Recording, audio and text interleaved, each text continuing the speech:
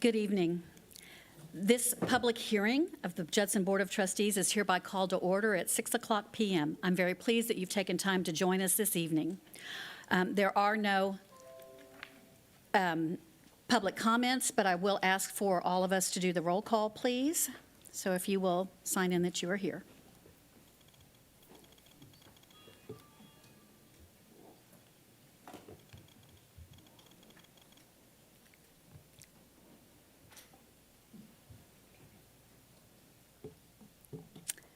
There are 6 members present, and Ms. Eaton is absent. We will move into the presentation of the no new revenue voter approval tax rates and Judson ISD 2024 proposed tax rate. Dr. Fields. Yes, ma'am.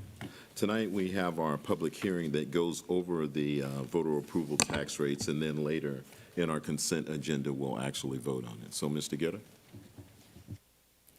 Thank you, Dr. Fields, and good evening, President Knorr and the rest of our board. So as you know, this evening is the Judson ISD public hearing for the tax rate adoption for the 2024-2025 school year. So in accordance with Texas Property Code 26.04, we're mandated to annually submit the no new revenue rate, the NNR, and the VATRE, the voter approved tax rate, to you as a school board. This is an informational item only, and it does not require any action by the board this evening.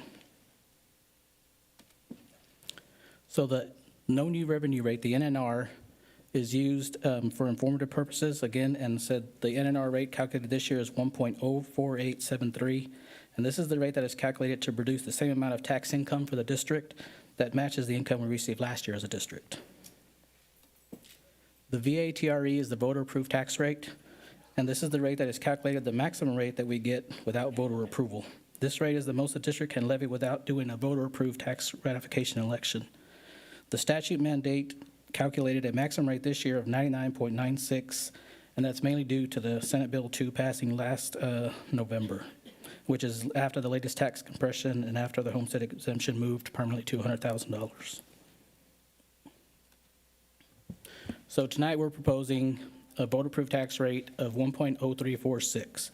That's a M&O rate of 0.7019 and an INS rate of 0.3327 for the total of 1.0346. And you can see that includes the disaster pennies that was approved by the board back in June, and it matches the total tax rate that we had for the last school year. This just kind of shows what we've been for the last 5 years for a total tax rate. You can see in 2020, we were about 91 cents for M&O, and this year we're at 70 cents again. And the total tax rate was almost $1.28, and it's been lowered through compression to 1.0346. And this shows the homestead exemption, how it's increased over the last several years through legislation. You can see in 2021, it was $25,000. In 2022, it moved to $40,000. And again, late November of last year, it moved from $40,000 to $100,000. And this year, 2024 fiscal year, it's permanently at $100,000. And that's just a brief presentation for our tax rate. And if there's any questions regarding the tax rate this evening, I'll take them right now. Are there any questions? Ms. Ryan. Yes, good evening, Mr. Kara. Some questions. So you have one recommendation here for our tax rate.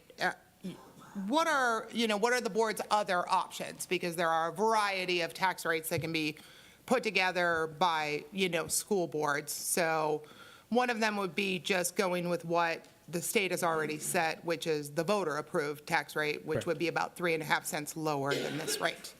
That is correct. Okay. Because I guess the questions I've been getting have to do with what are we getting for this extra 3.5 cents and what are we losing on the other side of the house by reducing that INS 3.5%? Because Judson has this great history of paying back their bonds, right? We've kept our INS rate very, very steady. We've been able to defease, lower our total interest cost to the district on our bonds, which makes it a lot easier when we go out for our bonds because we've been paying them back very reasonably and very quickly. And so, when you go out and block walk for a bond, you go to people's doors and you say, all right, for 1 cent, of tax increase, you're going to get 2 new schools and security vestibules, you're going to get all this stuff, right? Well, the questions I'm getting now are, well, what are we getting for the 3.5 cents, right? Because what they're seeing is, because this is for this fiscal year, what they saw happen this fiscal year, our staff was, we've seen less money in paychecks, we're seeing higher caseloads for sped teachers, we're seeing some challenges with our scores and ratings and all that. So, when we pass something like this, we kind of need talking points, and I guess I don't know what to tell people about what are we going to get this school year? What are our students and our staff going to get this school year for 3.5 more cents that we didn't get last year? And I guess I don't really know how to answer that question because it feels like they're getting less this year, especially in the paychecks of all of our staff. So why are we accessing disaster pennies? And again, I don't see any other district doing this anywhere in the state of Texas. So it has me real uncomfortable that other school districts who could also really use some more money are choosing not to do this. I can start. Yes, sir. You say that we've had struggles with our grades, and I missed the other one. It was real quick, but I would disagree. The new STAR 2.0 came out, and we went up in most areas across the board, except for a few areas. So I don't understand where that comes from. I'd also say that this is when we moved the pennies over, we were doing defeasances and actually paying even more on our bonds. And we found ourselves in a situation not like unlike other districts where we are in a deficit budget. And the mandate was go back and find efficiencies. And one of the efficiencies was something that we could take advantage of by using the disaster pennies and increasing the amount of money that we could put towards salaries. So we were able to do that, but then that decreased the deficit budget from 36 million, and I'm going to need you guys to chime in when I hit on something that you realize, down to 25, I think it was? 24. 24 million. Then we've also made some other efficiencies as well to decrease that deficit. We were making the payments, we are making the payments, and we're steady to do that, and this is being recommended by our lawyers, correct? Yes, sir, that's correct. So we're on pace to finish out the same way that we started. I just don't understand how this isn't a benefit.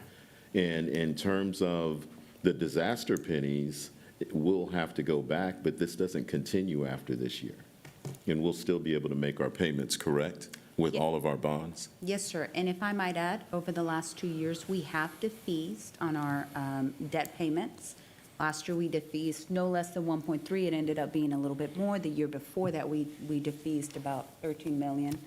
And so we've defeased. We also have an upcoming refunding as part of our board meeting tonight, which will help overall in INS. We've made every payment. We don't expect to elongate the term of any of our bond payments. So this will help. I think there was a mention of less money in paychecks. We Right. paid less I money wanted to in speak paycheck on that either. too. One of the statements you made is that we're giving less money as though we have the same amount of money. As we've repeated through the budget cycle and annually for years, the ESSER funds allowed us to give incentives that we weren't able to continue because that stopped. So there's the fact that the ESSER money stopped coming in doesn't mean that we decreased the amount of funds that we were given to employees. There was a 1% increase also added. To teachers, to nurses, teachers, librarians, counselors, and counselors. librarians, and nurses. Correct. And remember, not all of the incentives last year were out of ESSER. Remember, it was 15 We million. had to pay some out of the local budget. 7.5 million was allocated out of general fund by this Absolutely board correct. for those. And so, I see a bunch of our child nutrition workers, sitting in the front row here, and I know that they lost $3,200 out of their paycheck because they lost 2 $1,000 incentives, and they lost their $1,200 attendance incentive for showing up every day and serving our kids food. So again, this is just getting really hard to explain to, the taxpayers in Judson why expenses just keep going up astronomically when enrollment's going down, and why we haven't we're working hard to increase our revenue, but they're not seeing the evidence that we're working to decrease our expenses, so that we can allocate, the funds we do have to the places, that are the highest priority or so for the district. And that's $5 million that's not going to go to INS, and while we may not miss a payment on our bond, in terms of the taxpayer's long-term tax obligation, it's going to extend it out, right? INS rates drop off as you pay off bonds in the end. So now, instead of having an extra $5 million to put toward the 2015, series bond, plus the interest on that, right? 5% interest on that $5 million, it is going to be a hit to the INS. We won't miss any payments, but it's just going to take longer, to pay back the bonds, and if we had kept the original INS rate that everyone was at.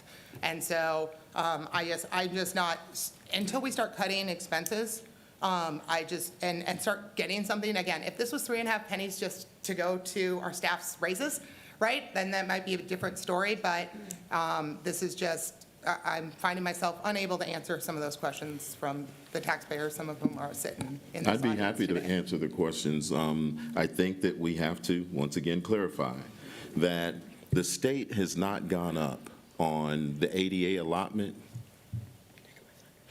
Oh, sorry. The state has not gone up on ADA allotments for the last decade. But yet, we've opened 2 schools, so that's all the staff and all the teachers that go along with funding that within that time frame. We've increased the amount of people that we have to pay, and when we say that we took something out of someone's paycheck, we didn't decrease paychecks. We were able at a time to give a stipend with ESSER funds that we received, and those ESSER funds are no longer here, so we can't continue to give that. But we didn't decrease anyone's pay. So to give the impression that we went in and decreased people's salaries is disingenuous. You were going to say something else about I guess, the 10-year non-going up on the... Yes, Go ahead, Mr. yes, Macias. thank you. And I want to also be respectful. This is a public hearing for the tax rate. We do have these agenda items to discuss during the board meetings, so we still have our folks out to be recognized. So I'll be real brief, but this is going to be a much longer conversation in the board meeting under the agenda item. But just to reinforce, just briefly, the fact is we've not seen increased revenue, but we've spent more for raises over the last 5 years. That's what I was going to say. And so when you have that, you're going to have a deficit budget. And Ms. Knoyer says it a lot, and I totally agree with her. If the state were to kick in additional funding in the basic allotment, we would probably have no deficit. But that's why we're not the only district suffering from this. And just also to reiterate, because I was very offended with the remark that we're taking money away from folks, we just simply had ESSER funds. We wanted to use it to support staff. The ESSER funds have dried up. If you want to be accurate, what are we paying child nutrition workers here versus Northeast ISD versus San Antonio ISD? You'll find we're competitive because all the districts had to diminish their incentives. So again, we will talk more about this later, but I just wanted to reiterate the fact that the funding, the tax rate, brilliant move by administration to give us a chance to move forward, because I'm afraid we're pretty lean. And if we cut resources, it's going to diminish our ability to provide services to our students. So the answer isn't let's cut $37 million. Let's find a way to get increased funding from Austin, because that's really the key. I digress. Ms. Stanford. Yes. The 3.5 cents did go to, we put it toward our deficit to reduce our deficit. And part of the reason our deficit was greater is because we also included a raise. So you could say that the 3.5 cents did go toward a raise because we used it to reduce the deficit, part of which was increased by raises that we approved this past year. Mr. Salinas? Thank you. Thank you, Madam President. As far as expenses going up, we must remember the state of Texas continuously demands that each district must adhere to this, more mandates unfunded. Thank you. Thank you. With no further commentary, then, I will adjourn this special meeting for the public hearing. Thank you.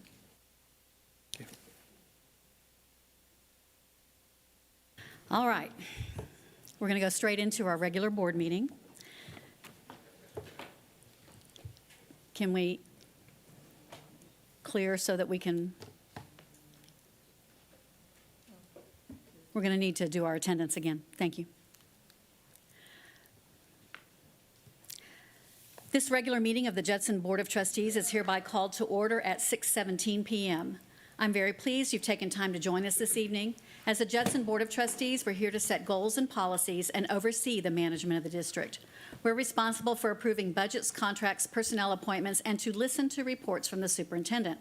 We are not here to make administrative or management decisions pertaining to the daily operations of this district. That's the responsibility of the superintendent. In compliance with the State Government Code on Open Meetings, tonight's agenda has been appropriately posted.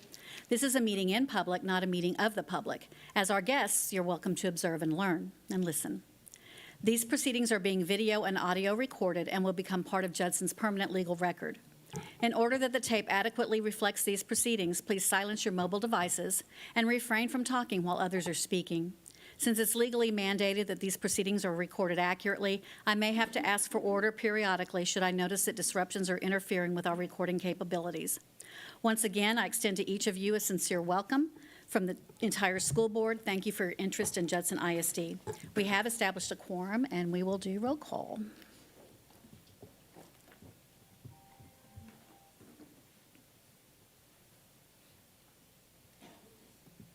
All right, we have 6 members present and 1 absent. Our first order on the agenda is the invocation and the Pledge of Allegiance. If you'll please stand. Brooks?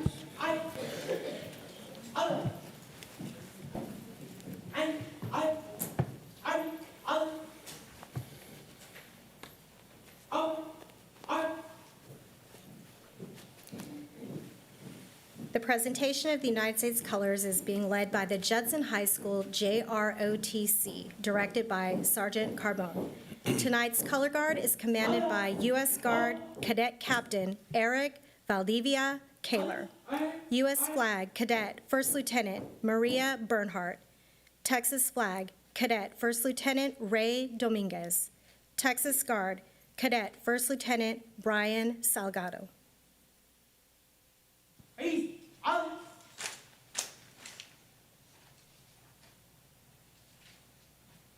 Let us pray. God, we're preparing to have our monthly board meeting, and we need you. There are many topics to be discussed tonight, and I ask you to help us to conduct the business of the district with professionalism, integrity, and dignity. Help us to be mindful of who we serve, the people of Judson ISD, our community, staff, and ultimately our students. We thank you for your guidance tonight and appreciate your presence here with us. We thank you in Jesus' name. Amen. Please remain standing and help me welcome our pledge leader this evening, Isabella Fuentes. Isabella is a 5th grade student at Rolling Meadows Elementary. She can speak 2 languages, Spanish and English. She is very outgoing and has great leadership skills. Her interests outside of school are karate, mixed martial arts, and she's earning her green belt.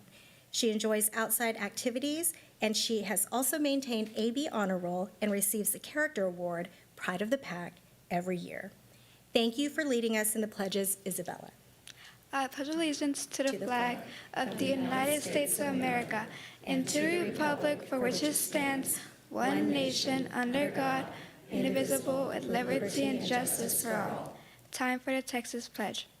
Honor the Texas Pledge.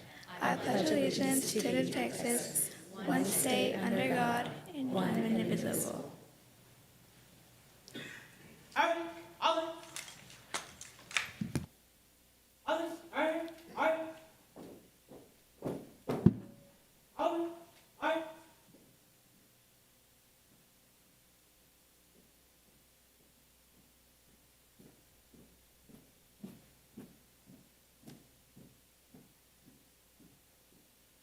You may be seated. And if we can get our pledge leader back up so we can give her a big round of applause.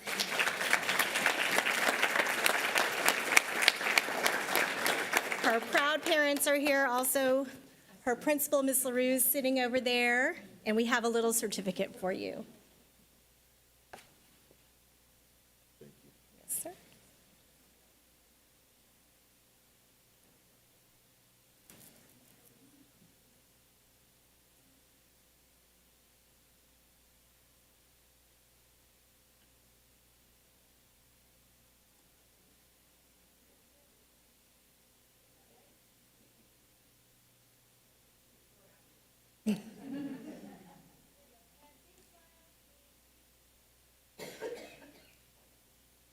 Thank you.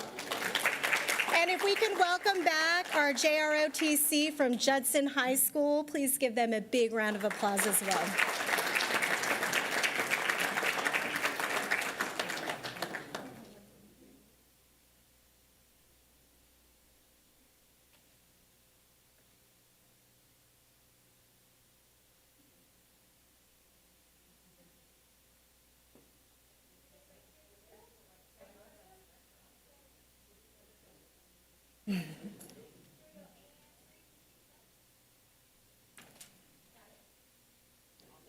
Thank you so much. We do have several recognitions this evening, so excited to bring them back. First, we are going to recognize Judson High School and their UIL Gold. We would like to congratulate Judson High School band student Joshua De Leon. He received a gold UIL state medal for TSSEC Outstanding Soloist. Joshua finished in the top 3% of his division. Accompanying him tonight is Associate Band Percussion Director, Mr. David Hochstetler, and Brianna De Leon. They both worked with Josh throughout the 2024 spring season on his solo. We are all super proud of your high achievements as a sophomore. I'm sure this is not the last we will see of Joshua.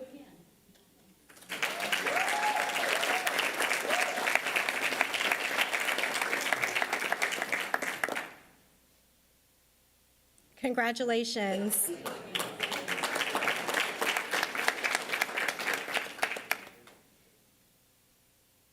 Next up from Judson High School, FFA. The Judson High School FFA students traveled to Houston, Texas over the summer for the Texas FFA State Convention. While at the convention, 5 students received the Lone Star FFF degree, which is the highest state degree any FFA member can receive. The students this evening are accompanied by their teacher, Miss Emily Oliver. We have Carlos Martinez, Colton Ratliff, Sophia Wickers, Cassidy Young, and not present this evening, Ocean Day. In order to receive their degree, these students have to satisfy many requirements, including being an active member for at least 2 years, having a successful supervised agricultural experience project for at least 2 years, planned and participated in the chapter's program of activities, having more than 25 community service hours, and participated in at least 10 activities above the chapter level. This is a lot of hard work, and we are very proud of the dedication that you all have shown. Keep shining bright, inspiring others, and making your school and community proud. Congratulations.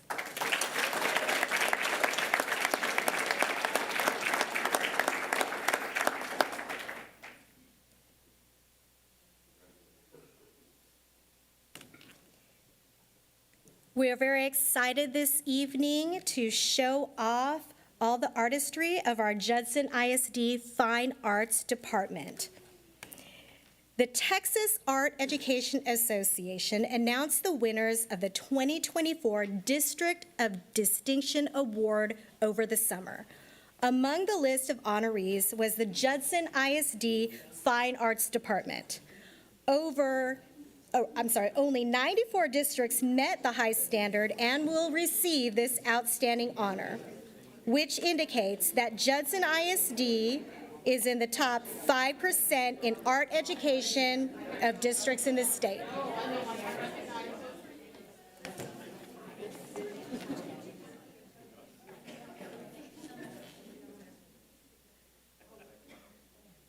Tonight, we are joined by some of our Judson ISD art teachers. From Judson High School, Meg Trost.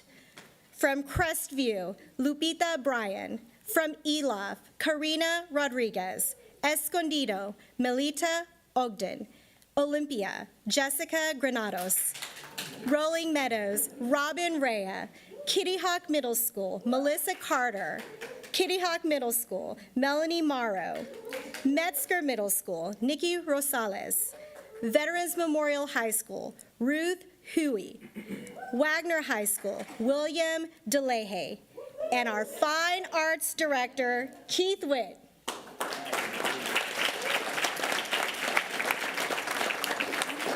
Just a little bit more information about this award because it's very impressive. Districts receive honors for providing a well-rounded education that advocates and integrates visual arts curriculum to inspire creativity and build social-emotional learning that connects learners to their community and beyond. Judson ISD Fine Arts met the 14-point rubric over this last school year. This department proudly hosts an annual art extravaganza at the Rolling Oaks Mall, showcasing artistic talents from all our district campuses. This event serves as a celebration of the creativity and dedication of our students and staff. 94 districts, including Judson ISD, will be honored at the TAEA Fall Conference General Assembly in November. We're super proud of you. Thank you for all that you do for our students.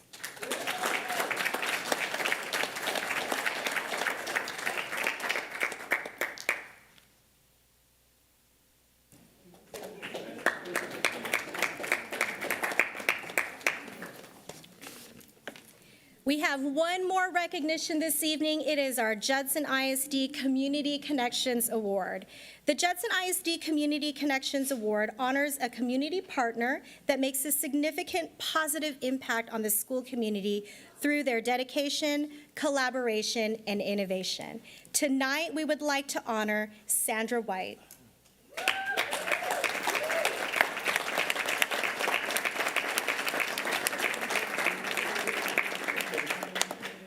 Ms. White volunteers at Candlewood Elementary and has created an incredible school store with her personal resources.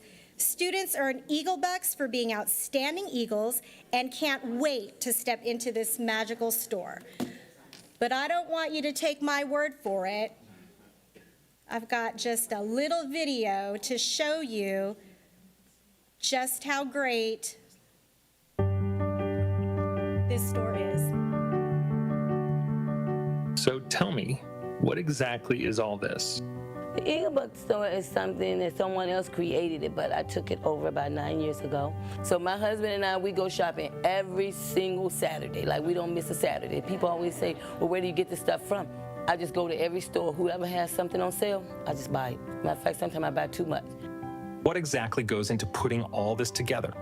2 days a week I come in and the kids can come shopping with it. So it's a process and it's a lot of work, but I mean, there's not a whole lot I can say. I just love what I do. I started off actually a substitute. And then I just kept coming and volunteering. And then when the principal left, it was just gonna go away. And I was like, no. I went home and talked to my husband, told him I want to make it bigger and better. 9 years later, here we are. How does one get Eagle Bucks?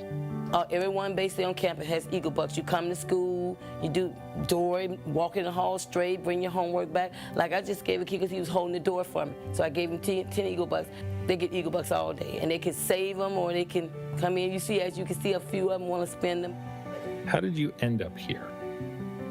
You know, some places you just know you need to be there, and so I just felt like Candlewood is where I need to be. The environment is great. It's just some kids, you know how they just need it. I love hearing them tell Miss White, thank you for what you do. And I also love putting a smile on the kids' face. Like I tell them, I feel like they're my babies. Your heart sinks just knowing that you're doing it. I mean, I love it. I'm so blessed and thankful that I can do it.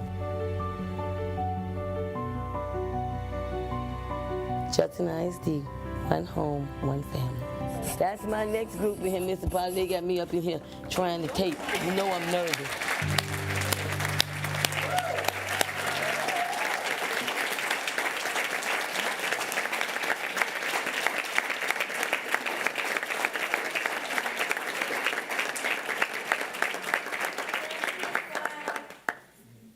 That's not the only thing they do. Mr. White is a trustee for Fort Sam Houston ISD as well. So they have giving hearts and truly appreciate all.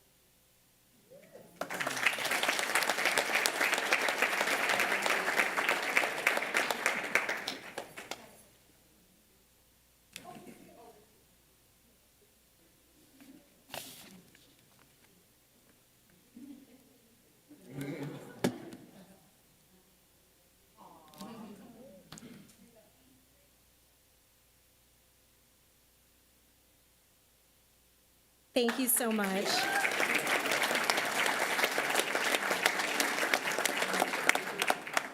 This concludes our recognitions.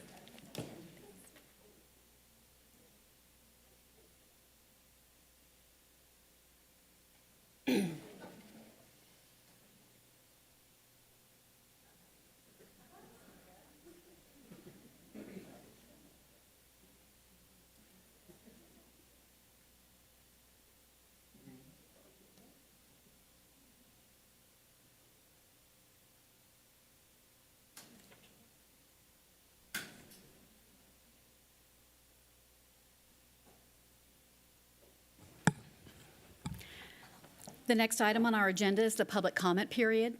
This is the time for citizens, staff, or students to provide their comments to the board.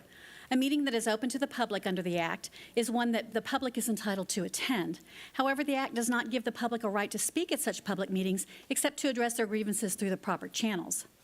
As a courtesy to the public, the Judson Independent School District Board of Trustees allows time for public comment. Statements and questions from the audience will not be permitted during other portions of the meeting, so make sure that you sign up for public audience when you have comments to present. Each speaker will be limited to 3 minutes to complete his or her comments. As the presiding officer, I will strictly enforce that time limit.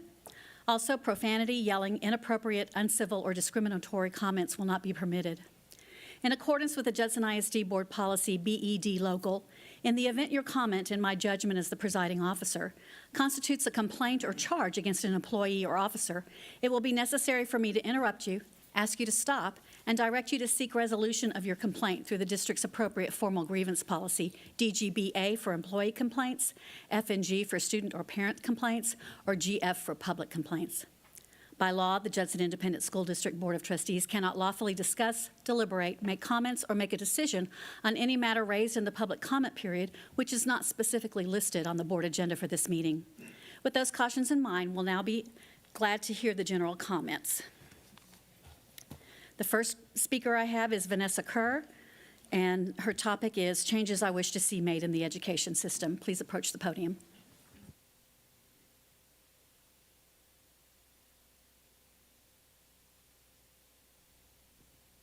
Good evening.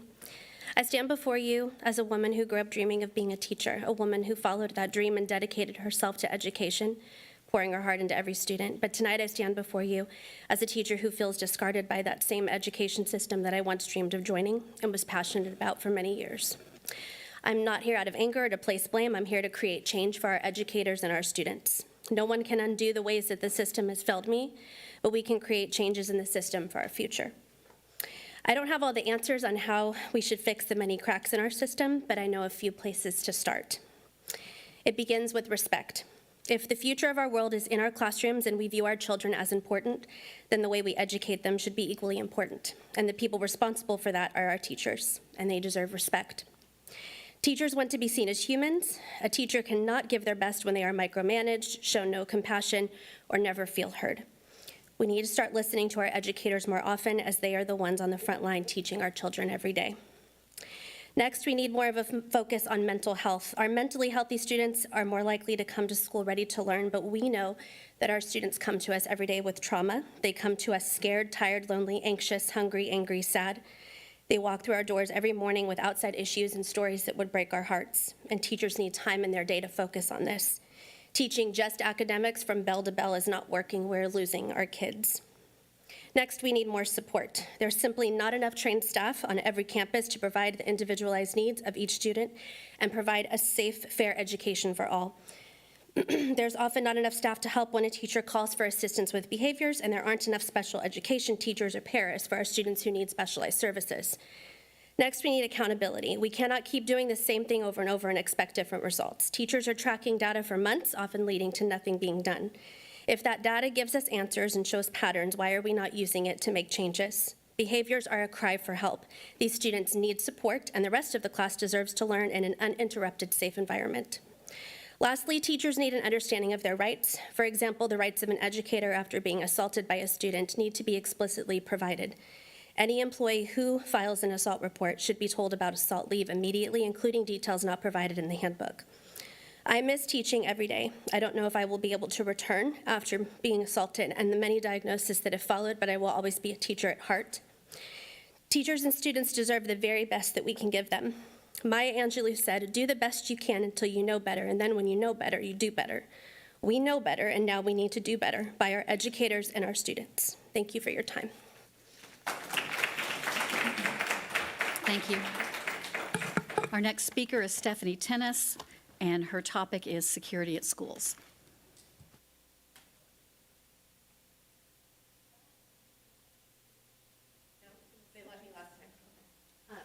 These are just, the front copy is what I'm saying today, and the back page is what I'm not going to say. I omitted some of the security information. So, okay.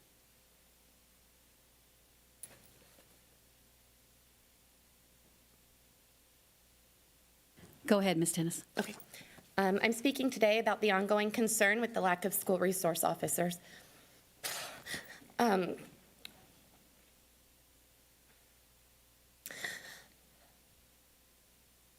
Armed security officers on each campus. I emailed you yesterday, and some of what I want to share today is the same, but I've omitted some of it as well. House Bill 3 states that effective September 1st, 2023, each school board will ensure at least,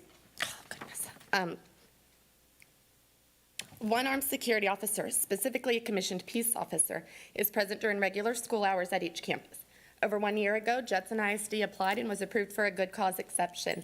At this time, the plan was to recruit, hire, and place SROs in each of our schools so Judson ISD would be in compliance. It has been over a year, and we continue to be out of compliance. Some schools have an SRO and some don't. The lack of an SRO at every campus is, by design, inequitable. It is urgent that the school board create and approve a plan that fully, safely, and swiftly staffs our schools with SROs. For 1 year, Judson has made countless excuses about why our children and employees have remained unprotected. Public appearance is that the exception was insincere and was applied to help alleviate funding concerns. Less SROs is less money spent. Judson has found money for far less important things, less impactful things, and less urgent things than having SROs. One on each campus impacts every student, teacher, faculty member, and person that enters a school. It's time the district becomes innovative and looks outside themselves for options that already exist and tap into the multitude of talents that this community has that can protect every single person who enters our schools. Districts around us have found solutions. We are located in the heart of Military City, USA, mere miles from where they graduate security forces multiple times a month. Judson ISD is part of 7 municipalities, and we have our own police department. We do not have another year to try and make a plan to wait and see if it works. We need a multi-pronged approach, working many angles and plans at once. If we are not able to fill our SRO positions, it's by choice, not a product of the House bill or because everyone is pulling from the same pool as previously stated. If the unthinkable were to happen, are you willing to have your name and picture in the media as someone who denied protection to our children on the insincere grounds of a plan we knew wouldn't be successful? At that point, would you still go on record saying we couldn't find candidates and had tried our best? In his September 4th email from Dr. Fields, he wrote, "At Judson ISD, we prioritize safety and security. As leaders, we're constantly reminded of our responsibility to ensure our security systems and safety procedures are reliable. We will continue to be reflective and take necessary steps to ensure our buildings are safe and our procedures are practiced and enforced." Words matter, and I believe that above quote with every fiber of my being. Unfortunately, Unfortunately, the action words and voting records of those on the dais do not show they believe it. The security of our children has become political. Personal Ma'am, agendas. I'm sorry, your 3 minutes are up. Thank you. Don't I get a reminder? A time reminder? There's 3 minutes. The 3 Right, but- minutes have passed, it's 3:09. Okay.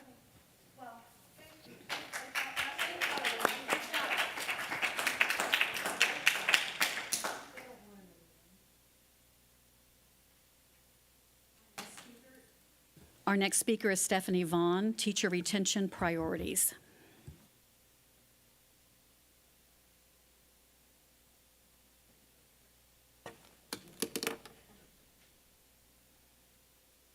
Good evening, everyone. I'd like to start by reading my resignation letter from June 30th, 2023. The comments were that the school that I was working at, mental and physically unsafe conditions, colleague social bullying, student physically hurting teachers, and the lack of administrative support. This was submitted to Human Resources when I resigned, and no one ever reached out asking anything for further details. I worked at Judson for 4 years and had tried to report things, but never found the right person to contact because they didn't get resolved. I love teaching. Teaching has been my passion, and I will find other ways to do that. But the reason that I'm here is because I feel for the teachers who are still going through what I had gone through, and I had the courage to get away from. Teachers are not feeling heard. Just check the retention rate at your schools. Is this a number that you're constantly looking at?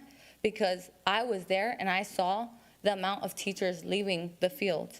And that's why we need to question, why is the district allowing people without degrees and without certification to become teachers? Because the people who spent the years getting the training and the qualification, we can't do this anymore when we're not being respected. We're being micromanaged in some ways, but then we're not being supported in others. We feel unsafe in our classroom environments, and there are many reports that never reach HR and never get past the principal's office. I am suggesting that the district prioritize teacher retention for the quality of the students and their education. One solution could be creating a reporting system for teachers to report to someone other than HR because they have so much on their plate and this topic is too important to ignore. I've been punched, scratched, chairs thrown at me, and I only worked in pre-K.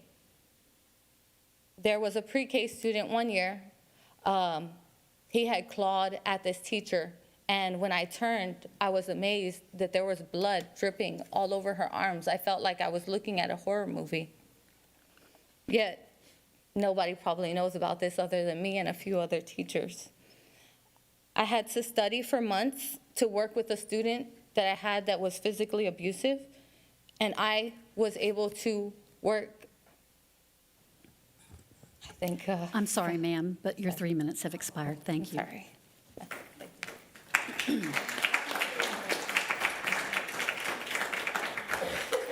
Our next speaker is Mr. Ed Patch, discussing armed security and cost reductions.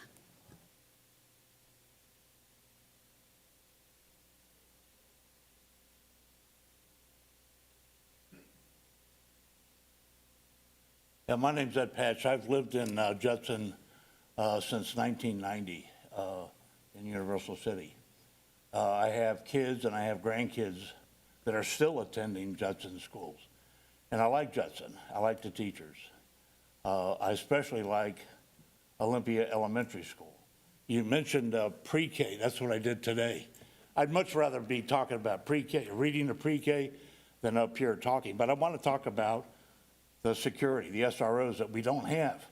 You know, I look over here, when I came out here this morning, or this afternoon, there was a Judson ISD police vehicle out there. I walk in here, and there's a Judson ISD police officer here. We don't have that at our school. I think we share one, you know, but I haven't seen that person at all. And I don't know why. I talked to my granddaughter who goes to veterans. They have 4 there all the time. Why is that? Are their lives more important than the kids' lives over here at Olympia? I just don't understand that.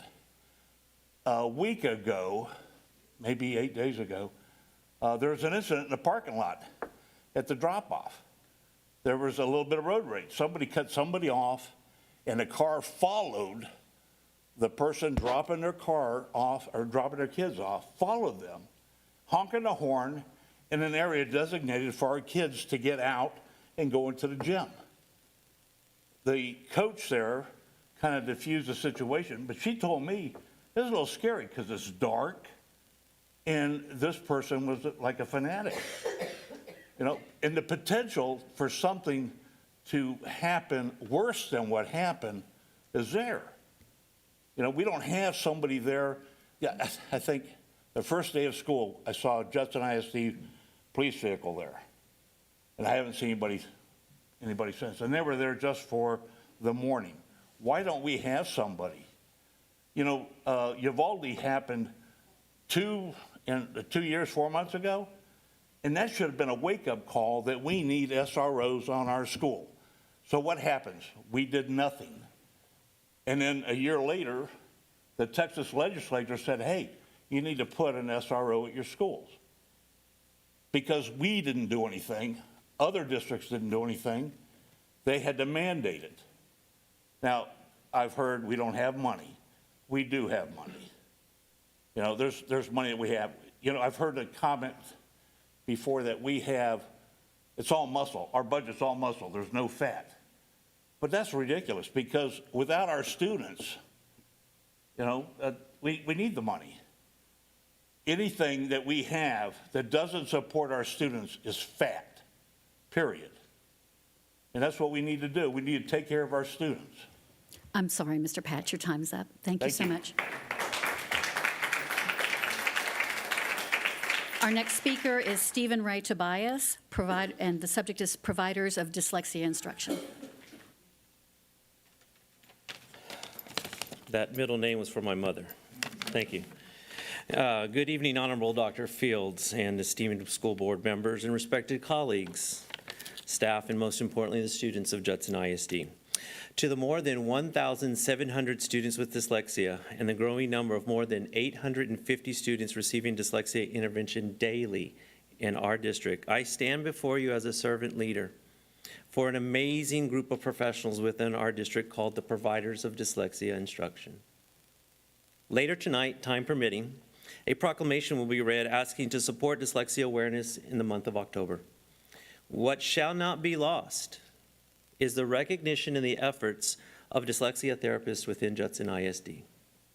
Please be advised, school board, that Judson ISD is the only school district within TEA's Regional Educational Service Center 20 that only employs the single highest credentialed staff, a certified academic language therapist, a CALT, to implement dyslexia intervention to our students.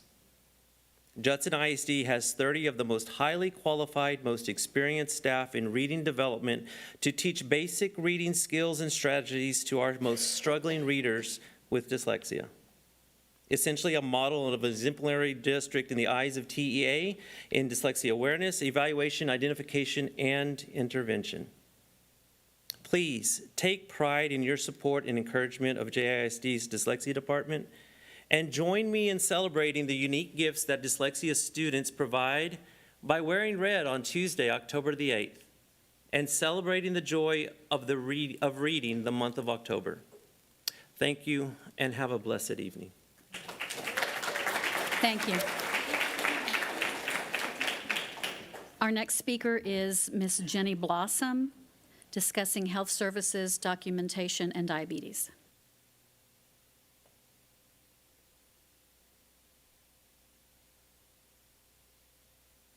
Ms. Blossom? All right, I think she left. All right, our final speaker is Ms. Deborah Krieger, and the agenda item is child nutrition.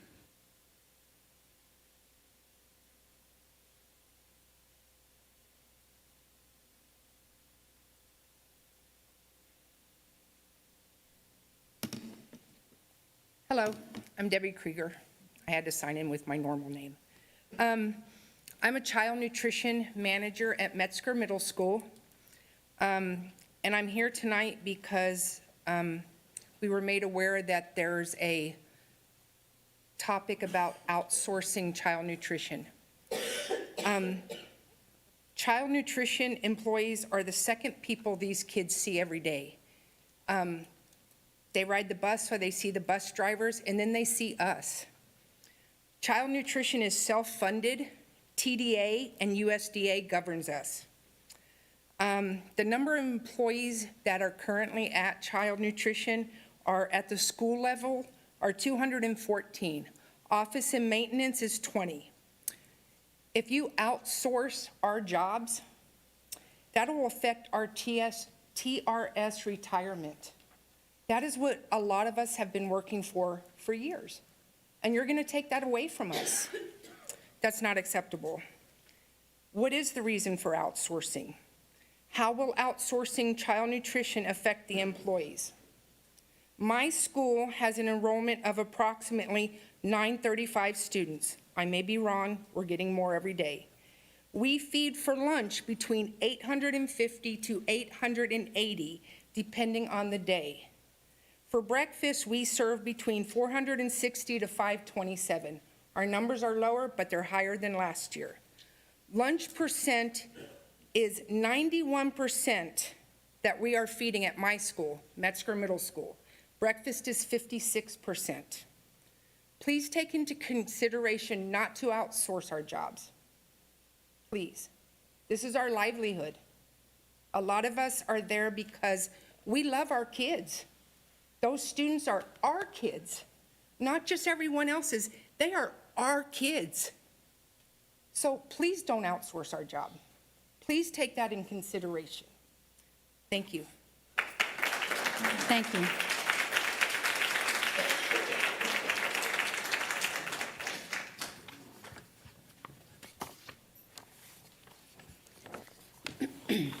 The next item on our agenda is the superintendent's report, update 4A, update on Judson ISD bond and construction report. Dr. Fields. Yes, ma'am. We have quite a few superintendent reports tonight. We will start off with the bond and construction report. So, Mr. Brooks. Yes, sir. Thank you, Dr. Fields. Wanted to highlight a couple of things. One item is something that Mr. Macias had asked for, which is we are in receipt of proposal for long-range facility planning, facility assessments. We are in possession of 2 proposals. We're currently going over it, and we plan to bring an item to the board next month. Also, we are bringing an item tonight regarding middle school 6 in the area that we've been dealing with as far as the HOA. And so we're bringing an agreement tonight for that, for approval, which will allow us to have utility tie-ins over there so we can continue with what we're doing at middle school 6. Other than that, you have the construction report. I stand ready to answer any questions.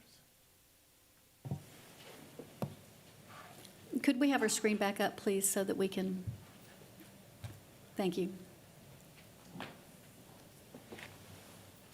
Are there questions while I'm waiting for the, Ms. Ryan. anyone other than Ms. Ryan? We'll start with the others first. I think No? it's Ms. Ryan. All right, Ms. Ryan. As promised, I got almost all my questions answered yesterday in bond oversight, so I just have 2 that I think we've been getting a lot of questions from the public on.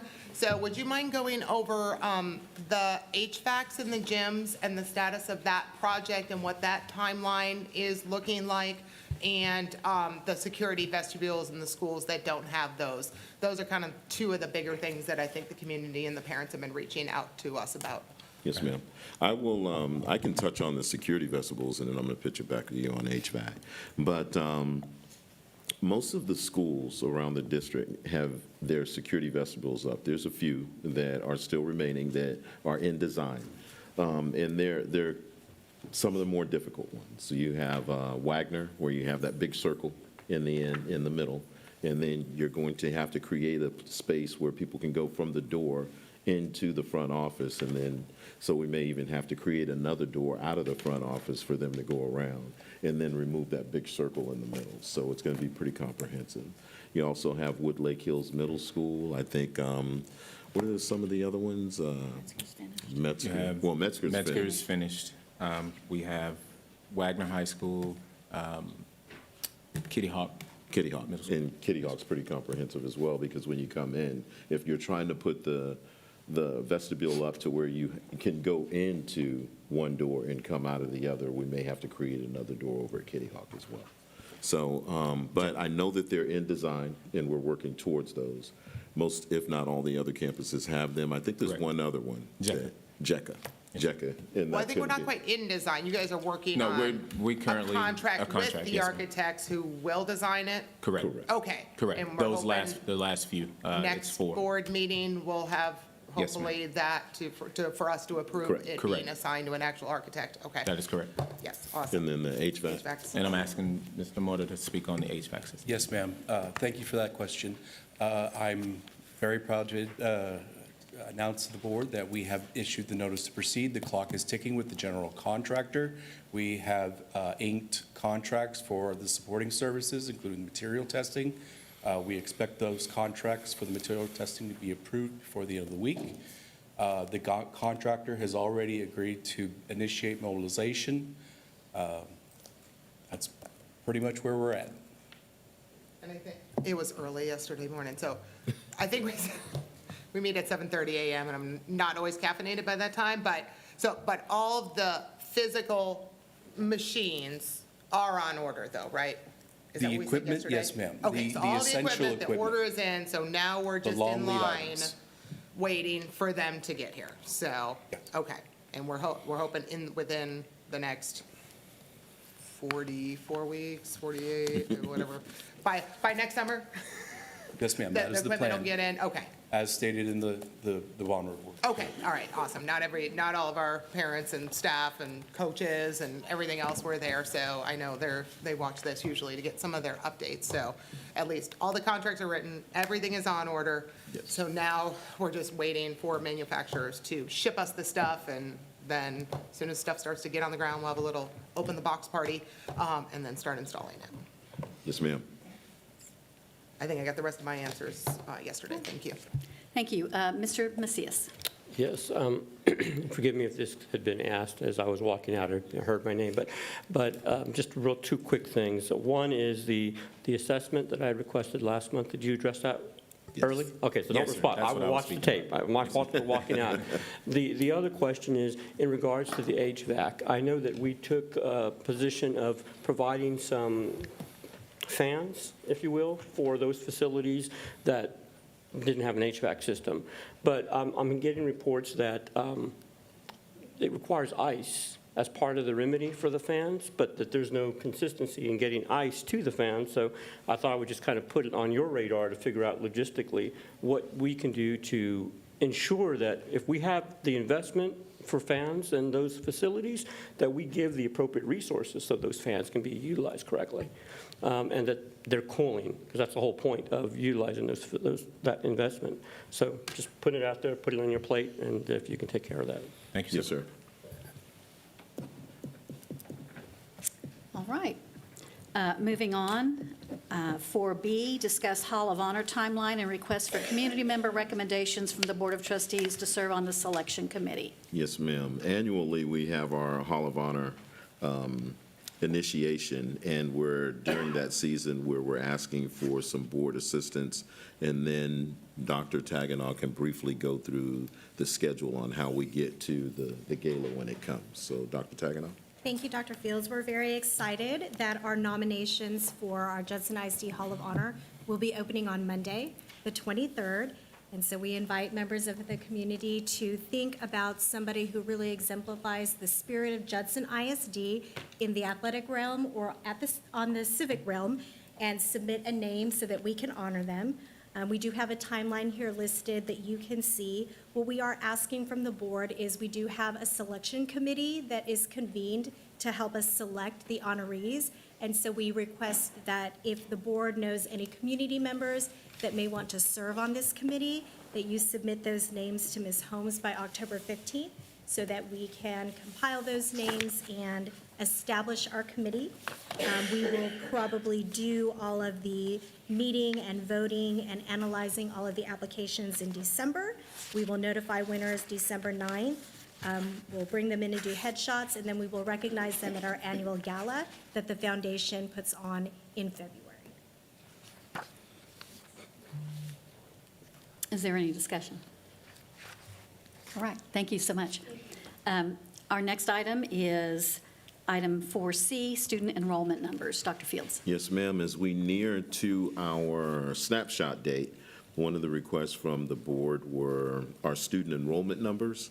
And we're at a point now where we feel comfortable kind of unveiling where we're at on those. I think that Dr. Gosh gave you an updated copy of the student enrollment numbers, so she has a PowerPoint that she can quickly go through. So, Dr. Gosh. Thank you, Dr. Fields. Yes, ma'am. Thank you, Madam President and board members. I have a presentation here for you related to enrollment, the preliminary report of this for this year, so we will bring that up.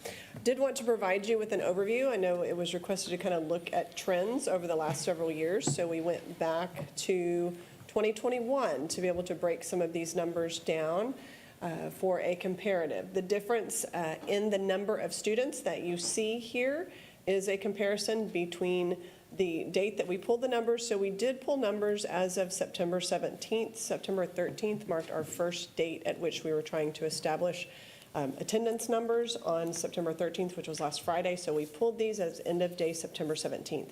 The comparative numbers that you see there are based on the snapshot of those respective years. And we are comparing to that particular number because the students that arrive to us on snapshot are typically the students that carry through the rest of the year.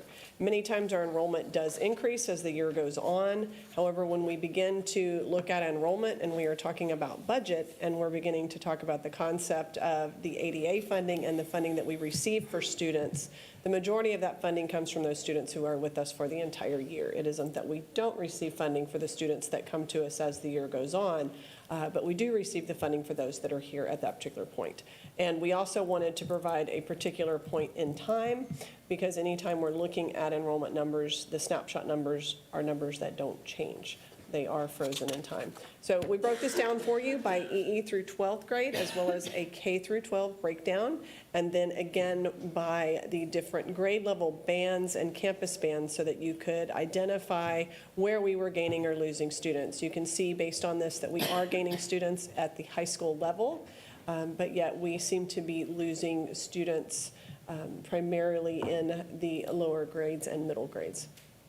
I do want to point out on pre-K, when we report pre-K numbers to the state, those numbers are reported as pre-K 3 and pre-K 4 altogether. The state doesn't differentiate between the two when we do the reporting for the state, so those are combined there.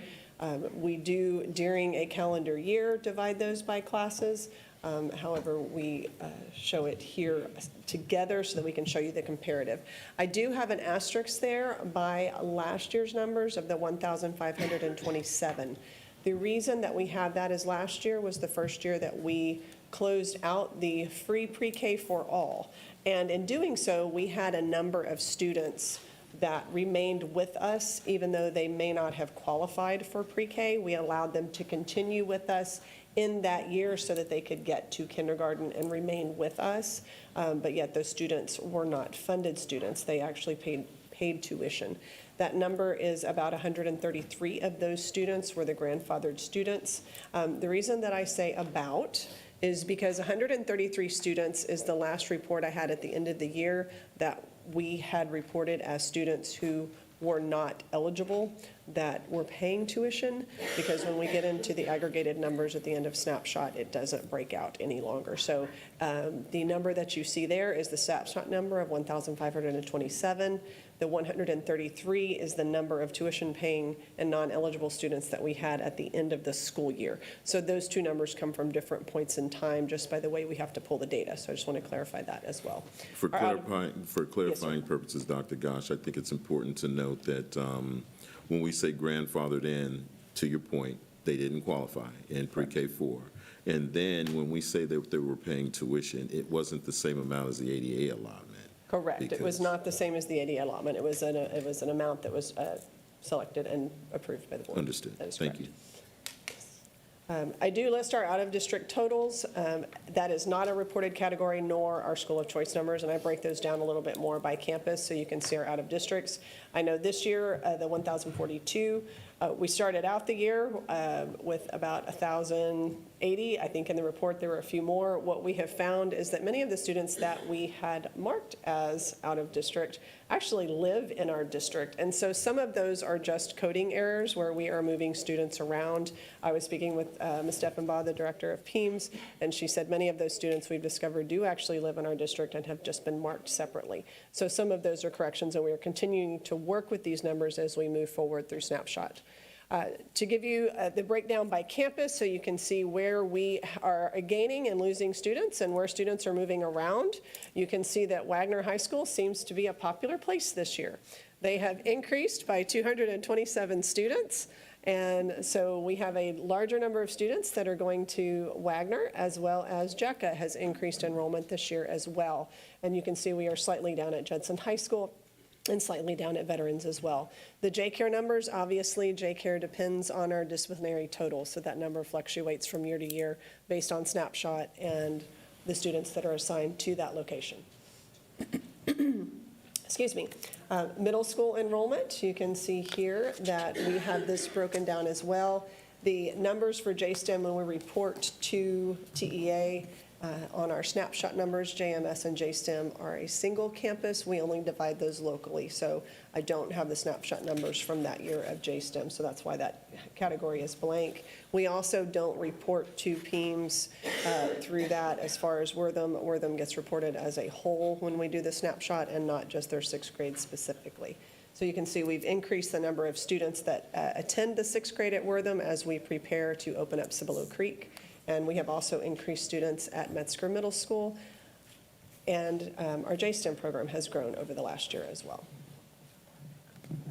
For our elementary comparisons, I've divided the elementary campuses just so it's easier to see on two separate slides here. Converse, as you can see, we have moved that campus from a year-round campus back to a traditional calendar campus to coincide with the rest of the district.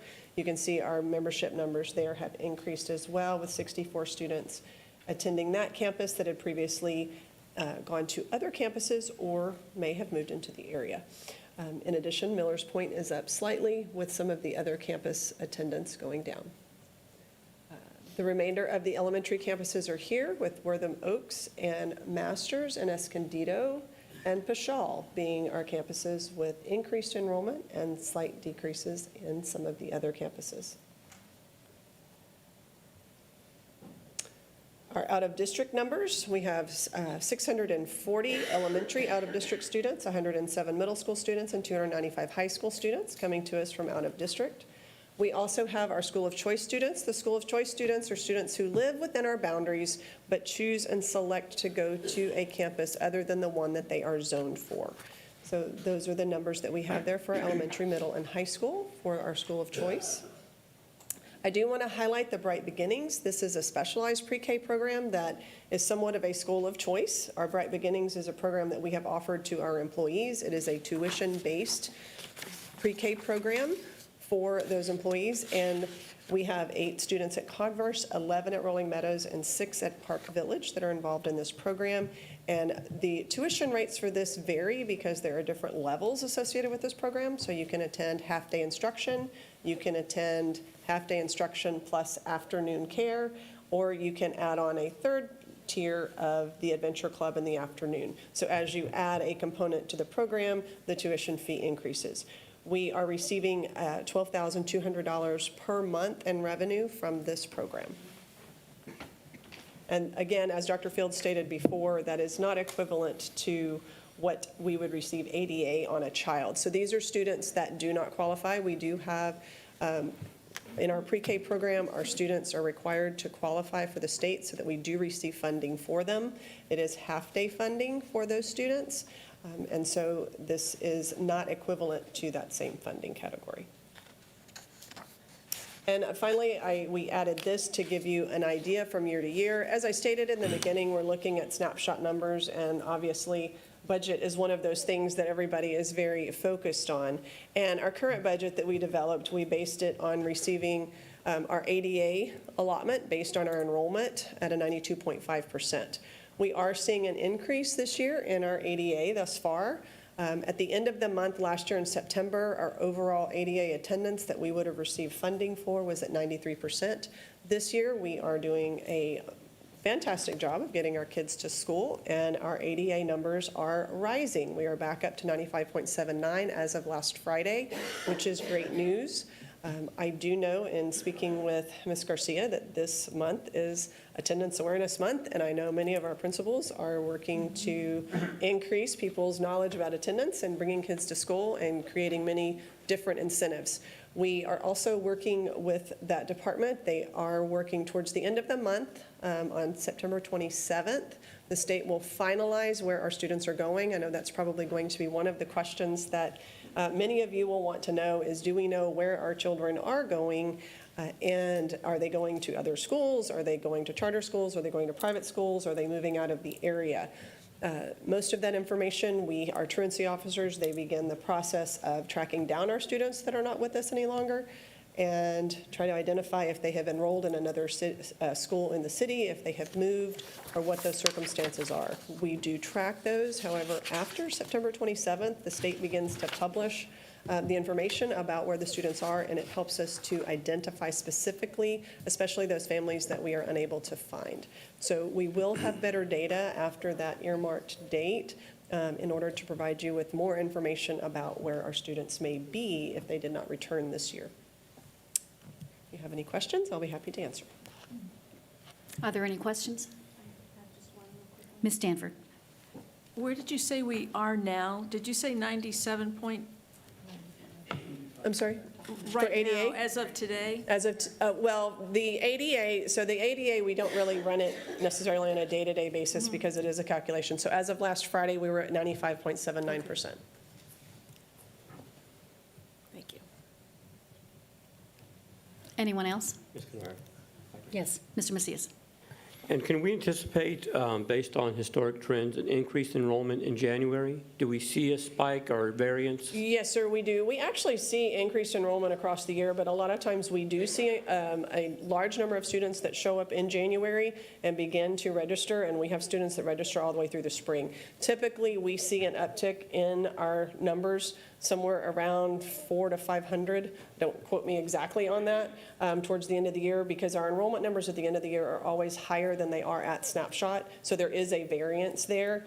It's just they come in at periodic times. So we do see an uptick right after Labor Day. And then we do also again after the winter holiday in January. So we do expect to see more students come. And just for clarity, our snapshot's in October, right? Yes, sir. It is usually the last Friday of October is the date. Are we given some sort of compensation for the time if a student were to enroll in January through May? Or do we receive? You do receive ADA for that. So the snapshot date more or less correlates with your students that you know have been with you all year, and that also correlates to your accountability. So the students that you have with you at snapshot are the students that you receive your accountability ratings on. Okay, thank you. Anyone else? Ms. Ryan? I went back and pulled, because you provide these updates to us quite a bit, and the historical data it very much concerns me where we're at this year, because, as we discussed a lot during the budget season, we had lost a lot of students, but we could explain, 1,200 of them, but there were about 600 or so we couldn't explain, right? And then we saw that revenue loss, because we didn't, and I know we tried to track down where some of those went, and we're going to do a better job this year. So I'm worried about this looking like a, negative 356 now, but last year because you did this exact slide deck, this exact day last year, and between that and Snapshot, we lost another 300 students. So, people enrolled their kids in middle school, said, forget this, we're out of here, right? Unfortunately, we do have that type of, thing that happens. So, I'm worried, are we, again, this year, going to lose another 300 off of that between now and when Snapshot is? So those numbers are going to be even different. And I guess I can't figure out why the demography numbers continue to be wrong. So we're 680 below what the demographer said. And we budgeted and we staffed and we did everything off of the demographer's numbers of 24,172. And if we're not 24,172, it probably means we hired a few too many teachers, right? If we're over by 680, that's like 30 teachers. But I'm concerned about the impact on revenue because last year we didn't really, I know I didn't pay attention to this when we were going over these numbers and think about the impact on revenue last year until we got to the budget thing, and it's like, oh, now we're getting less revenue. But, so now I'm doing the numbers, trying to do them earlier, and so when I start doing some, mental math, 680 students is $5 or $6 million. Once you start figuring out, our regular allotment, their weighting, their title funds, and everything else that comes with those 680 students, that means this year, and I don't know if somebody's run the numbers yet to check my math, that means we got to cut another $5 million off this year's budget because we're going to get $5 million less in revenue. And next year's fast growth allotment's going to be gone because obviously we didn't grow, right? We took a big hit to that this year and lost $2 million or so in fast growth allotment. There's about 600,000 less. Well, that's all going to be gone next year if we don't grow. So what are we doing finance, staffing, expense-wise to now be flexible, right? Less kids show up, you got to adjust your variable costs. What are we doing to adjust to 680 less than we budgeted for? And Okay. hopefully not another 300 less, I'm praying. That was a lot. I'm going to say, we said last year our pre-K through 12 we're about 355 less in terms of Snapshot than we were last year. We also said that 182 of those can be accounted for in pre-K alone. And we said that in pre-K, we weren't being compensated for those students. So if you were to take the 355. But did the demographer know that, I guess is the question? Again, the demographer. Well, I mean, he knew, yeah, wouldn't we have given him that information when he did his estimates? Again, when the demographer came in, he came in this year. We just hired him back. He wasn't here for years. They had another demographer company prior to. So he's recently back. And then based on the numbers of what he saw, he gave a prediction. I would tell you that what we're seeing here in Judson, once again, is not exclusive to Judson. It's kind of across the board. And most superintendents are saying that they're seeing that decrease in numbers the same way we are at the elementary level. And if we look at the decrease in numbers at elementary, that's another 161 from the 355. So predominantly, where I thought we would see the decrease at middle school and some at high school, we're seeing upticks of people who may be going to charter programs, private programs, and then coming back to, and correct me if I'm wrong, if this isn't what you gleaned from this information as well, Dr. Gosh, but it looks like what we're seeing is that at the elementary level, they're starting to move away, and then coming back now in secondary. And I think strategically, when we meet with Gibson and we start doing our strategic planning and stuff like that, like how we strategically market to grow the district and stuff like that, that's super big picture in the long term, right? And how we, innovation schools or whatever else we do. But I guess in the short term, it's that, are we poised budgetarily to adjust for major changes in enrollment, whether that's up or down or whichever way it is? Do we have some sort of mechanism where if we're going to lose $5 or $6 million in revenue, are we ready? Do we know where that $5-6 million is coming from, and we're poised to do that? Because we can't spend the money like we're getting 24,172 kids if we only have 23,000, right? We got to spend what we have. Again, I heard we're going to lose 5 million in revenue, and I want to clarify. I need you to either Right, amen this or tell me I'm wrong if I'm wrong. But what we said was 355, and then we said 182 of those were pre-K, which Correct. Which we only receive half funding for those students. So we only receive half-day funding for those students. So what we're seeing, and then the other 161 was at elementary, but what we're saying is that we should not see a $5 million So overall, hit. And our ADA is higher, so what we should see is a higher revenue on our annual daily attendance in terms of what we've seen in years past, in terms of the students who come in. I need my finance team to Yes, sir. correct? I do want to make one point of clarification, though, because you keep saying elementary is 161.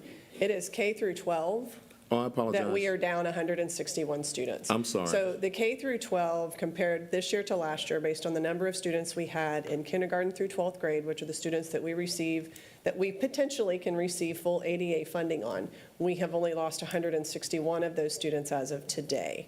Now, Ms. Ryan is correct in saying that these numbers are going to change before we get to snapshot. I don't expect them to drop a whole lot. I would expect them to go up. I just know in terms of when we produce the snapshot numbers, the numbers are going to be fairly consistent. And that they do actually change because this is a single point in time as far as what we're looking at as September 17th. But as a district, we are only looking at full-funded students of a negative 161 at this point. And I do expect to receive some students in because we always have students come in and go out. So if we're talking about 161 then from K through 12, does that look like a $5 million hit? No. Mr. Guerra? Ms. Davis? What did you calculate? I guess I'm confused on what we budgeted for then. I guess the A question million? is, About what a did we budget for? Did we budget for, when Mo Casey gave us our budgeting ADA and weighted ADA, I'm assuming they were going off the numbers we had all been using, which was an enrollment of 24,172. Then they do all their Mo Casey math. We budget off of ADA, not enrollment. Why no? But Mo Casey can only calculate ADA if they know how many kids we have. So it is based off enrollment, and then they plug the enrollment in and use all the other factors. They calculate the ADA based on the information that we provided from, so it is a calculated ADA. Larry, do you have in mind what was that enrollment? But what Ms. Ryan's asking though, Larry, is that it would be 92% of what enrollment? You know what I'm saying? So to Ms. Ryan's point, there should be a number in which we calculated the 92% off of. But if we're looking at 95% currently, or over 95%, even if it was a lower number, we've got higher ADA. I 'Cause hope even so. if You've got told us the- before it tapers off as the year goes on and the flu spreads. No, You know, she so I just hope We it does stay actually high. usually increase the number of students that we have in enrollment as the year goes on. We see the leveling out a lot of times during the snapshot period, just because we are still making corrections and coding students in a proper way, and people are still moving around. But typically, at the end of the year, we have a higher enrollment than we have at the time of Yeah. snapshot. I think I meant ADA, like, we get a surge at the beginning of the year, right? Because everybody's here, nobody's hopefully sick yet, and then ADA kind of goes a little wonky. No, ma'am. throughout. We usually see much lower Yeah. numbers at the beginning of the year because people are, Superintendent? they still want to stay out until after Labor Day, to be quite honest, and. Yeah, so at we the start same seeing- time last year, we were only showing student attendance at 93%. Okay, So- I'll pull up. Mo Casey had given us We are a all little bit, 6 we are seeing timeframes, upticks, so- and I know even in some other districts, I know at least in one other one that I'm affiliated with, we are seeing increased attendance there as well. There was one other thing that I did want to clarify, and Nicole can correct me if I'm wrong, but I believe I'm correct in this. When we did the staffing on the campuses, we were not using the demographer's number on that. We were actually using numbers based on enrollment from February of this year, from what we were able to pull from Skyward. I believe February is correct. That's correct. And in previous years, we typically use the snapshot number. And we'll So go it's not back an to- estimated number. It's actual number, point of time this last year in February. and historically from Snapshot, and this year we'll be using Snapshot. Yeah. Okay. And also I'm his- trying to prevent what happened at Sure. budget cycle last year, where all of a sudden it's May, and it's like, oh, by the way, we're going to get less revenue, and it was just not something that it clicked in my head was going to be a possibility. So if that's a possibility, getting in front of that early, so we're all, managing our expectations before we head into that. I just didn't want that to happen again, where we lost fast growth, lost revenue because of loss of enrollment. I would also say that one of the other variables, and again, Mr. Guerra and Ms. Davis, correct me if I'm wrong, when we budgeted for last year, we budgeted at the 40,000, not the 100% evaluation of, you know what I'm saying, property evaluation, and that affected the homestead exemption. So that was a factor as well, correct? Originally, yes, and then later on, we found out that. The state did make up the money 100%, yeah. With the 100,000, She everything said we the lost state in made that, up the the money state made up. 100%. Well, the state makes up some money if we get less local collections, yes, but Good. there's a lot more than just the enrollment. We did lose some for the fast growth allotment, so there are other allotments that. Other things, but in terms of the 40 moving to 100, that 60,000 of taxable value we lost on every house, that was made up for from the state. Not 100%. It- It's supposed to even out. I'm telling you, I it think, wasn't 100%. I think if you go with the numbers, it was pretty darn close, because our homestead exemption, I can see on our summary of finance, jumped up. You're right. In theory, they were supposed to make up the 60,000 that we lost, but they'll always come back and say, well, we raised your, IMA funds. So instead of us giving that money, we've already raised the IMA fund, so that's part of that money. So that. Which you can't understand what I'm use saying? towards. Yeah, they're using toward the money we lost in revenue from local property taxes to say, we give you money here, we raise this, your IMA funds, we raised this fund, we raised the Social Security of 28 cents per ADA. They're taking that off as well. So they did certain things, so it's not really dollar for dollar that we made up once they moved the homestead exemption from 100 down, from 40 down up to 100. Dr. Fields, could I add one piece real quick? Please. Because there was a comment made that I'm a little worried about. Yes, ma'am. About, well, it looks like we might need to get rid of 30 teachers, or we hired 30 teachers too many. I just want us to be really cautious about comments like that, because not all 600 of these kiddos are at one school. In the same grade level. Yes, sir. So if you spread that out across the district, it's not really 600 kids equals 30 teachers, especially when you think about those specialized classrooms such as pre-K. That's 11-to-1 ratio. Looks a lot different than this is the number of students we have, this is how many teachers we should have. I wish it were black and white, but it's just not. Excellent clarification. Thank you, ma'am. Mr. Macias? Thank you, Ms. Canoyer. A couple of things. Thank you. Very thorough report. And again, to reiterate, I want to make sure the community knows Ms. Ryan is not the only one thinking about budgets. We're all thinking about budgets on this board and administration, and already starting to forecast. But as I mentioned earlier, I'm not going to support us ever having to cut if it's going to hurt children. The bottom line is we need to provide basic services to our students and to our staff. So that's going to be an argument later when we go through budget and what we have to do. But we do have unassigned fund balance money that we should still be able to use, which is another aspect that will save us as we try to lobby Austin. I attended a conference last week, and the thing that was really poignant is that the issue we're going to have next year may have nothing to do with what our funding positions. It'll be about vouchers that pass. And every parent that declares that one of the vouchers is going to get $10,500 from the state. We don't even know how many people will leave the school and take advantage of those vouchers and then ultimately still come back to our district. But that is going to drastically impact how we forecast and how we staff. And those are bigger concerns that we're going to encounter as we go forward, trying to figure out how we're going to get there. And then I will continue to reiterate this point in this meeting. The basic allotment needs to increase. If that increases, we will see an influx of revenue for us to provide services, and that's all tied up politically in Austin.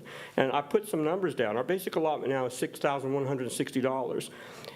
It stayed flat for 6 years. If it were to raise to $7,000, we would see an influx of 19 million, almost 20 million coming into our district.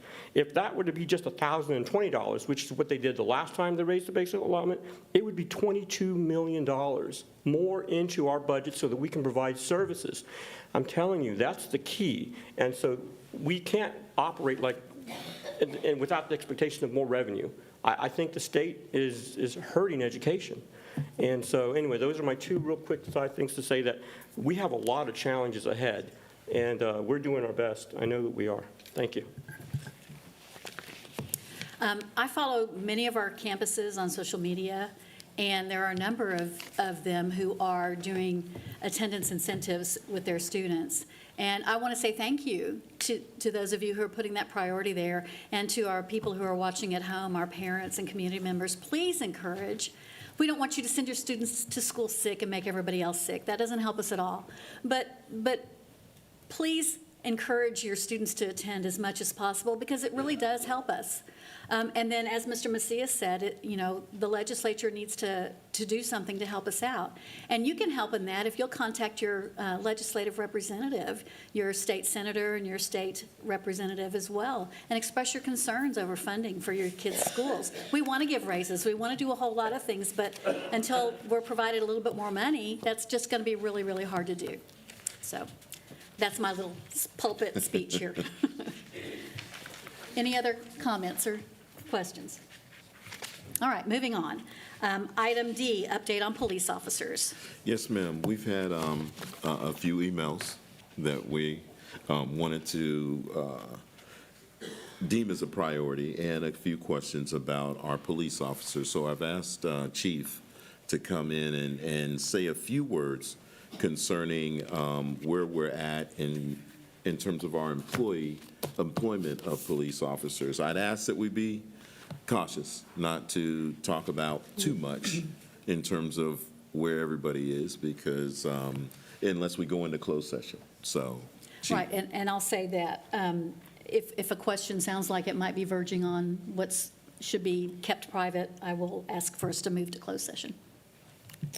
All right. Good evening, Board President, board members, cabinet, Dr. Fields, community, and staff. One of the reasons Dr. Fields asked me to come and speak under the superintendent's report was a concern for police officers in House Bill 3. It was requested from the state that we come up with a plan to file an exemption or to continue to make sure that we had commissioned law enforcement officers at each campus. Last August, as a district, we voted to pass an exemption that allowed 2 officers at each high school, 1 at each middle school, and an elementary support program. The good cause exemption was submitted to TEA, and as of right now, it is still current. We have checked with the Texas School Safety Center and TEA to see if we had to renew or revise our good cause exemption, and as of right now, we do not have to. There is nothing in writing that states that we have to. Later during the year, we came back to the table and we asked for 10 officers to place at elementary schools. We filled those 10 positions. Unfortunately, we had 5 resign. So what we did, due to deficit, we pulled 5 of our patrolmen off the streets and we placed them at elementary schools to help out. Right now, from the 10 positions as of last year, we have 4 current positions still open. We have 1 processing background investigation, so that will leave us with 3 from the 10 approved positions from last year. We will need to come back to the table and ask for a few more officers to fill the remaining campuses that do not have an armed police officer. But we do support a 2-to-1 ratio for the remaining campuses that do not have a patrolman on campus. And you're saying we would need to do that, Chief, to maintain our patrol unit as well? Yes, sir. Okay. Yes, sir. Please keep in mind, there is a shortage across the U.S., and we're all pulling from the same academies, and we are doing our best to recruit with what we have in place. We are trying to be the best of the best. Our officers are working from 7:30 a.m. to fulfill events till maybe midnight. but we are doing our best. This is my report, and I'll stand by for any questions. I know this is on the agenda later on, and we'll speak in more depth about it, but I just wanted to give you guys an overview brief of it now, and Chief will remain here throughout the evening to solicit for questions if you need to. I would like to state that there is a committee that was put together to determine the order in which elementary campuses would receive a standalone officer. I serve on that committee, and we used data to determine where the need was based on the enrollment, proximity to other police departments, the number of Previous calls. incidents Right, previous. that have happened there and in the area, and also whether the campus is more secluded or more open in terms of street traffic and so forth. We did an excellent job, I believe. Chief was there, some other police department people were there, Dr. Saunders was there. We had a representative from a campus there as well. So this isn't something that's just fly by night. We're doing what we can with the resources that are out there. Ms. Faulkner has a question. And you can choose to speak to it now or later. What are the other things we've looked at? I know this is an ongoing thing. This is not a shortage. I mean, how many municipalities do we have within the school district? 7. 7? And none of them are full, none of them. I'd ask that we not speak to, just like we don't want to Right. What I'm say that we're speaking to deficient, is but the shortage. What I'm there's a speaking to, shortage. there is a shortage. Yes, ma'am. There is a shortage. You're absolutely correct. So outside of what I'll discuss later that Board Member Eaton brought up as a possibility, Yes, ma'am. what are the other things we've looked at? We have sent a group of officers to academies to recruit, to pass out flyers. Our public information office helped us with, put a package together. We advertise on social media, friends of friends, retirement. We tell them about Family First, about the great hours that we can provide on the elementary support program. It's worked well. Our principals appreciate their officer. And so we've been able to draw a few because of the family schedule that we provide for the elementary support program. So word of mouth, recruiting, telling them the great things that we have in place at Judson PD and our school district, and even allowing, if they live within the community, to apply so that they can be here with, their family and their children. So we're working. It's just, it's a struggle for everybody across the board. Thank you. Mr. Macias? Do you mind if I go first, Ms. Stanford?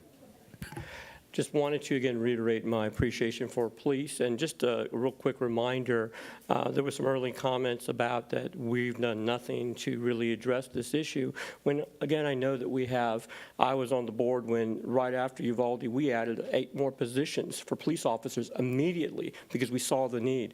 And then secondly, we put a bond together that, if I recall, that administration at the time wanted us to wait till May of the following year. We needed a bond now, and that was in November of 22, to help with safety and security. So I would say that we're doing well. We didn't dissolve the police department, which was another consideration. Shirt Cibolo is paying $60 an hour. They're getting, they have to. They have no police department. But bottom line, we do, and I'd like us to see us continue to nurture and cultivate and look for opportunities. That's why later on this agenda, we'll be talking a little bit about that. Yes, sir. Stanford, were you? Yeah. Just a quick thought. When you send police officers to the academy to kind of solicit them and let them know, here we are and we're interested in you considering us, could you send some students along with them? Just to look at those Now we're taking them away from the classroom, but we share our Judson ISD website. We share with them our school board, the vision, the image of the district. So we're out there, we're selling. No, you're doing amazing. I'm just thinking, I bet no one else does that, and maybe they could take a look at some of our students and have them asking, so just a Yes, thought. ma'am. Just a thought. Ms. Ryan? Well, I know so many of your officers and love everything that they do and talk to them any chance that I get, because it's not just House Bill 3, it's community policing, right? It is, when you watch Officer Weeks at, Hartman and the way he talks to the elementary kids is just one of many examples of introducing these children to police in a positive way for kids that may have never had a positive interaction with police, right? May have been police coming to their home at 2 in the morning, and that's not the memory and the opinion we want them to have of the police, because those elementary kids become the middle school kids who may see Officer Coronado over at Judson Middle School, and if they've grown up with a police officer all through their education, if they know something, if they see something, now they're more likely to pull her off to the side and say something, and same at high school. And this is pre-K through 12. So, part of it is complying with the state law, because we're a school board and we have to comply. And then it's also what is a priority of growing great human beings within our school district. That profile of a graduate, we want kids to leave having respect and appreciating our police. So, with both those ends in mind, what is stopping you? That's the million-dollar question. Let her answer, please. What's stopping you from making this happen? What are we not giving you to get an officer on every campus? I would prefer that we discuss that in Okay, closed that session. gets in if a it's little okay two more with you. details? Okay. It is. Because I don't remember us saying no to anything, all right? In the 15 months I've been here, when it comes to policing and security, I can't remember the answer no coming out of this board.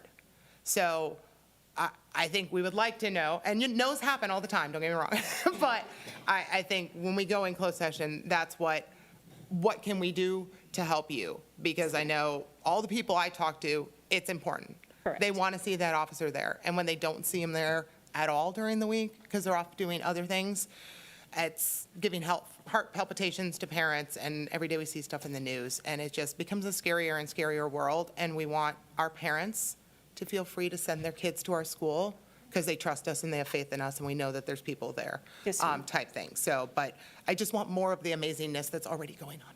Yes, ma'am. Thank you.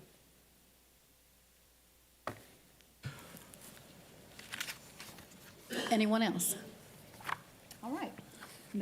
Moving on, item E, special education units. Dr. Fields? Yes, ma'am. Our last report for the evening was one that came up because if you were to look across the board, especially at our vacancy report, you'll see that there's quite a few special ed vacancies, and there were some questions as to how we're handling it. So I asked Dr. Armstead to come in and say a few words about it, and we'll be ready for questions afterwards. So Dr. Armstead. Okay. Good evening, everyone. I know that there was a question posed during the last board meeting, and the question was, how are we addressing the shortage regarding teachers and paras within the special ed department? And I can really provide a one-word answer to that question, and that word is managing.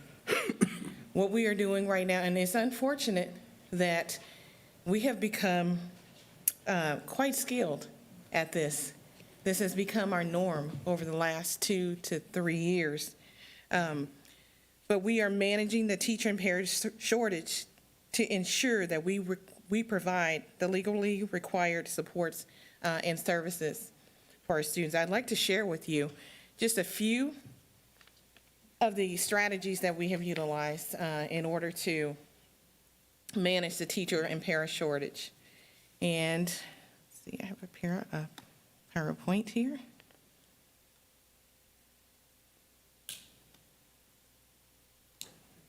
I think it's this one. Let me see. Yes.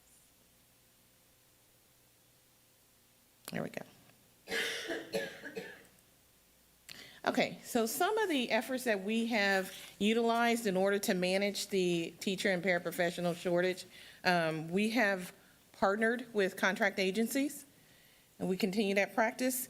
We have collapsed classrooms, and what that looks like, for instance, if we have a campus where we have 2 life skills classrooms, and perhaps we only have a student count that would fill 1 classroom, then what we have done is the additional classroom, we have moved that allocation to another campus so that they're able to have a special ed teacher, an additional special ed teacher on their campus.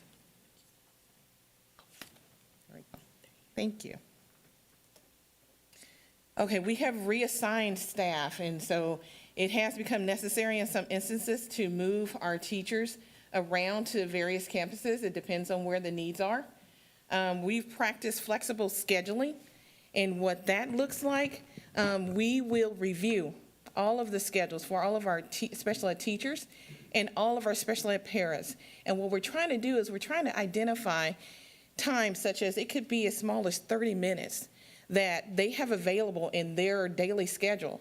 And we will look, we may identify 30 minutes. Here we'll identify an hour on another special ed teacher schedule, and we create a rotation. So we create a rotation in order to cover the necessary services. University job fairs, we have participated in quite a few job fairs with various universities throughout Texas. We utilize our support staff, our paraprofessionals. They have been fantastic with helping us to cover, especially inclusion service minutes. They have been wonderful with that. Coverage by special ed department chairs. On every secondary campus, we have a designated special ed department chair. And this person really manages all aspects of special ed for their particular campus.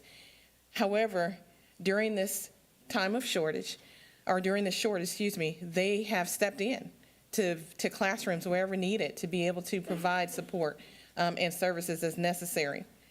Right along with managing the teacher shortage, we do realize and recognize that right along with this effort, we need to provide some retention strategies. Because what we don't want to have happen is we don't want, especially for our brand new teachers, to experience burnout or to feel not supported.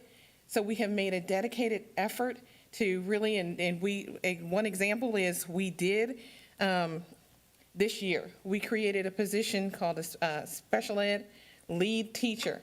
So this lead teacher, she spends her entire time in classrooms with new teachers, with brand new teachers, providing coaching, modeling, embedded professional development right on the spot.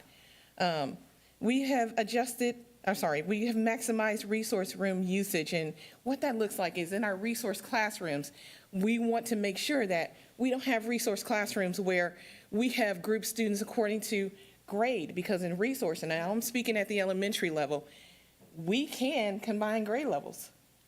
Okay, so we have looked at that as a strategy in which we are utilizing not just grade levels, but also we want to just make sure we don't have any resource classrooms that may have 3 to 5 students at one time when we know that we can support as many as 10 at one time. Adjusting caseloads. Now, we have seen an uptick in our caseloads lately, and what we have found to be the cause for that is the impact of the amount of dyslexia referrals that we have seen this school year. So now that dyslexia is under special education, we, of course, have had, on some campuses, we've seen quite a few dyslexia referrals that actually lead to services. Because, again, dyslexia is under special ed, those students now become a part of our special ed teachers' caseloads, causing, again, an increase. Now, how we're addressing that is we have, and we're getting creative here, but this year we have worked with our contracting agencies, and we have brought in dyslexia case managers. So by bringing in the dyslexia case managers, what they do is they manage the caseloads for our dyslexia-only students, which allows us to pull that number of students out of our special ed teachers' caseloads. bringing them back down to where we typically are, and that is at 25 for elementary. And on our secondary campuses, our teachers have caseloads of 15 or less. Dr. Armstead, just a little bit of further explanation so that we're not sending the wrong message there. Just to be really clear, she's talking about dyslexia caseload managers. They only do the ARD. Not to discount what Mr. Tobias said earlier, the students are actually receiving the services from the certified dyslexia therapists. I just want to be really clear about that. Thank you. We're also following up on word of mouth referrals. I will tell you, just last week, we had a staff member state that she was in Walmart, I'm telling you, and she had a conversation with someone who left teaching and wanted to return and was eager to return, and so she obtained her name and phone number and brought it to my office, and I called her right on the spot. So we're definitely following up on word of mouth referrals. We're recruiting in the community. We're recruiting our retired teachers and finding out if they miss us already and they want to return. We're utilizing our homebound teachers where possible. So we're at the beginning of a school year, so sometimes our need for homebound services are low at this point. So what we've done is we will, in instances where we have a shortage, our homebound teachers have stepped in and they will provide those support services in a classroom. So those are just some of the ways in which we have, or some of the efforts that we've put forth in really trying to manage this shortage among our teachers and our paraprofessionals. I'm going to pause right here to just address any questions about our efforts. Yes, ma'am. Ms. Stanford? Could you tell me how much the certification cost is? For a special ed certification? Right. I just noticed on your chart, you said you're working with Jeff Foundation to Yes. provide. How much do they run? Okay, so typically right around $100, $118. I will tell you that right now, yes, we have worked with the Human Resource Department and the Jeff Foundation, and this year we were awarded a special ed certification sponsorship. So we are able to offer reimbursement of SPED certification fees to our JISD teachers who are pursuing certification in special education. So that's the cost of the test. If you already have a certification, you can take the test, and you don't necessarily need to go back and get a master's or another bachelor's. Is there a separate certification cost, or is that the degree? No, that's the certification. Just the certification only. It's not the certification or the cost that's deterring people, it's the test itself. When you certify for special ed, you have to certify in every single subject area in the area of special ed. That test is it's really intense.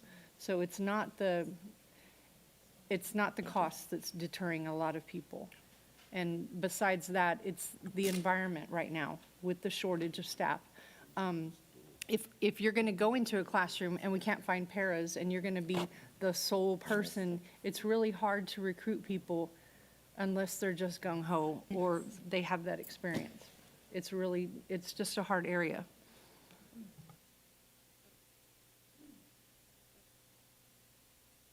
Ms. Ryan? And again, applaud you and, SPED teachers are probably the ones I talk to the most of anybody. They're a chatty group. When they have 2 seconds to actually talk. Of everybody's effort to just keep the ship afloat, because it feels like that's what we've been doing, for a year. And all the things we're doing are great, but they're really just Band-Aids. And it doesn't seem like it's getting the situation, not your efforts. Your efforts are getting better. Let me rephrase that. Your efforts are amazing, but the situation is getting worse.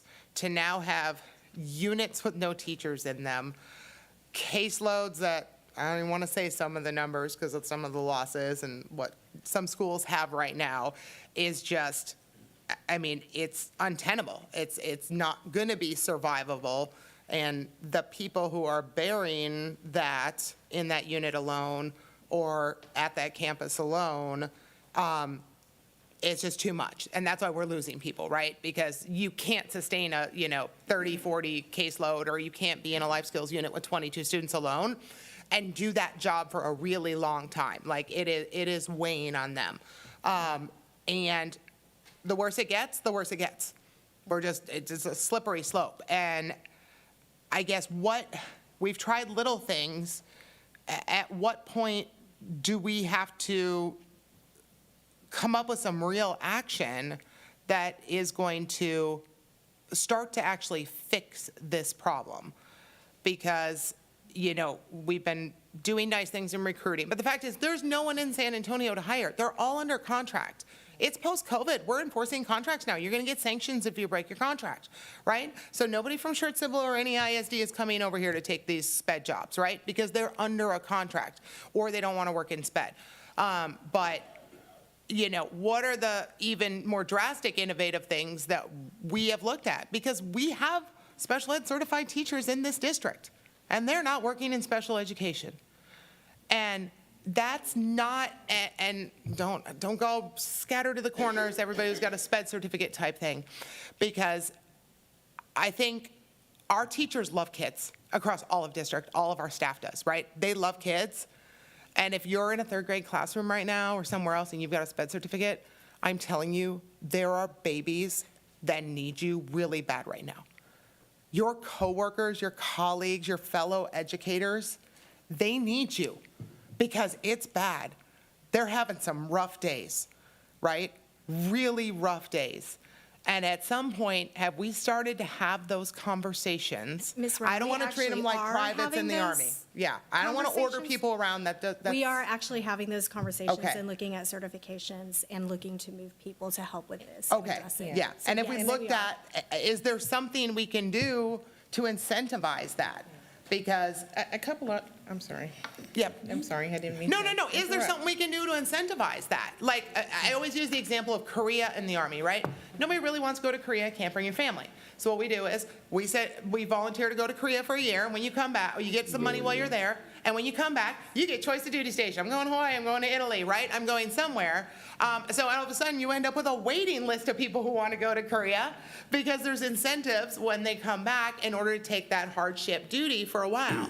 So have we looked at some sort of incentives, whether monetary or some other thing we can do, to try and incentivize some of these teachers to come out of their third grade classroom? Because I'm telling you, half of you will probably end up loving sped and not want to go back to your classrooms to try, because I'm afraid we're going to start really losing. I think this may be the year that your really great sped teachers start dropping, because Dr. they're tired. Armstead, I need to clarify a couple of things before you talk about Yes. Okay. next steps. So I want to say hats off to you and your entire team and every teacher in Judson ISD, because you guys are doing way more than keeping us afloat.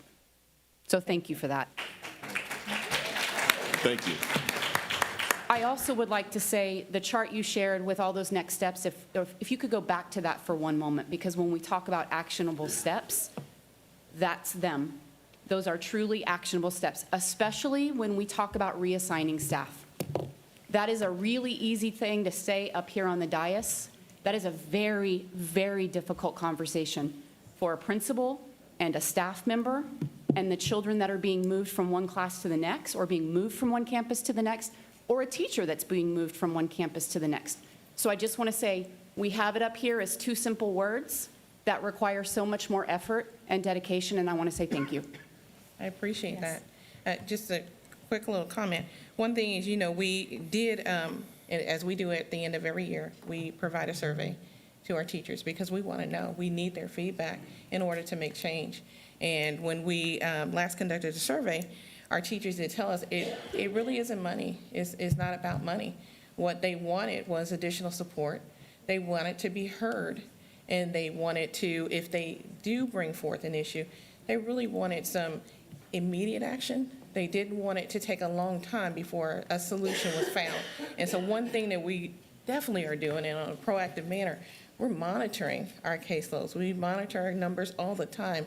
I can tell you of a situation we, here in Candlewood, we turned around and we saw, we had 19 kiddos in our life skills classroom. We don't wait in that regard. I pick up the phone, I call the principal, and I say, we have to split this class. We have to split this class, and we move forward, and we do just that. And we've done that time after time and again. So that's one thing that we're doing. We're making sure that if there are needs out there, that we address them and we intervene early and quickly. Well, and I think we all want to give a shout out to the paras, to the sped paras, Yes. because they are doing far more than their job description right now. And they are covering so many of these gaps. And the teachers you're working for are so appreciative, paras, that you are there, and they would not be surviving without you. But again, it's hard on them too, and we're seeing some of them leave and those types of things. But what else can the board do? Like, I feel like y'all are doing everything you have. What else can we do to help this? Because I think we've been talking about this for 12 straight board meetings between most of us. We're always bringing this up is what's the next step? What else can a board do to try and help this? Because we just feel like y'all need some more relief. You need something. There's so much, again, a lot to unpack. I would say what the board could do is we can't send messages that we're trying to decrease staff when staff members are out there working really hard to meet the challenges. In addition, special education it's a special place. We give stipends. They've increased the responsibility on that group of educators to where now you can have a special ed certification, but I believe you have to have a double certification just to work in an English, math, science, or social studies class. Or ed as well. You have to be twice as certified as the other teachers. And then what it takes to show up every day and be ready for everything that can come. It's a lot to ask. So I'm almost certain it's not about we can throw more money out there as a board and people will now come knocking down the gates to work in Judson. In addition, I know I keep saying this, this isn't exclusive to Judson ISD. This is everywhere, across the state, across the city, across the nation. And truly, when I see what happens in those special ed units and what the teachers go through and show up day after day, definitely, thank you, thank you, thank you. And for all of that stuff you listed as far as what you're trying, thank you. We understand. And that's from the paras to the teachers. So And central office staff. And central office staff, because a lot of times they're in the classroom as well. So I would say some of the things that we can do is start to encourage. Maybe we could increase the stipend and encourage people to get into it. But a lot of times, if you have a certification in English, math, or social studies, or science, and even though you have the special ed certification, you apply for one of those other positions. And you come to the district to work in one of those other positions. And although we know we may need special ed teachers, that's not why I came here. I came here to do math. So we have to talk to them in a way to encourage them to do it, not just turn around and say, well, you've got a SPED certification, we're going to make you go work in that environment. So that's all. Mr. Macias. Yes, I also want to echo the task is a challenge, right? We've had challenges with special ed for my entire time. There's always some aspect of it that's a challenge. And so, again, I would say the one thing I would ask as well, I know that we are behind you and we're looking to support you.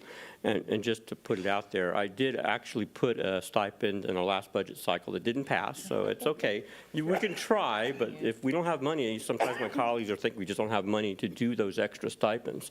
But I agree with the idea of incentivizing and giving some support monetarily to paras who are usually supportive in the classroom.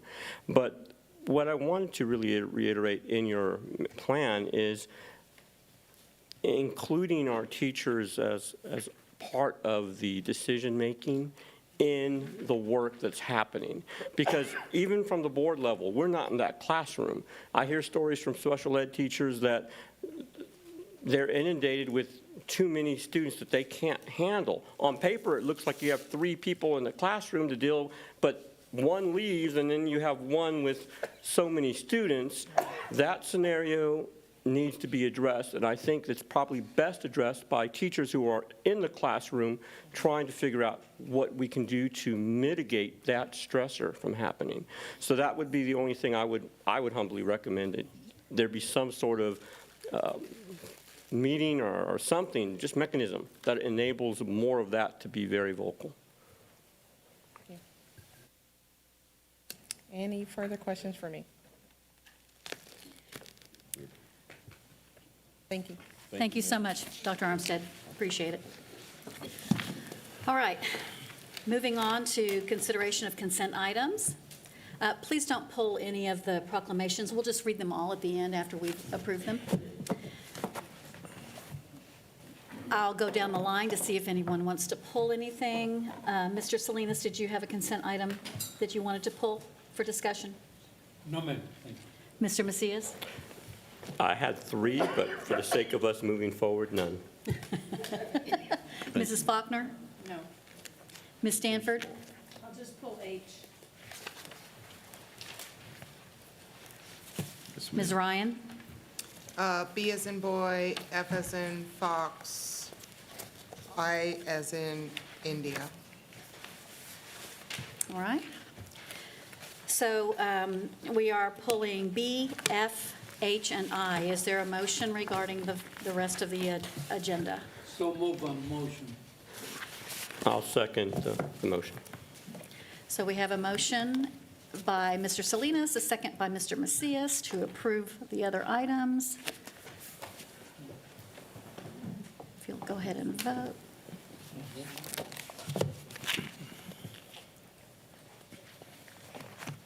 Motion passes 6-0. Item B, Ms. Ryan, you pulled that. Consider and take action regarding approving expenditures equal to or greater than $50,000. Yes, my questions were on the first item that were on there, the Docentis group. Yes, ma'am. So I guess based on your email response, that's professional development for the 8 orchestra teachers. Yes, ma'am. Okay, I guess here's my concern with that, because, money's tight, Yes, right? ma'am. Money is way tight right now. And so I went back to the program reviews, and I didn't see this mentioned anywhere. So I looked at Title II, because, let's see exactly what Title II can be used for. And, Title II, the first thing it lists is recruitment and retention incentives for effective teachers, such as signing bonuses, recruitment materials, salary differentials, incentive pay. That's all Title II money.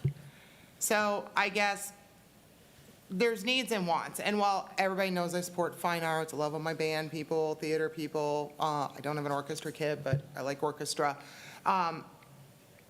There's a lot of hard decisions that are going to have to be made this year, right? And while it would be great that 8 orchestra teachers could have $171,000 worth of professional development, we have sped classrooms without teachers in them. We have bilingual classrooms without teachers in them. We're missing bus drivers, which wouldn't call under here, so let's stick to teachers, sorry.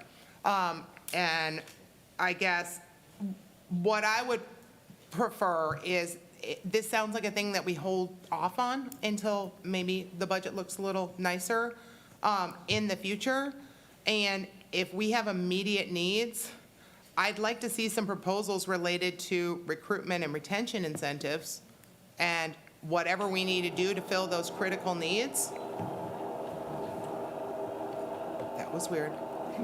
It's okay, Russ. Somebody leaned on it, I think. In lieu of this, because I just don't feel like this is a prudent purchase at this time. If this money could, because we got to put the money where our priorities are. And unfortunately, right now, priorities are staffing these critical classrooms. And I hope this doesn't fall off the radar forever, type thing. But like today, September 19th, it doesn't feel like this is where the money needs to be applied within the district. Looking at what it could be used for, I think it could be used for a better purpose. Yes, ma'am. So I will start off and then turn it over to Ms. Davis.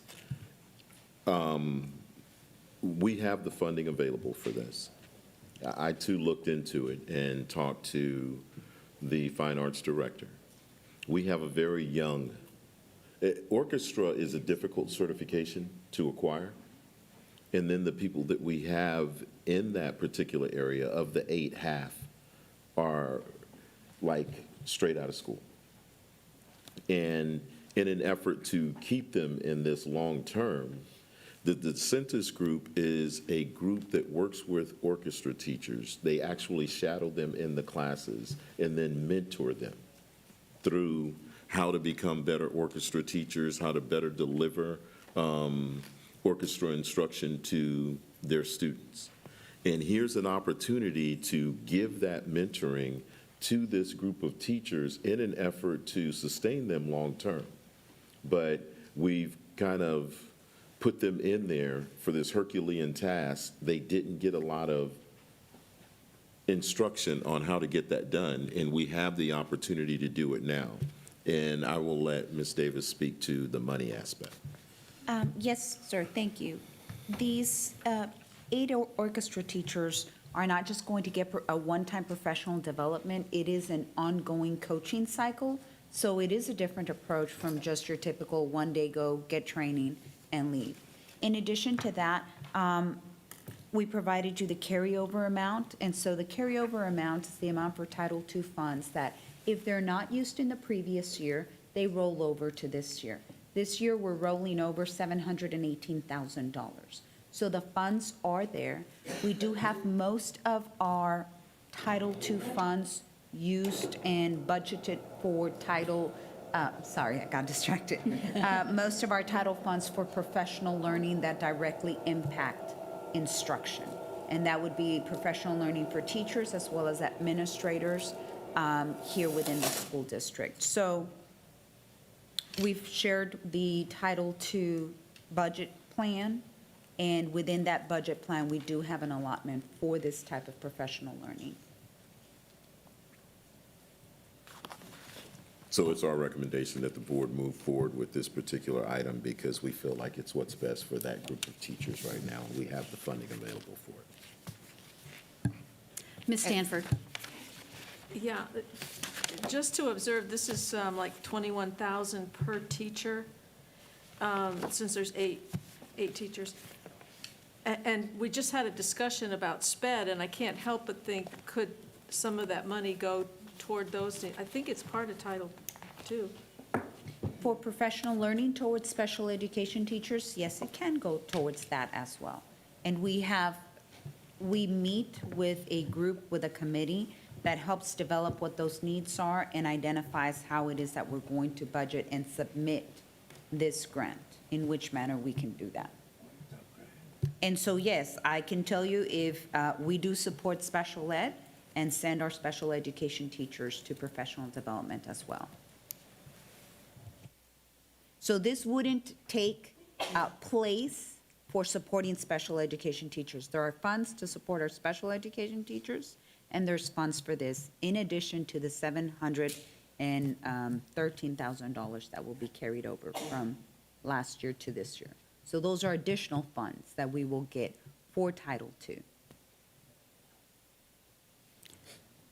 Could this money ever be used for like incentive for enticing SPED teachers over? It can include incentives for recruitment, yes, ma'am. And retention. And retention and growth, yes, it can. Okay, because that's kind of an intriguing thought, so. Mr. Macias? Yes, thank you, Ms. Knoyer.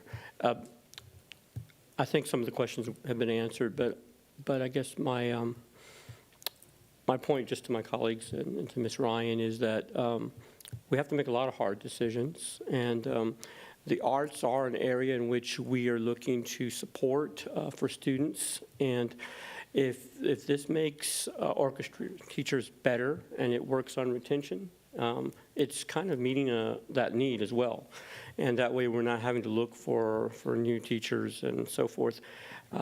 So I think obviously what we're losing sight of is that we're a big district and the needs are plentiful, and we need to provide, I think, appropriate professional development. if this is the only time, right, there's nothing else that's on the radar for their development. If we have new staff and you assess that this will be helpful for new staff, I think that's something that when we talk about incentivizing, that's an incentive to retain these level employees. How many students do orchestra teachers usually address? I'll have to defer to Mr. Witt. Mr. Witt? Is it, Mr. Witt, would you like to come up? is it, just for my own sense, is it 50 students, 25, 75? How many do they typically? At each campus, it's a varying number. Like at the high school level, it's somewhere between 60 and 80. I don't have an exact number, sir. Okay. Well, and again, not looking for an exact, but Yeah. just again, anytime we can support students through supporting teachers, it's a no-brainer, and that we need to put some attention to that. So that's basically my point. Thank Is you. it your recommendation, Mr. Witt, and I will get out of the way, that we move forward with this because it's needed in that department? Yes, sir. I think it'll be a program that needs some assistance and some help. And just like what Dr. Fields was saying, is that it will give our teachers the ability to better help the students, which will give them more success. And when you have success, then the students will then increase the numbers of those programs. Also, what we will do is then we will take those teachers, and then they will see that we value them, and they will want to stay here. And then, so we don't, just like what Dr. Phil's saying, we don't have to go and find another orchestra teacher, which is, in my world, it's getting more and more difficult to find some of those. And one of the things about this is just like when a student helps another student in math, they talk the same language.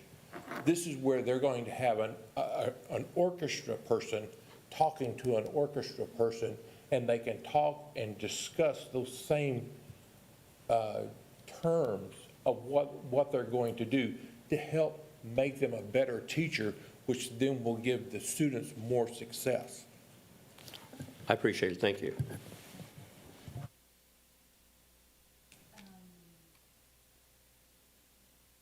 Ms. Ryan, you're up again, but first, next, third. So, but our policy says that if you've spoken once, we allow everyone else, and then we'll come back. So I'm going to skip over you and come back to you. Mr. Salinas. Thank you. Question for Dr. Fields. I believe you mentioned this is title money? Yes, sir. Thank you, sir. Yes, sir.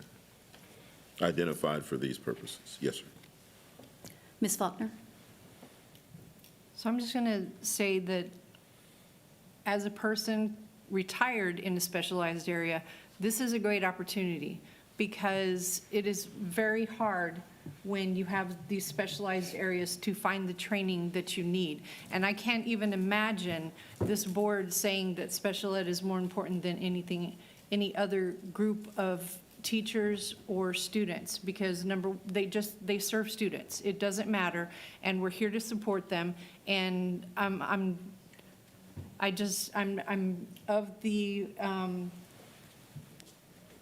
I'm not going to pick one group over another. And if this is what they need, especially in a specialized area, I think it's something we need to get behind, because I don't think the board can go back and forth where we need to find efficiencies, but we need to support this. And then, no, we can't, because this needs to be an efficiency, but at the same time, we can't keep doing that. We've got to retain the teachers, and we've got to provide quality education, especially in our specialized areas. Ms. Ryan. I guess I just want to remind everyone, in a year where we have to cut $37 million off of a budget by next year, that we have board goals. They are stated board goals, they are approved board goals, and we also have the new things we've been working on with Dr. Gibson. And I think some things have been very clear in there. And the job in education, first and foremost, unfortunately, has to be math, science, social studies, reading. I love all the other things we do, but the core subjects, that's the meat of what we do. And we have to get kids through those things. That is our stated board goals. It's the mandate the state gives us. So just understand, this is an A or B choice, right? This is A, we spend $171,000 on orchestra professional development. I know they're all going to be emailing me, I'm sorry. Or we spend this money in order to staff our special education and bilingual classrooms who are teaching math, English, science, and social studies. So I am going to be voting to align money with our stated board goals that this board has agreed on. And if there's more money later on down the road, then I love secondary goals and I love all the other things we do, but that's fiscally irresponsible to not put money toward a stated board goal, which is improving our scores in math and English, and science and social studies are also in our ratings. May I provide point of clarification? Dr. Fields, we do provide, through our Title II funding, coaching to our core teachers as well. So this is not going to take away from the coaching that we provide core teachers. I didn't say that, Ms. Davis. What I said You was said there A or is. B choice. Okay, I I'm sorry if I can apologize if I finish. misunderstood. What I'm saying is there is $171,000 that could be used to recruit and retain and provide incentives and stipends specifically to fill our high-need positions that are currently vacant that do teach core subjects. I'm not saying we don't give professional development to everybody. I'm saying we have a need in this district we've already identified, and this money can be used for that purpose if this board chooses to use it for that purpose, or they can choose to use it for something else. But that's a choice. A choosing of this means you are not choosing to apply this money to finding more special education and bilingual teachers. And that's, I guess, everyone has to vote, and everybody stands by, what they vote. They have to listen to their community. So one of the things I learned, because most of my experience is at elementary, but one of the things that I learned is that in order to teach students math, science, social studies, and science, I think I said that twice, is that we have to have them in school.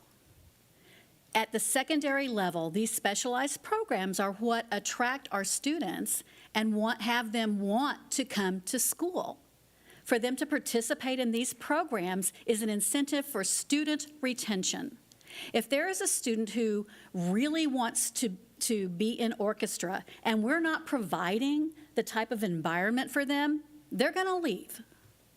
So I see this as retention as well, and I am in support of it. All of our teachers deserve the type of staff development to make them effective so that they're delivering the instruction our students need. I know when I help provide professional development, there were always the PE teachers and the art teachers who didn't want to come to the same development on how to teach reading, how to do this, because it didn't apply to their students. So what we started doing was doing professional development that's directly related to their job, and that's what this is. So if we want effective programs to attract families and to keep students and to keep teachers, and this is the kind of money we have to spend. We rolled over $700,000, and we're asking to spend less than $200,000 on a program that sustains 8 campuses. I'm okay with that. I'm sorry, Mr. Macias, you're next. Well, thank you, and obviously I'll be brief. We've talked a lot about it, and part of it is all very important, but part of it's outside the agenda item for 50,000 plus, but it is what it is sometimes. But bottom line, because it's been said, and it's irresponsible to say that we need to cut $37 million. That would gut our district. Services couldn't be provided to our students. We would lose massive employees. We couldn't do our basic work if we were to come with an attitude that we're going to cut $37 million in 1 year. That's ludicrous. So bottom line is services need to be done. This idea to recruit is right on point with Ms. Knoyer with helping students, but there will be other opportunities for us to raise funds, and as we go further into the budget cycle, we will address it. And then the other one point that I had to say something. I don't like when Ms. Ryan pits this against bilingual or this against special ed. We're not trying to pit anything. We're trying to provide the best services to our students. I care about bilingual, I care about special ed, I care about the entire district. We'll look at the data, figure out what we need to do to move forward to make sure we keep it as intact as possible. And again, as Dr. Fields reiterates, this is happening across Texas. This isn't just a Judson ISD management thing, our board thing. This is Texas-wide, and education is under attack. We need to fight for funding. So bottom line is, again, don't put fear out there and don't pit departments against each other. This item is to provide services for orchestra teachers to get professional development. I agree, we need to support it. If I could just close with, we stand ready to do whatever the will and pleasure of the board is. I can tell you that I was in band. People who are in fine arts do better in school. Everyone knows that. If there's a way to make our orchestra program more robust, I'd want every kid to be a part of band because band students perform well. This is an opportunity for us to give better training to a group of teachers who need the support right now. And that's why we brought it forward. If we didn't think that it was going to be of advantage, we would not have brought it to the board. But we stand ready to do whatever the board wishes. And there's other funds left available in Title II. So if we find ourselves in a situation where we need funds for some of the things that you mentioned, Ms. Ryan, there are funds in there for that. I move that we approve expenditures equal or greater than $50,000. Second. Motion by Ms. Faulkner, second by Mr. Macias. Go ahead and vote, please.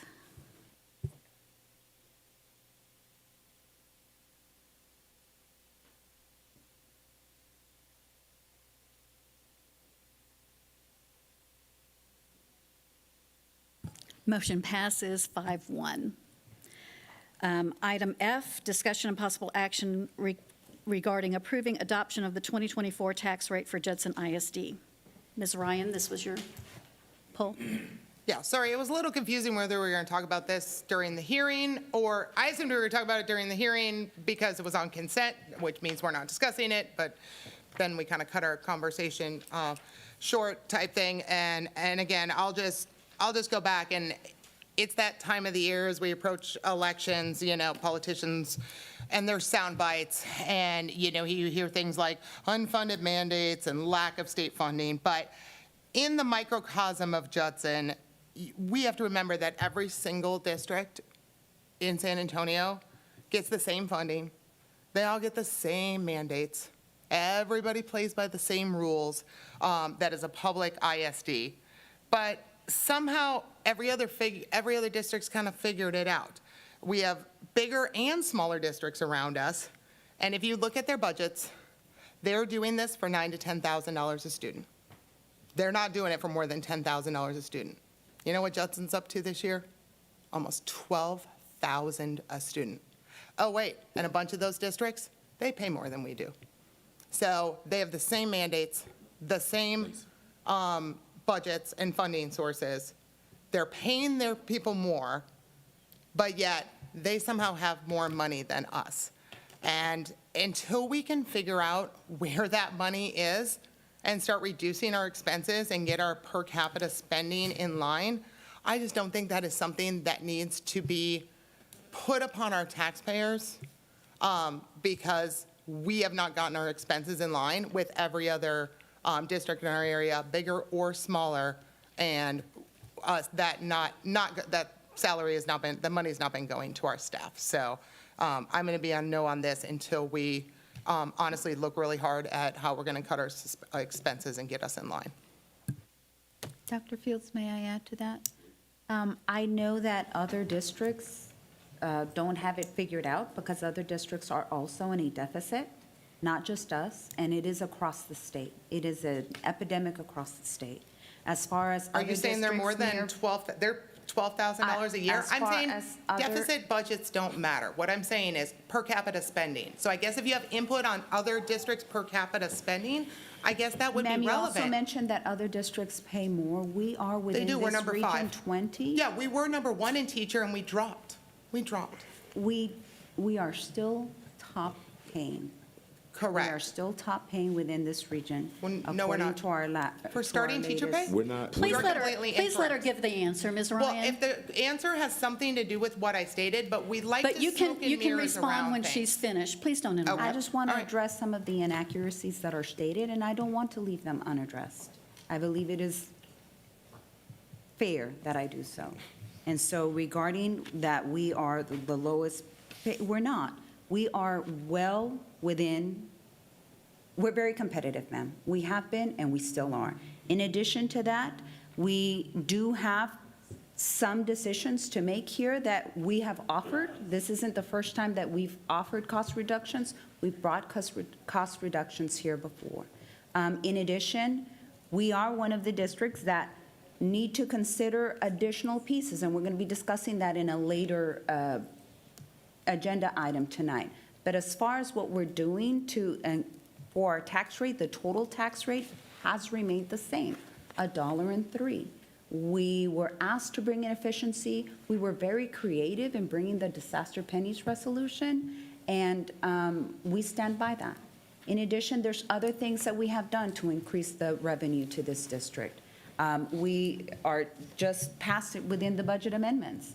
The fact that we have received $2.8 million from the state through a property value study audit.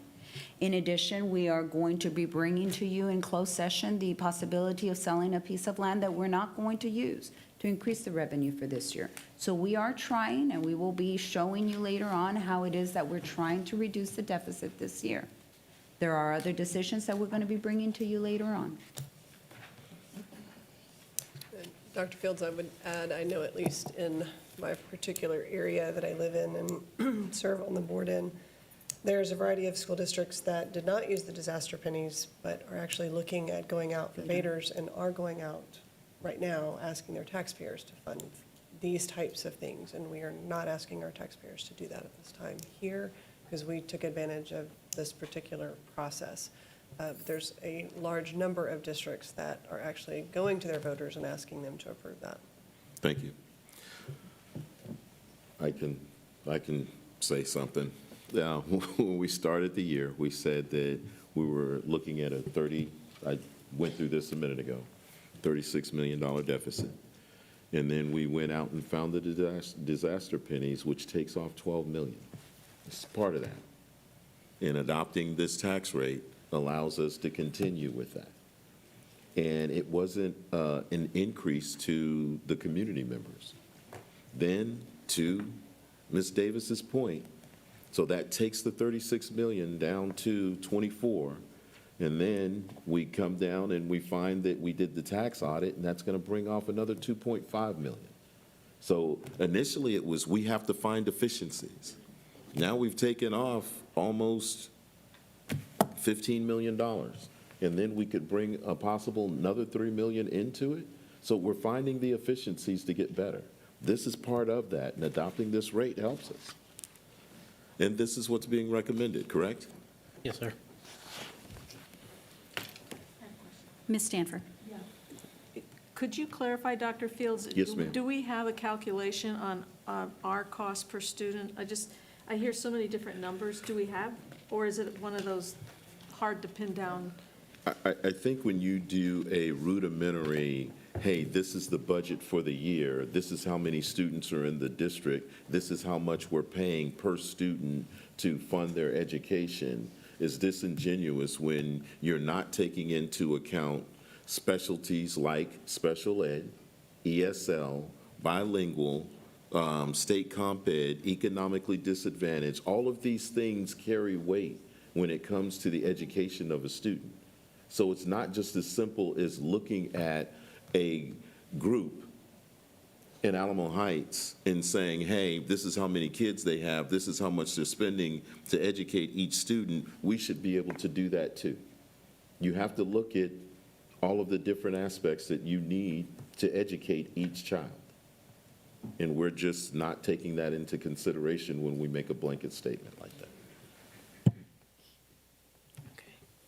Mr. Macias. Yes, and again, just to reiterate, this was a strategy, again, that I thought was really brilliant to reduce our deficit.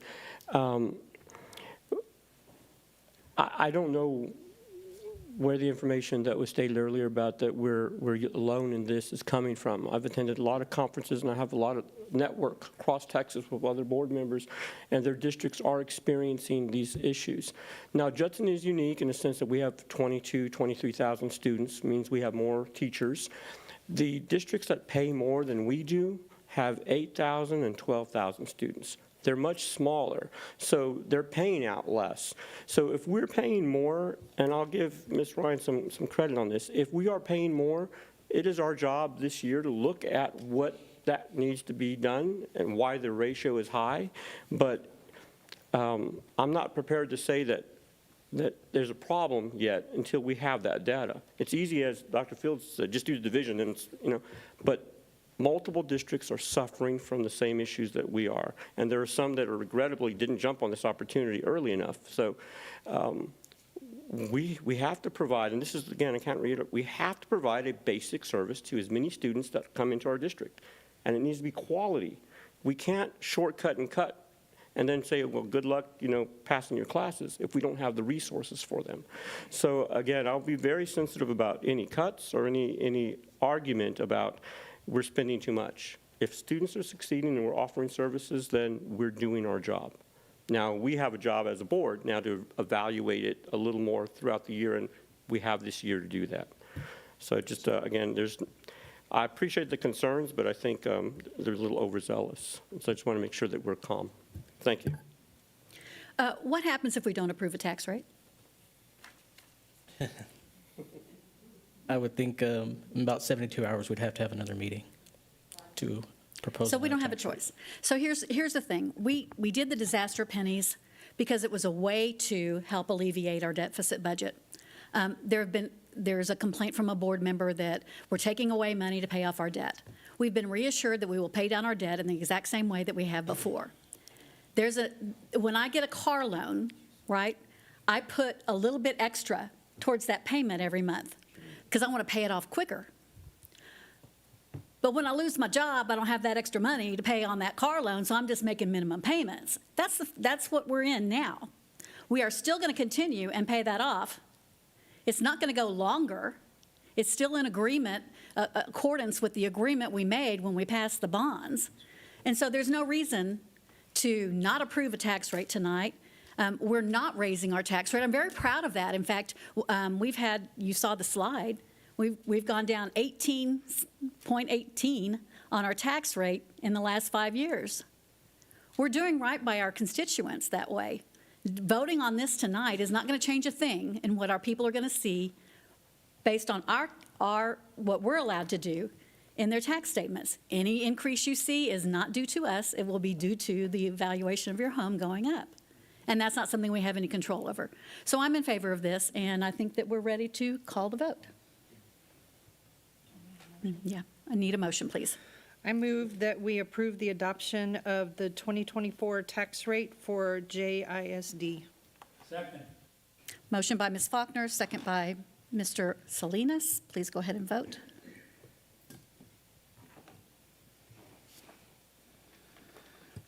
Motion passes 5-1. Let me see. Item H, discussion and possible action regarding approving a resolution for reallocation of funds from Bond 2016 for elevator repairs. This is you, Ms. Stanford? Yes, I basically have a question. Per our financial statement, we've got about 1.5 million in unallocated interest. Yes, ma'am. And so we're asking to use 353,000 of it to repair Update, really, our elevator systems. Yes, Yeah, ma'am. and my question is, can any of that money, because we still have over $1 million, be used to help offset the chiller costs, the extra chiller costs that we have had that did affect our deficit? The extra chiller costs that affected the deficit were portable chillers that we brought in. I'm sure that we could go back and I would have to check with our bond counsel on that. Usually, we want to make sure that it is within the original bond language. So when we went to check on this, this was an allowable expense. Right. But most certainly, we could go back and check and see if we could reclass. So Well, we'll we're do that. also renting, aren't we renting? We are, but once again, let's say that the chillers were in the 2016 bond as a replacement, and then we had to rent because we're waiting on that replacement to come in. You could probably use it for that, Ms. Stanford, but if a chiller at that school wasn't even part of the bond, then I'm not confident that it would be an allowable expense for us to move forward. Could we just check, because I just thought it Now, might be on- helpful for our situation if it's allowable. If it's allowable, yes, ma'am. If we could just check on that. And that was the only question I had. Got it. Yes, ma'am. But these are just for the elevators, and they are an Gotcha. allowable expense. Yes, Gotcha. ma'am. Ms. Ryan? Oh, just quick question. So did they finish all of the elevator inspections? So this will take care of all of our elevators, and they'll all now be in compliance? I just want to make sure we didn't inspect half the elevators, and there's like another half coming later. This isn't really about an inspection. This is about from what I understand, the switchboards that are used that are out of age, correct? It's not from the recent fire inspections and No, they're not required actually, repairs? they're not from any recent Oh. inspections. Some of these are repairs that have been needed to be made. And so there are other things that we are doing to maintain our other elevators, but these are expenses that we cannot absorb within the existing budget because these are things that need to be repaired for. Okay, yeah, no, I just Are want to make these sure. some of the 'cause actual that's- boards, though, that I'm need to, weren't we in Yes. due to the age of the boards that are Some of these used are, to yes. operate the parts? Correct. I mean, we were on eBay trying to find Correct. some of these, so this will allow us to update those boards. Those four, okay, so Right. maybe some of the other repairs I've heard about due to noncompliance with fire code, those are maybe being paid for out of regular maintenance money? Yes, ma'am. Okay, all right, I just want to, there's a couple of teachers walking around with boots on their feet and stuff like that, and I want to make sure that they're safe getting to and from multiple floors. I know some of our buildings are aging, so we forget about maybe things like water fountains and elevators and other things that slowly break down over time, so, all right, thank you. And if there's no other questions, I'll make the motion. Turn your mic on, please. Oh, yes, I will put my mic on. So I move that we approve 5F in the consent agenda, 5H, I'm sorry. I have to read the wording. So I move that we approve the resolution for reallocation of funds from Bond 2016 for elevator repairs. Second. Motion by Ms. Stanford, second by Ms. Faulkner. Are we, Go ahead and vote, please. Motion passes 6-0. Item I, consider and take action regarding approving an order by the Board of Trustees of the Judson Independent School District authorizing the issuance of Judson Independent School District unlimited tax refunding bonds, taxable series 2024, levying a continuing direct annual ad valorem tax for the payment of the bonds, delegating the authority to certain members of the Board of Trustees and district staff to approve and execute certain documents relating to the sale of the bonds, and providing an effective date. That's a lot. Ms. Ryan, this was you, I believe. I want to talk about it, but I don't know if I want to make the motion at the end or not. Thank you, Mr. Westerman and Mr. Hall, for hanging out here all evening with us, and thanks for providing these slides. You know, I'm still relatively new to the board, so I've been through a bond sale, I've been through a defeasance, but I haven't been through a refunding yet, so I'm still kind of, learning what this portion of it is. So this wouldn't happen till November, right? Because we have to be within 90 days of the call, which is February 1st, right? Yes, so the call is February 1, and to be a current refunding and do it tax exempt, we cannot close it until after November 1. After November 1st. I'm curious about the timing of this. There's a bunch of us who watch financial markets just kind of in general, and we're always, watching what CNBC and everybody else is saying. So, there's tons of discussion of what, interest rates have been really high for a while, right? There's been hanging out here. And there's finally signs across many of the markets that we're going to start to go down and things are going to get better, mortgages, car loans, you're going to get less on your savings account and your personal, account type thing. So great for debt people, bad for people who are saving their money. Why do this right now versus a year from now is kind of the question, because we only get one shot at this, right? Because once you refund, then you can't do anything till the next call, which is probably going to be what? Probably 10 years? Probably nine or 10 years. 9 or 10 years. So we get one chance at this. I can imagine people who can only refinance their mortgage like once and then the interest rate goes down. That's my fear, is if we refund this now, what if the interest rate goes down even more a year from now? Or is that not what you're feeling, or too many unknowns, I guess? Well, there's a number of unknowns and there's a time factor of money. So if you have the call date in February of this year, and we're not actually, you're acting on this item tonight to give us the ability to move forward with the refunding, we would have to meet certain minimum parameters that we're establishing before we would act on it and bring it back to the staff and superintendent for the final approval. If we do it now, if we get things ready to go now, if you approve this, we keep the process moving forward, then we're ready as if the markets continue to go down and our savings get better and better, and we go ahead and act and take that opportunity. If we don't do it and say, you know what, we're just going to wait till next year, we actually lose some of the payments that you'd make at the higher interest rate. We've made those payments, we lose the opportunity to save some on that. It is the bird in the hand versus, that question. So it's a matter of trying to take advantage of the opportunities when they present themselves.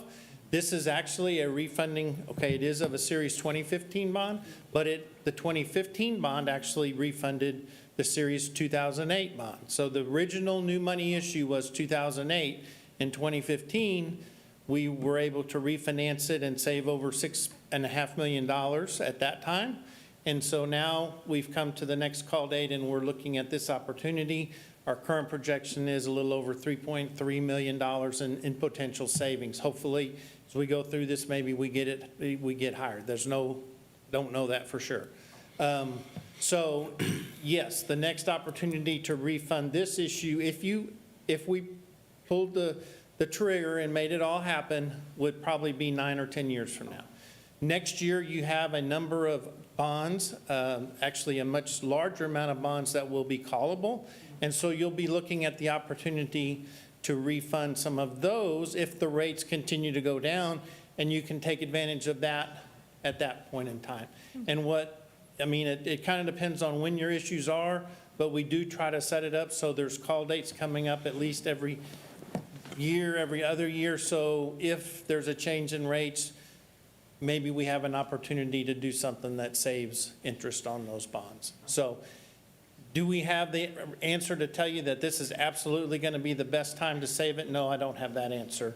But if we can say we have an opportunity to do this and we're going to try to get the most we can, will we find out a year from now maybe it could have been a little better?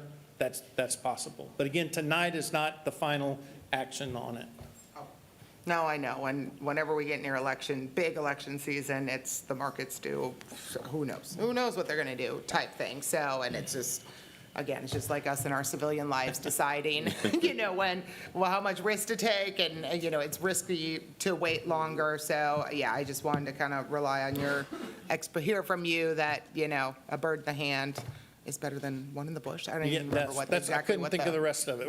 Phrase is, that if we can save some money now, or in the next couple months as you work on this, and if the markets hold the way they want to hold, so. Right, and we'll continue to monitor it with Ms. Fields, Mr. Guerra, and Dr. Field, Ms. Davis, Dr. Field, get all the names, I can't talk tonight. Anyway, we'll continue to watch that, and then, of course, we'll report back to you as well. Okay, all right, I appreciate you. Thank you so much. All right, you didn't want to make the motion, so I will. Okay, you want to read it all? I'm not going to read it all. I will condense it slightly. Just say what you said before. Consider and take action regarding a move that we approve the order by Board of Trustees of Judson Independent School District authorizing the issuance of Judson ISD Judson's Independent School District unlimited tax refunding bonds, taxable series 2024. Second. Motion by myself, second by Ms. Ryan. Go ahead and vote, please. Laura? Oh, I did. Oh. Motion passes 6-0. All right, now we're moving on to discussion and consideration of action items. Oh, I'm so sorry, I forgot about the proclamations, and I promised we'd read them all. My apologies. All right, we have 5-0. Mr. Salinas, would you please read the condensed version of the proclamation that was handed to you? Thank you so much. Thank you. I'd like to read a condensed version of the proclamation for Family and Community Engagement Month, which states, Family Engagement Month is an opportunity to highlight and celebrate the important role of families in the education and well-being of their children. Studies show that when families are engaged in their child's education, not only does student achievement improve, but the morale and effectiveness of the teachers and administrators also improve.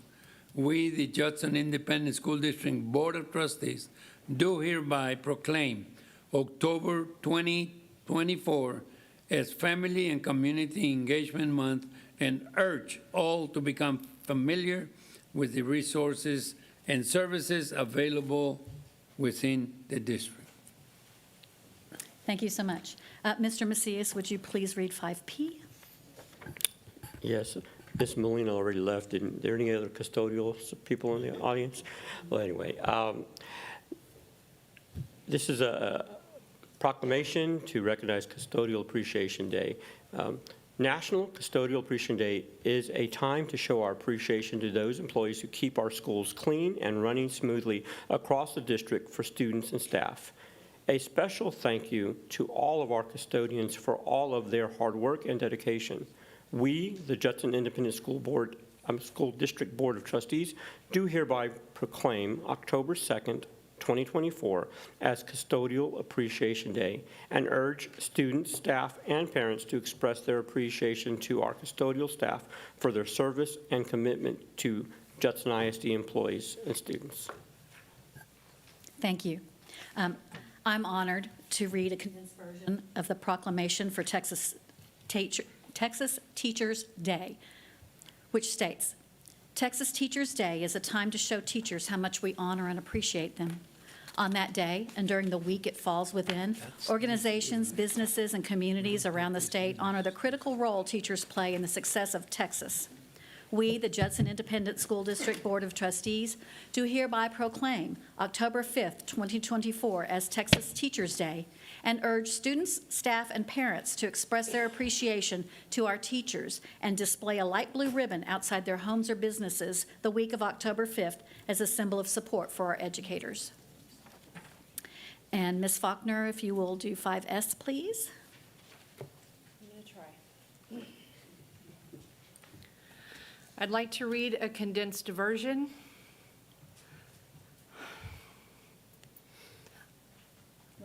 Nope, I'm going to do it. I'm going to do it. Of the Proclamation for Breast Cancer Awareness Month, which states, breast cancer is a rising public health concern and is the most prevalent form of cancer among women. October is dedicated to supporting those impacted by this disease, raising public awareness, and educating the community about early detection and treatment. We, the Judson Independent School Board of Trustees, do hereby proclaim October 2024 as Breast Cancer Awareness Engagement Month and encourage our community to join in activities that will increase awareness of what individuals can do to prevent and control breast cancer and pay tribute to those who have lost their lives to this disease. Thank you so much. Ms. Stan. We did skip our. I'm going down, we're going to go back and repeat them. Ms. Ryan, you have 5T, please.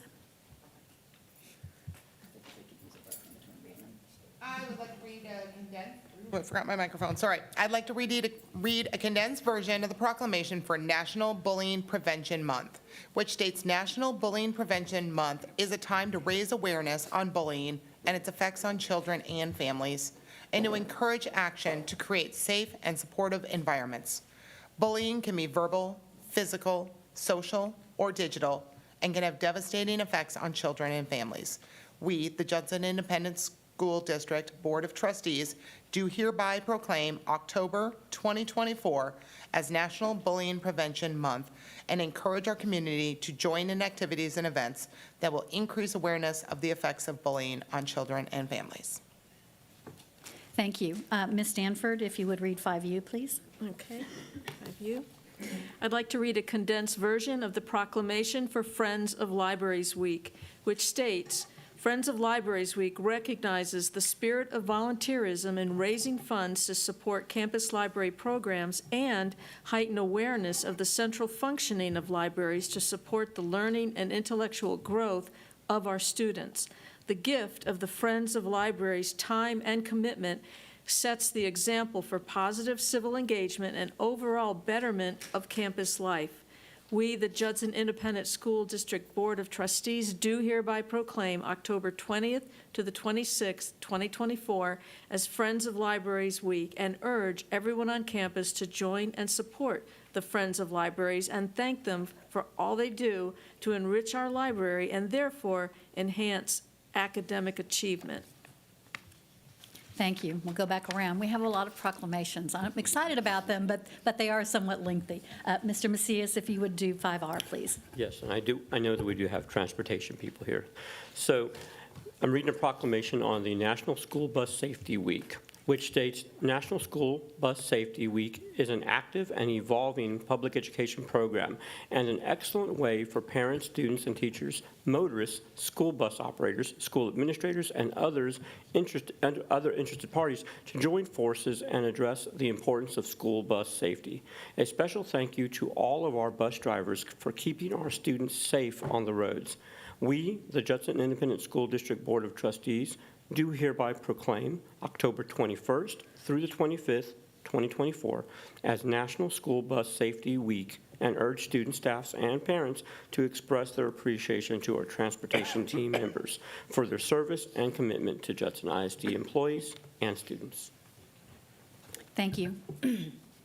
I have a condensed version of a proclamation for Cybersecurity Awareness Month, which states Cybersecurity Awareness Month acknowledges the vital role that technology plays in our lives, our communities, and our classrooms. This month, we are dedicated to increasing digital citizenship and best practices for protecting our data, our networks, and our personal information as we support a growing society and the future of innovation. We, the Judson Independent School District Board of Trustees, do hereby proclaim October 2024 as Cybersecurity Awareness Month and urge everyone on campus to join in and promote safe and secure online practices and technology use among students and staff. Ms. Faulkner, 5W, please.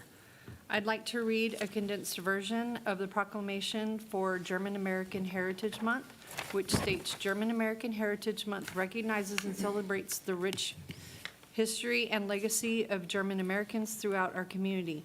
We, the Judson Independent School District Board of Trustees, do hereby proclaim October 2024 as German American Heritage Month and encourage our community and all citizens to observe this with appropriate programs, ceremonies, and activities. I can think of a few.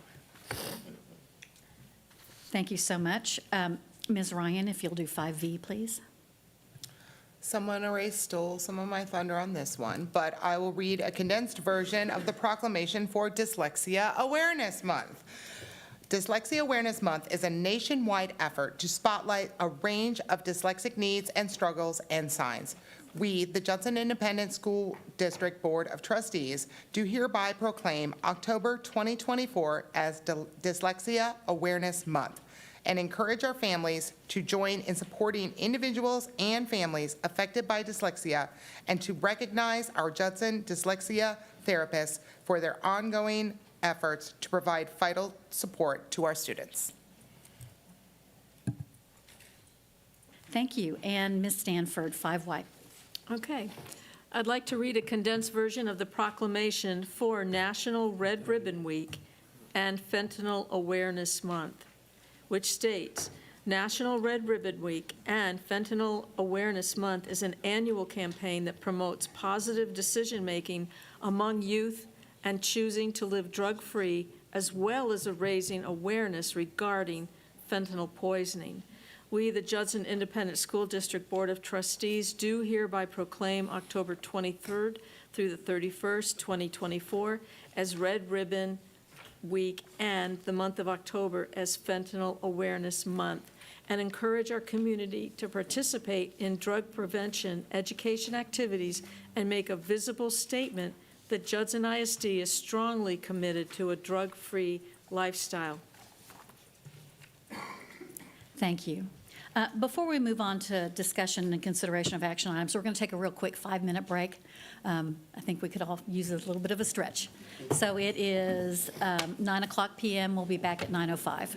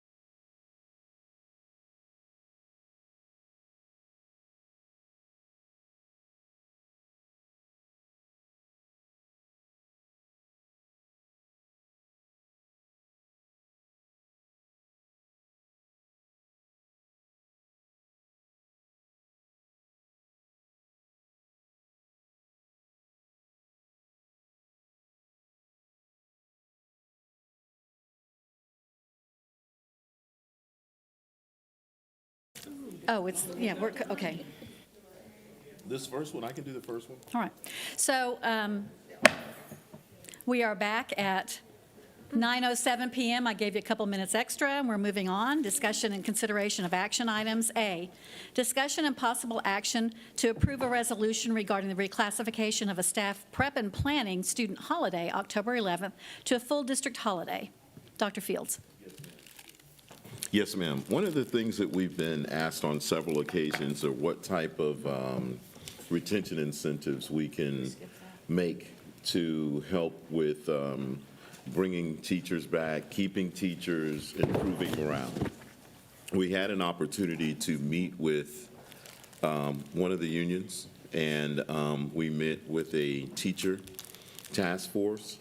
And one of the things that came up, I mean, a lot of you are former educators, and you know that throughout the instructional year, the two longest months are October and February, because there usually was not a holiday in those months. And we came back and created a holiday in each one of those months. But we were also told that maybe we could come up with a fall break in October. So we already have a holiday on Monday, and then we had a teacher work day on October 11th that we've already budgeted for.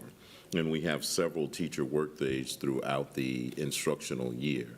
So we are recommending tonight, and I'll let Dr. Taganoff speak a little bit more to this, but we're recommending tonight that if we take that Friday that we already have students out, so this doesn't affect student minutes, and it's a teacher work day, not a PD day for the district. If we allowed the teachers to have that day off too, not unlike a snow day, or a day where we've come and asked for resolutions before, then our teachers could get a fall break from Friday, Saturday, Sunday, and Monday in the middle of one of the longest months of the year.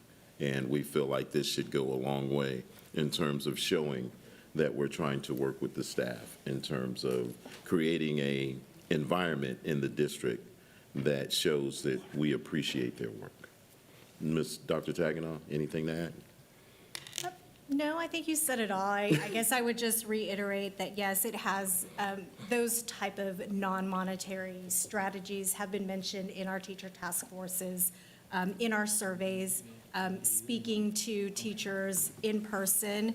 A lot of districts do have a fall break, and so I think that it's convenient. We're not losing any student days. It's not impacting that. It's already been budgeted for. We also did send out a quick survey to see where the feel was with all of our teachers, and 90% of them agreed that this would be something that they would be appreciative of. So. Ms. Faulkner? Just a quick question. Is this for all staff? All staff. All staff? All staff. Okay.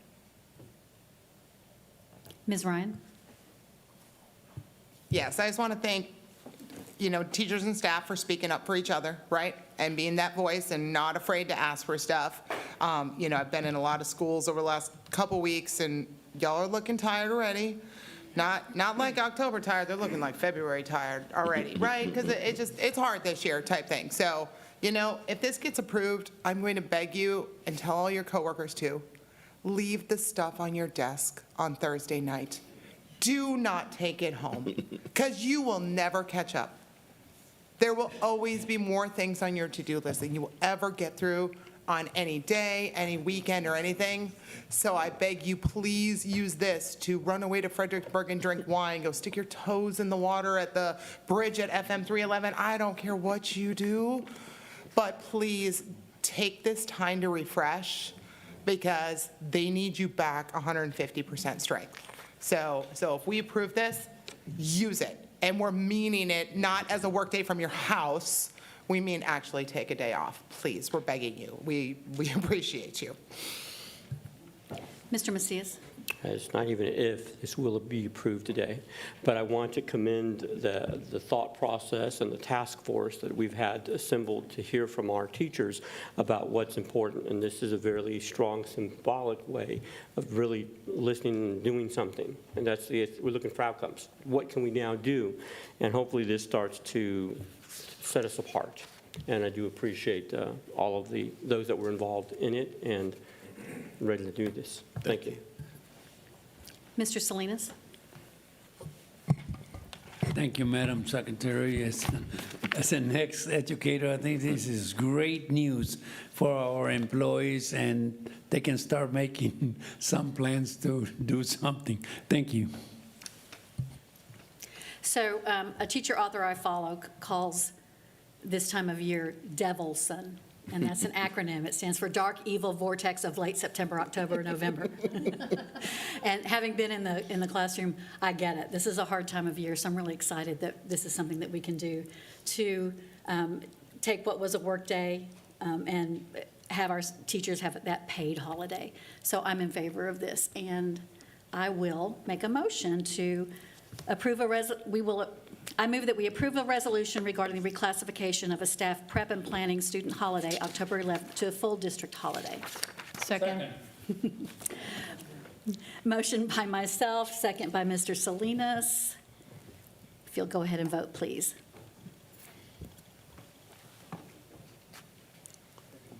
Ms. Stanford? Thank you all. Motion passes Thank 6-0. I was hoping for no no's. Thank you. Item 6B, discussion and possible action regarding the approval of a student device lease program for district-wide Chromebooks. Dr. Fields. Yes, ma'am. This is a lease program that we can take advantage of for our Chromebooks. Currently, we purchase them. By being able to lease them, we'll be able to get updates a little bit more frequently. I'd ask Dr. Gosh to give a brief synopsis of exactly what this entails and focus on the funding that will start next budget cycle. Yes, sir, absolutely. So as you know, Chromebooks are essential to our students' instructional program. It acts as their testing device, it acts as their textbook, and all things for students. So in order to maintain this process, we do need to make sure that we are providing replacements for that. Typically, a replacement schedule would be about 25% of the devices per year. And what we have found in our analysis of that is that the cost of replacing about 25% of those each year in our budget, as well as replacing the number of devices that are lost or stolen each year, equates to more than what the cost would be for us to actually lease these devices. So we wanted to go out and get some competitive bids in terms of looking at how this looked. So there's a couple of things that the lease program provides. We received multiple bids here from a couple of our vendors that we have long-term relationships with. And they have always provided us with great service. So within this, it includes the Google licensing that is necessary. All of the bids do include device configuration. They also all include 4-year warranties that are manufacturer warranties, and they also included the accidental damage and protection for the 4 years. In fact, one of the vendors also provided us with a 5-year quote, which Bloom Technologies provided a 5-year quote, which is the one that you have available to you in your board book. They also provided a 4-year quote, which still had very competitive pricing. It was actually lower than the 5-year quote, but was still more than the one that we are recommending for approval. With that, one of the things that we struggle with has to do with the theft and recovery of those devices. So within this, both of the vendors provided some solutions for that. One of them provided up to 10% of the total number of devices, so we are looking at buying 27,660 of these devices to be placed into classrooms. One of the vendors would replace up to 10% of those over the course of the 4 years. The other includes a cost that would allow us to replace all of them, should they be stolen. And so within that, the theft recovery, though, is separate from the yearly lease. The theft recovery is a year-to-year, so if at any point we decided that we didn't need it or we needed to reduce it, or if budgets were so constrained that we could no longer maintain that, we could stop that at any point where the lease would tie us into a 4-year term. So we are recommending the cost of that, which would be $2,423,728.69 per year, What is great about this is that we can go ahead and begin this process. We would begin device protection as of this current year, and we would not actually make our first lease payment until July of 2025. So we would be able to incorporate this into our budget for next year, go ahead and obtain the devices now. Out of current budget that I have within the technology department, we would be able to cover the device protection and the theft protection to make sure that the items maintained, but we would not be billed by the lease company until the next budget year. So we could utilize the funds for the following year. Ms. Stanford, you're first. It sounds like a really good plan. My buttons aren't working. It sounds like a good plan. When you say theft, does that include a student saying, "I lost my Chromebook"? So in order for so when it comes to a device that is stolen, it does require a police report. So the Judson ISD PD, anytime a student says that the device is lost or stolen, if it is in fact stolen, we ask that they fill out a police report. So in terms of loss, that is up to the student. So, theft is very different from loss. I just lost it, I left it somewhere is a different scenario. Okay, so are we covered for that? We are not covered for loss. There's actually nobody that will really cover for loss. It does cover for theft. It does cover for any damages, accidental damages that are there. I will say that we currently have a Chromebook policy in place that has been in place for quite some time, that regardless of the damage, the loss, the theft, the whatever, we just continue to provide devices to students. However, our administrators have applied the Student Code of Conduct to that. So in many cases, students have either had to pay for their device, they've had to do some other manipulation at the campus, such as they're no longer allowed to take the device home. Perhaps they're doing some of their work on paper for a while. So that is all built into the current procedure, and that has been the standard process. With this lease program, I will be bringing forward a different procedure to kind of handle that. Number one, we do need to look at the accidental protection for that. And of course, we would be wanting to make sure that we are keeping track of our repeat offenders as well, so that we can Hold them mitigate that somewhat. In terms of damage that we can tell, we do unfortunately have the situation where you can tell that a student has intentionally damaged the device.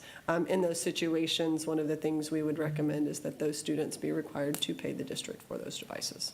I'm glad to hear that we're thinking through all that, because it'll cost us a lot of money if we just continually replace. That is lost. correct. So do we have a limit? Well, Per student? the way that this is structured, it is structured to provide us, that way that's one of the reasons for wanting to go with the theft recovery as well as the accidental protection, so that we know what our fixed costs are and we aren't coming back every year paying the fixed cost plus needing to buy additional. So definitely want to do that. We also, as I stated, the existing policy, we do allow the campuses to make some of those decisions there. We would be looking at a much stricter policy that we would set at the district level in terms of how we were going to have to handle that going forward. Good. Okay, thank you. Mr. Macias? Yes, I did notice that Blum gave a quote for new and refurbished, but I guess CDW did not give a refurbished. They did not. Bloom Technology, or Bloom Trucks Communications, did have the ability, and they did quote for refurbished devices. In terms of looking at that, and we have purchased refurbished devices from them in the past and have had good luck with that. However, going into a 4-year contract with this number of devices that it was going to replace the entire district, we felt, based on pricing, that it would be best to go with a new device, knowing that we were going to be replacing all of them, and the longevity of what we would need to be doing with these devices. I do think it's important to state that regardless of the package that we choose, the leases do allow for a 10% loss over the 4 years forgiveness. So if at the end of the lease, they will come back and collect the devices, and 10% of those is kind of a forgiveness. If they don't get those 10% back, we don't have to pay for those devices back to the company or reproduce those. We certainly can, if a student destroys one and the parent buys it, we of course would replace that device, and then that would go back at the end of the lease. But we have a 10% forgiveness of that for the one-to-one swap. And they do come and set up all the devices for us, and then we will deploy them. But at the end of that, the company comes back in and collects all of the devices and does the recycling within that. And some of those costs are embedded in here for that, so there's no additional cost for that. And the depreciation is there as well. And I guess this is hard to answer, but I want to make sure I'm seeing this, asking the question. Sometimes the product itself will cost less. And if we sign this agreement, do we have the ability to have an adjustment made if the cost for the product is now less? Well, one of the things with this is that, and that's one of the beauties of this, is that we would be receiving shipment on all 27,660 devices now. We would be deploying these across the district now, so we would not be buying these over time. And so we have them for the lifespan of it, and then we would need to look at it and renew that after the end of the 4 years. So in terms of cost, it does freeze the cost, because you are exactly right. As we go year to year, there's anywhere from a 7 to 10% increase in the cost of the product from year to year. So basically, we've locked it in. And regardless of, which vendor, CDWG quoted their 4-year cost at, once we do the configuration, it's about $296 per device. Bloom quoted us a cost with the configuration of about $305 a device. So they're very close, very competitive in there. We did like the ability to be able to have the 100% coverage for any theft versus just the 10%. That was a huge selling feature for us. And then, of course, just looking at the overall cost and the ability to remove that cost of the theft protection if we needed to at any point, or even reduce the amount of that, is appealing as well. All right, thank you, Dr. Gosh. Mr. Salinas? So I believe you said we get replaced, every year we can replace up to 25%? Did I understand that correct?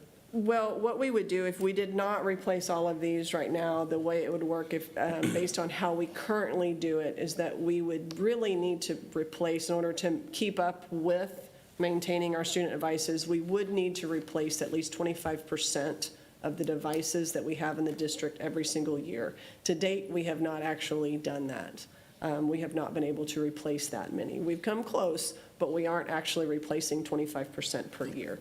So once you replace the 25% per year, plus cover the cost of the devices that we know we lose to theft or damage each year, that comes out to a refresh cost to the district of budgeting needing of about $2.9 million a year in order for us to purchase them and own them outright, versus potentially paying $2.4 million a year to have all of them covered. Yes, sir. Thank you. And so one of the advantages is the setup that they'll do as well, because when we buy them on our own, we have to We actually have been have a lot of work. Yeah, we actually have been purchasing. The ones that we have purchased, I know we just recently purchased a couple of thousand to get this year started. And when we did that, the company that we awarded that contract to, they did the setup. So all of that was done, and they just delivered it to us, and then we deploy them out to the campuses. But we typically buy that. I don't buy any of them anymore without accidental protection and without the setup for the student devices. So those are things that we currently already purchase, and that's included in the estimated cost of what it would cost us if we maintained doing that on our own. Right. A huge advantage to this is that we'll be able to give campuses classroom sets. We are going to expand our classroom sets. So we currently have classroom sets from kindergarten through 5th grade. We are going to expand that to include 6th and 7th grade and only do the one-to-one take-home program for the 8th through 12. So we would have class sets at the middle schools. That is something that I know our middle school principals have begged and begged and begged for. And I do want to say that, you know, classroom sets are great. The difference between doing the one-to-one and having classroom sets is that you need more devices to do the classroom sets than it takes to just hand students individual Chromebooks. And so there are additional books in here to help accommodate for that, so that we can help to support them with their needs. Thank you.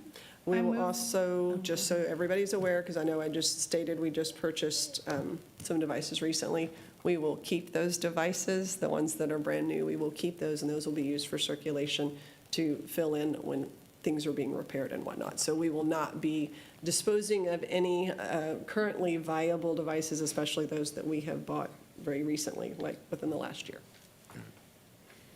Great, thank you.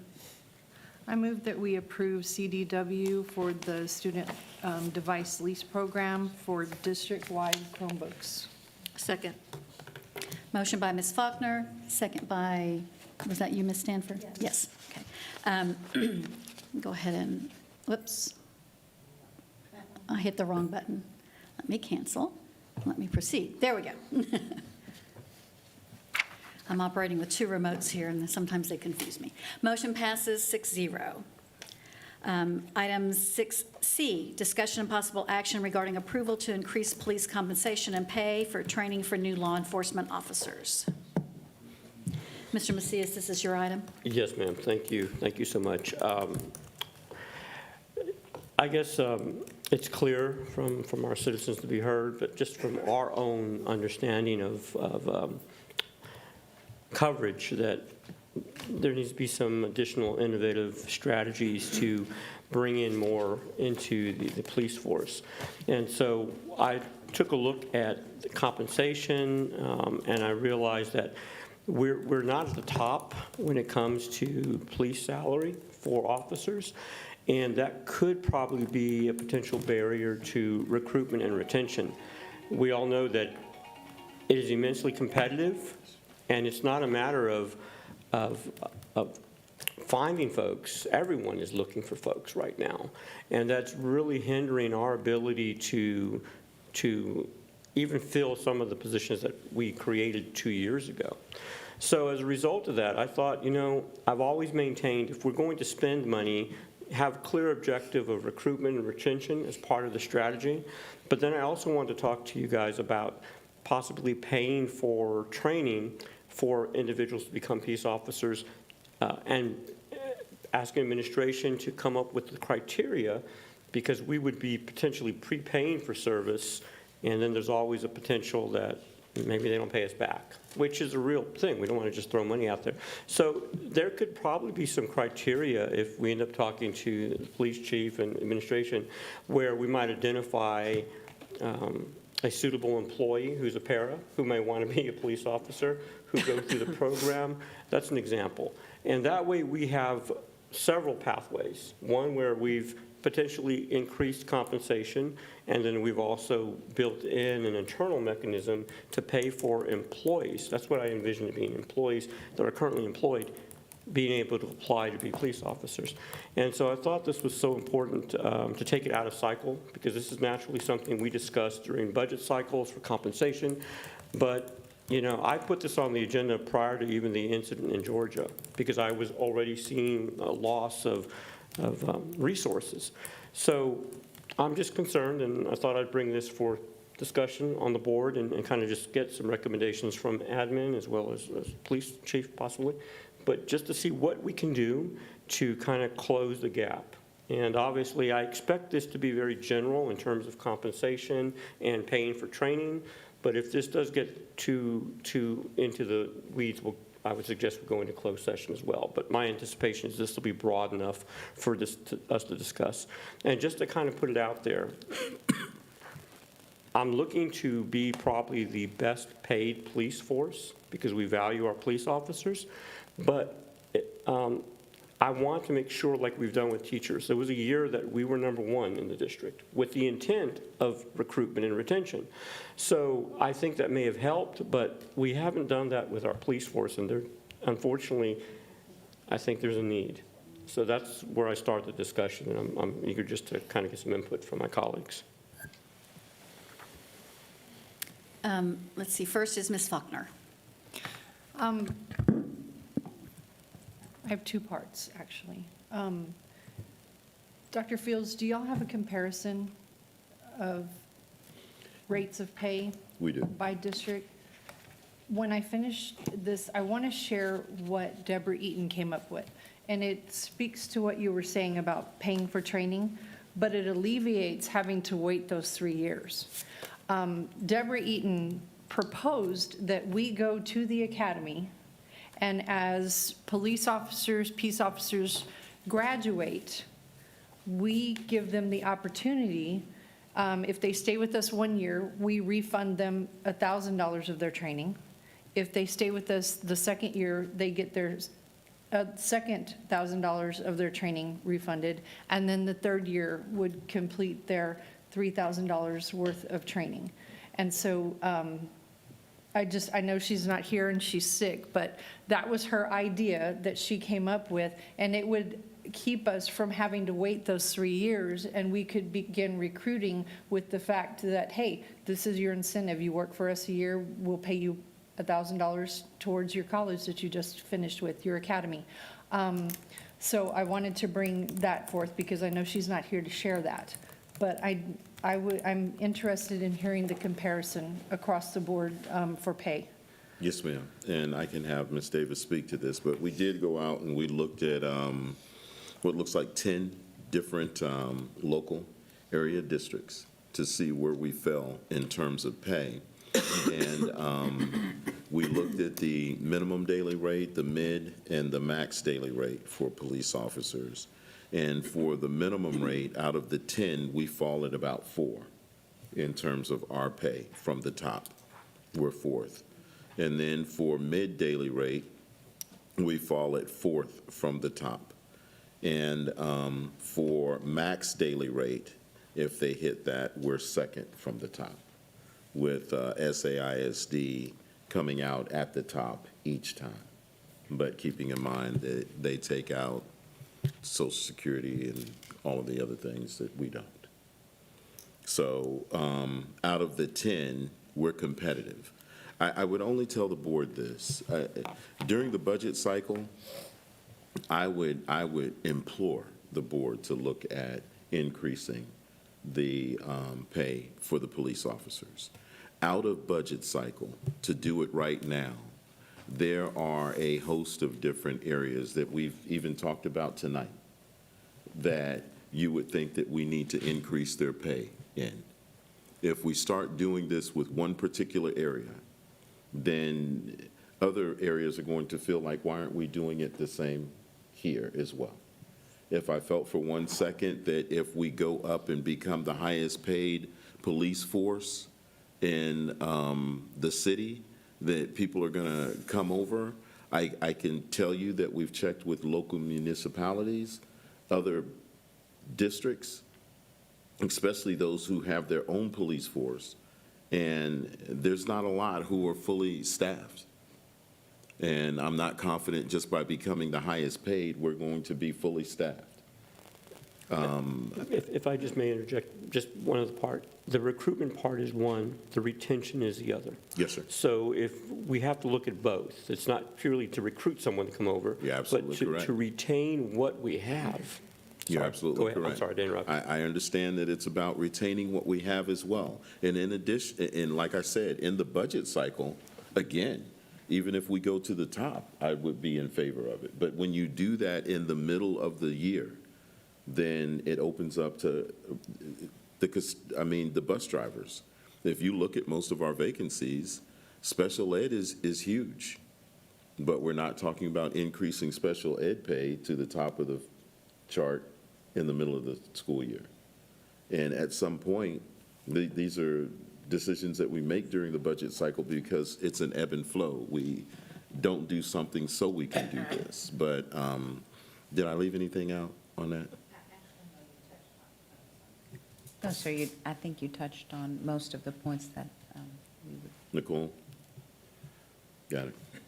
So we're ready to answer any other questions that may come up. Ms. Stanford?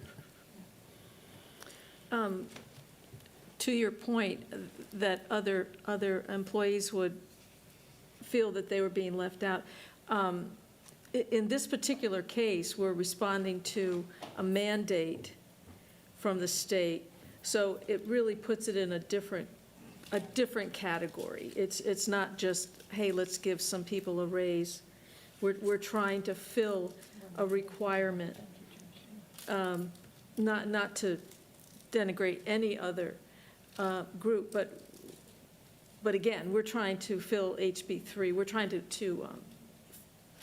follow them, and I think we've already put in for the exception, and we're meeting the exception. So we're not required to do anything other than what we're doing right now. I heard everybody tonight.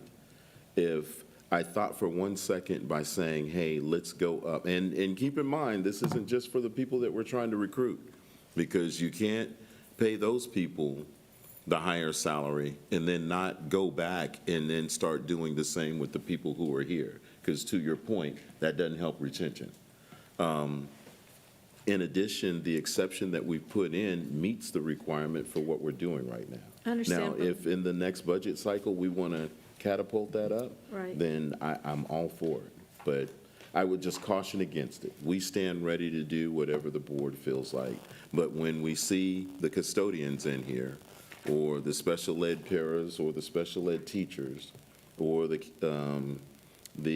child nutrition workers saying, hey, we need to be increased as well, we have to take all that into consideration. true. I think security's on a slightly different level. I understand what you're saying, but we're meeting the requirement right now.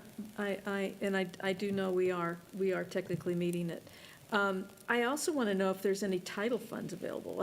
Are there any funds we can use from title money to, say, pay back the money for, is that? I'd have to defer to Ms. Davis. That's and something that Ms. we're actually looking into.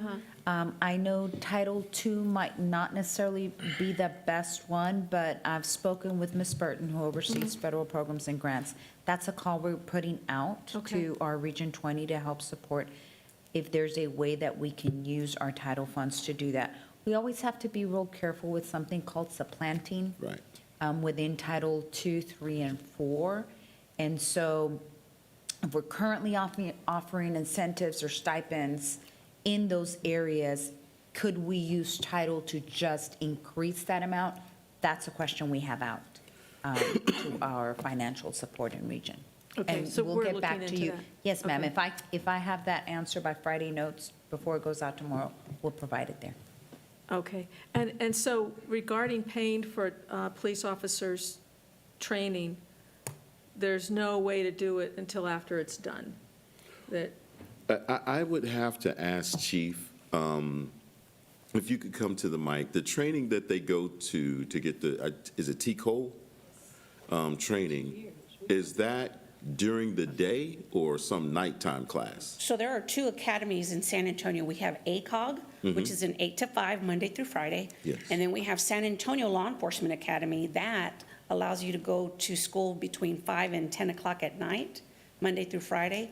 Or they have an 8 to 5, or they have a weekend session. So these classes, the certification takes anywhere from 6 months to 9 months, depending on which session they're going to take. The ACOG class costs about $3,800, actually both of them. And you still have to figure out the ammunition and the rest of the training classes that they may need, 35, 45 here, and it all adds up. But $3,800 for the academy itself. So if we're looking at about $4,000 and we're saying that a person could work in the district and then do that after hours, well, now you've got an employee that you could work with in terms of compensating. But if you're taking a person who's working, going during the daytime, who can't work in the district, then that's different if we pay the 4,000 up front and they choose not to come. I hope that made sense. Can they work if they're not certified, though? No, they could work in a different Okay. capacity, Yeah. like a gotcha. aide or I gotcha. para or something like that while they're going through the So program. once they're finished with the academy, they have a certification to become a police officer. Then they have to get vested in that municipal or ISD law enforcement agency so that the district can carry their commission. And so therefore, again, like I said, it takes anywhere from 6 to 9 months. And then you got to bring them in and you got to field train them. That takes anywhere to 4 weeks to 12 weeks. If they don't get it, sometimes 14 weeks. So hopefully we don't have to go there, but usually 4 to 12 weeks. Now, when they go through that course, do they usually pay for that themselves out of pocket? So to get majority of the people that are in the academy right now have already paid for their tuition for the year. And so I do like the idea of a reimbursement. I do too. You know, that's a great idea. But majority of them they've already paid their way through for their certification. Do those schools finance that? No, ma'am. So it's cash up front? Yes, ma'am. So to your point, Ms. Faulkner, when you mentioned what Ms. Eaton had brought up, I'd even be willing to go half for a year and half for another year. Yeah. If we could just get 2 years, then we pay for their certification, all of it. So, yes, sir. Just to add, most of the cadets that are in the academies right now have already been sponsored by a police agency, meaning when they graduate, they will be hired by that police department on a regular basis. So to say we can send somebody, it does take time to train them, but because we've been to the academies, and we get maybe one, but then another agency will pick them up because they're gonna pay $10 to $12 more an hour than what we do. So it's a challenge across the board. So how are they sponsored? The city or the municipality or the county Okay. pays for it upfront and sends it to the academy. Okay, could we do something like that? We do believe have. That's what Mr. Macias is kind of bringing up, is that we would find an applicant, ask them if they're interested to become a police officer, send them to the academy, we would sponsor that, create a contract, and tell them, look, after 5 years, you're gonna work for Justin for at least 5 years. But it's not gonna be an immediate impact, because they have to go to the academy, get certified, and then we have to train them again, when they come out. So it'll probably take us about a year and a month, 2 months, before we can get them out on the field. It's still an investment. Correct. Yeah, I like that idea. I'm more than willing to make the investment. I just want the board to be cognizant of the fact that if they choose to break that agreement, then we would have to use legal means to try and get recompensated for it, and that's going to cost a lot more than $4,000. And remember, they can sign in blood. Doesn't mean they can't walk out of here and go work somewhere else because it's a different dollar for whatever reason it may be. It's a risk to us, but it might be a risk worth taking, at least to start. And see, a $4,000 roll of the dice, that might be worth trying a few, I'll say. Yes, I'd ma'am. be in favor of that. Ms. Ryan, you're next. It's getting real hard to have discussions on some of this stuff because, I don't know, sometimes it feels like our agenda items aren't taken seriously when we put them on there. Because, like, I'm sitting here and we're discussing a lot of very technical stuff right now, right? There's like 15 different ways we could solve this problem, right? And they all have different costs, and they all have different pros and cons. And I'm sitting here without a document even in front of me. And so, boards make decisions, and it would be really nice, because it was my agenda item too, is farther down, so we might as well just knock all this out at once, and we can skip mine, because the data's not in there anyway. When we ask for certain information about, hey, we want to look at your budget, almost like a program review type thing, I would love to see the different options, because we could raise the wage and hire more people here, right? We could do what Cibolo and New Braunfels are doing and contract with local police. Well, how much does that cost, and what are those pros and cons? We could hire marshals. Like, there's all these different options. They all have different costs, and they all have different pros and cons.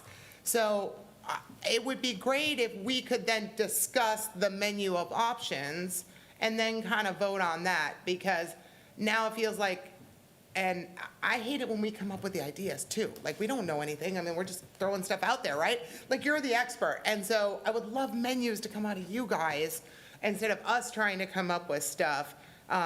So without kind of the array of things to consider, like, I don't feel like any of our agenda items are going to go anywhere tonight because we don't have enough information. I would like to see all of it, because while TA isn't coming down and enforcing House Bill 3, well, it's like class waivers, right? Class waivers don't get approved. We send them to TA, they throw them in a trash can, nobody ever reads them again, right? You can say you have 432 kids in Marilyn McKinney's class, and TA is not going to do anything. Well, that's what's happened with these good faith exceptions, you know? And this board was very clear in that session that we wanted to give it 12 months, right? We're going to fix this in 12 months, and we're at 12 months. That's why we want, many of us who remember that session want it being addressed now, is because, okay, we're 12 months in, now what, type thing. So I would love to see this back on the agenda with some actual options, pros, cons, and costs next month, because I think there's a number of people who do want to do more for you, so that we can do more for our community type thing. Yes, ma'am, and when we go into closed session, we do have a few numbers for you, yeah. so. We even have the options, Yes, but ma'am. that was for a different agenda item, Yeah. not for this one, Correct, so. correct. Well, if I could just, I wanted to get some input, so this is my suggestion.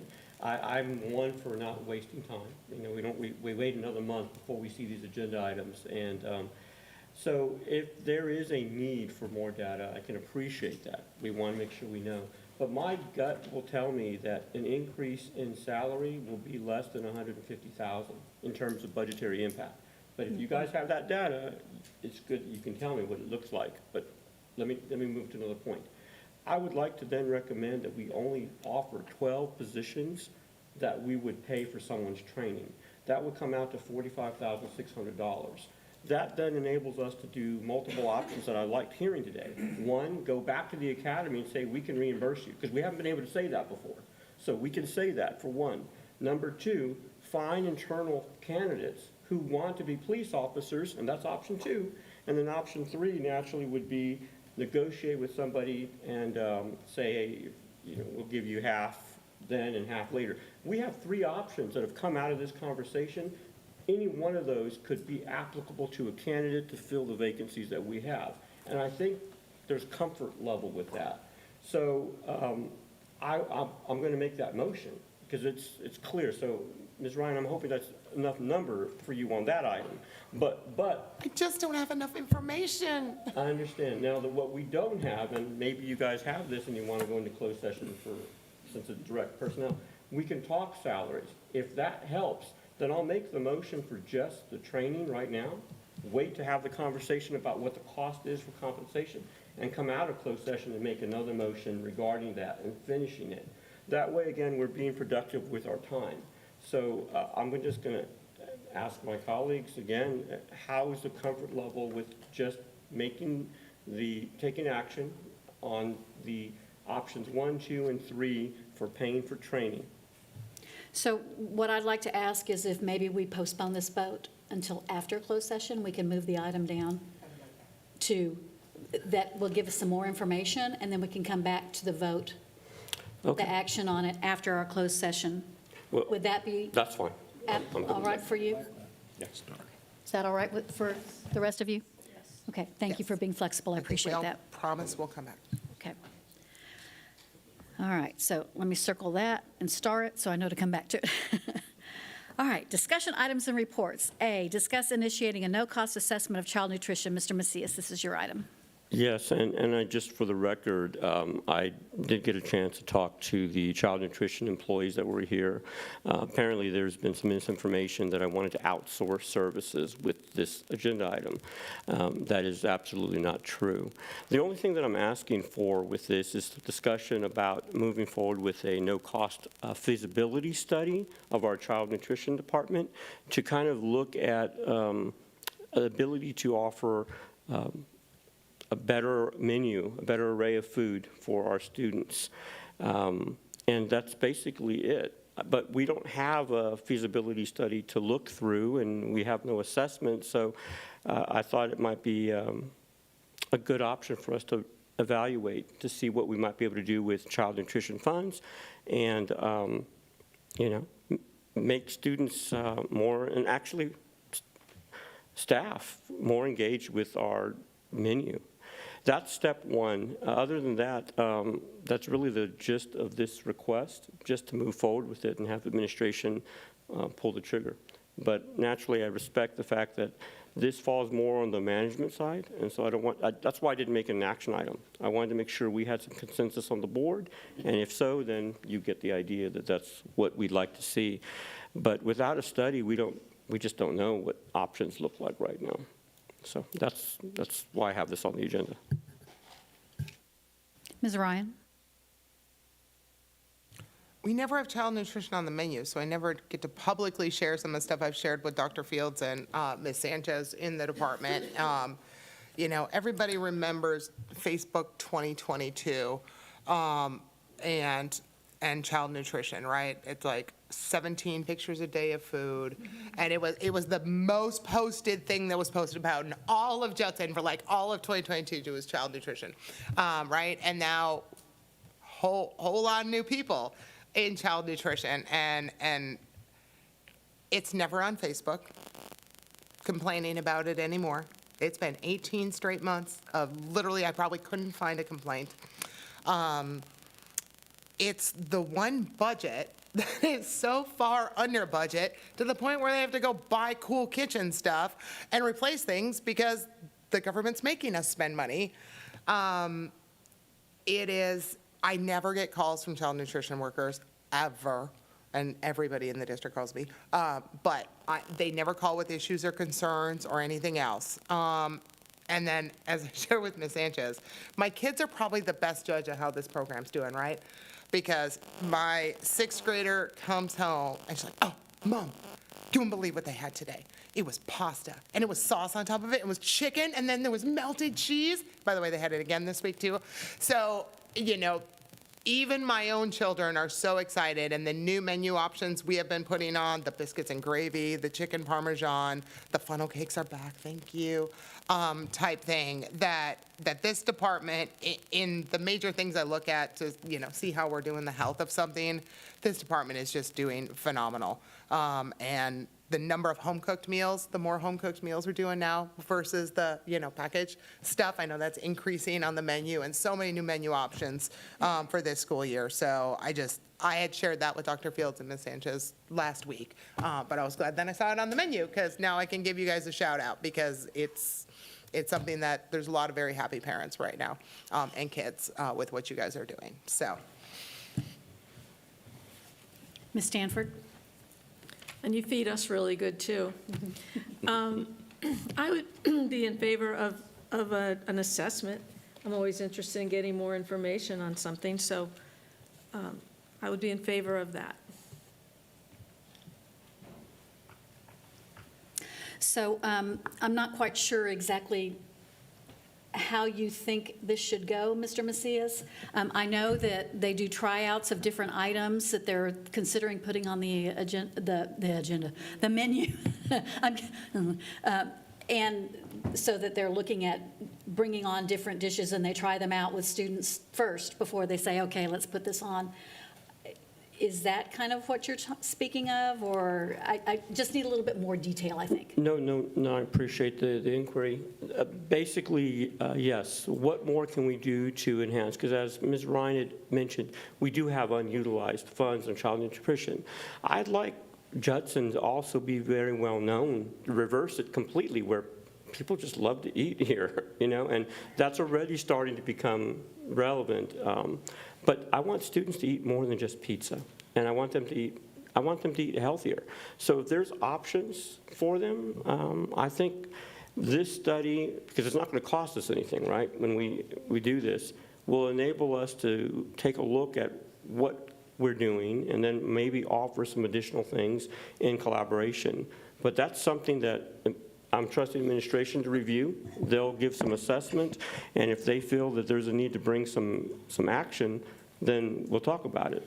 But there is flexibility in the budget, and obviously, we're always looking to see how we can improve every function. So that's basically all I'm looking for. And at this point, administration hasn't moved on that because I think there's some contentment with what we're doing. And it's not misguided, but we've done some good things, but what more can we do?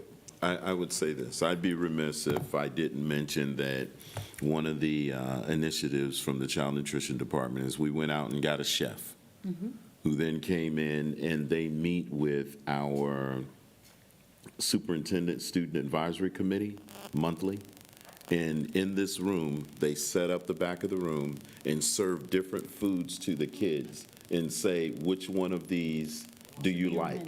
And all of them are nutritional meals. They even bring in the cabinet and we sit in here and do a taste test. And that's how you get chicken parmesan in the cafeteria and everybody loving it because the sample kids that came in here. I get what you're saying. I have no problem asking Mr. Brooks to go back and meet with Ms. Sanchez and say, what else can we do to try and improve our menu across the district? And see if we can implement some of those things as well. But I can tell you, bringing on that chef was a master idea because he's the one cooking the stuff. He's the one coming up with the recipes that we even eat in the back on board meeting days. So we know that it's good because we eat it ourselves. So I have no problem going back, seeing if we can come back with some recommendations to the board on how we can help that. And if it means doing a survey of some sort or an assessment, then we'll bring that back and say, hey, can we do that as well? Okay. So I'm hearing that you want to internalize this. I don't hear you wanting to take advantage of a study then. You want to No, we can take advantage of a study if we meet with Ms. Sanchez and the chef and say, what else can we do to broaden other than meeting with the students that are in this room and having them sample, what can we do across the district to do an assessment of what students like and how we can improve our menu for the students? Mr. Macias, did you have someone in mind? No, it's open, just as long as it doesn't cost us anything. I don't care who does the feasibility study, but I like the independence of it. Like I said, you have somebody coming from outside doing sort of an assessment and telling you, hey, this is what we've seen. And if we're already at that A level, then that's what the study should show. It should show we're already at that A level, which again reinforces everything. As Ms. Ryan had said, I met with my advisory committee back in 2022. The number one issue they said was child nutrition. And that was back then. And yes, sir. Naturally, we've had all kinds of things happen, so we've not been able to come back to this issue, but it's probably changed since then. But this is just another, finally checking it off my list, and obviously I'll defer at this point, and you can take some action on that, but we've had some discussion on it, and Yes, sir. you got a sense of where we are. All right. Item 7B, discussion of board district process and timeline for cost reductions and expenditure realignments for current 24-25 fiscal year and 25-26 fiscal year and beyond. Ms. Ryan, this is your item. Yeah, I think tonight just has me even more confused probably than I was before. Any notes I've written, I'm not even sure why I have any of them written down because I'm not sure where we're going with all of our finance stuff, or if even everyone on the board even has a common understanding of kind of where we are. Because, I came on the board last May in the middle of a budget cycle, and all I heard out of all the people who had already been on the board was, oh my gosh, we can't even get close to 90 days. No, we're not dropping below 90 days. And then a year later, we're approving a budget that takes us to less than 90 days, right? And her saving. So I'm like, hold on, I thought I knew what the parameters were, and then I didn't. So, and then I hear Mr. Macias tonight saying, oh, we don't have to cut 37 million, and I'm pulling up the budget slides, and I'm looking, and I'm like, no, yeah, 36, right here, it says it, and then we added $1 million, so 37. So I guess I'm not sure everyone understands where we're at financially going into next year, because there's no disaster pennies next year, right? There's no But extra there is. $2 million in a property audit next year. And right now, we're, even with the disaster pennies, we're still going to get down to only 87 days in our savings. So when I hear things at these meetings like, well, we can just take more out of our fund reserve, well, we can't. We only have 87 days in there. We can't take anything else out.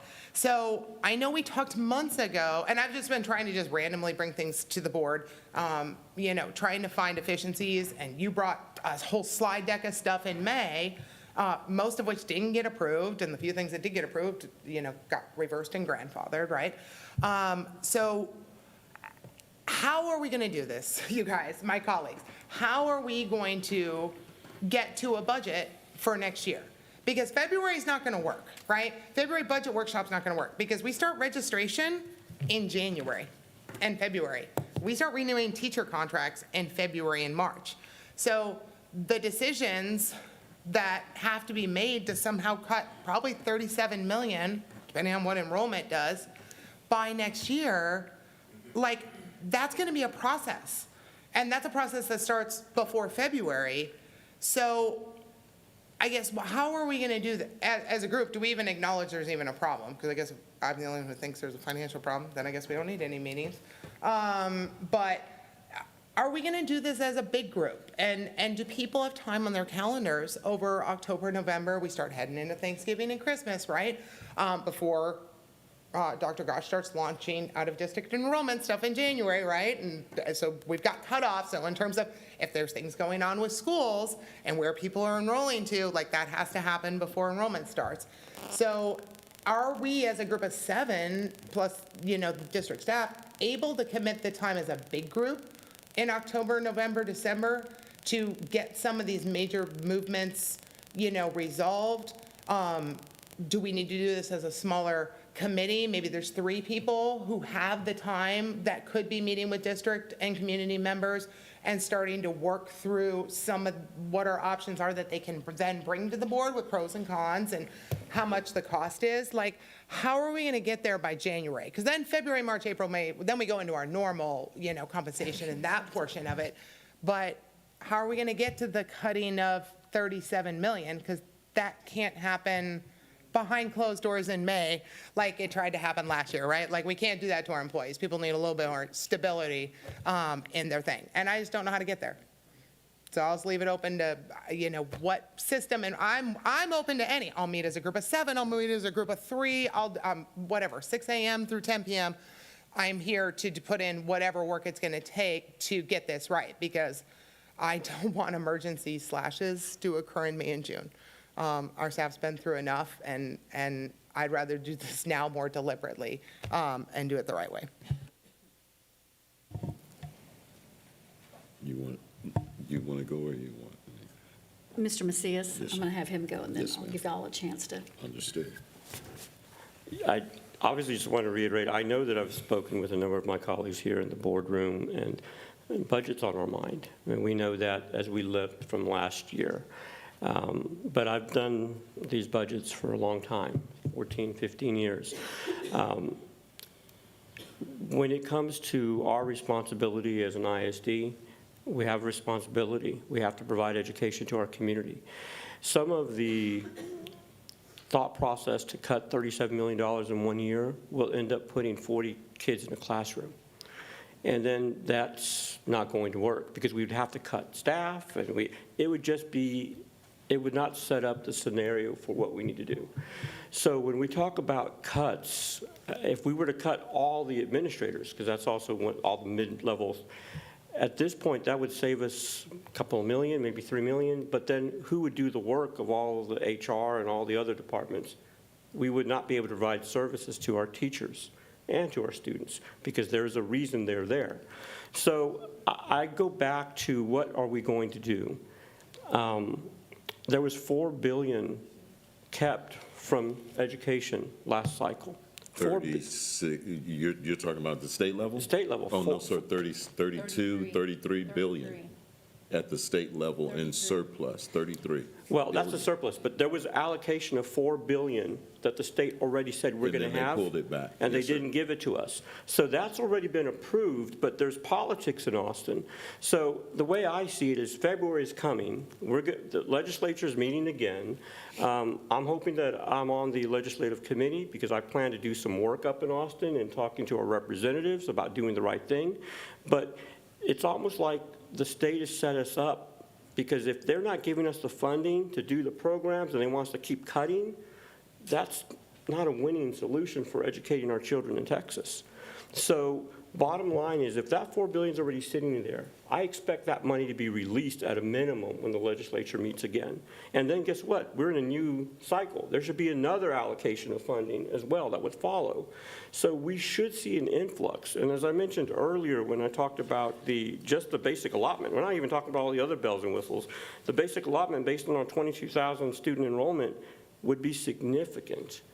We can't operate when we're not being funded appropriately.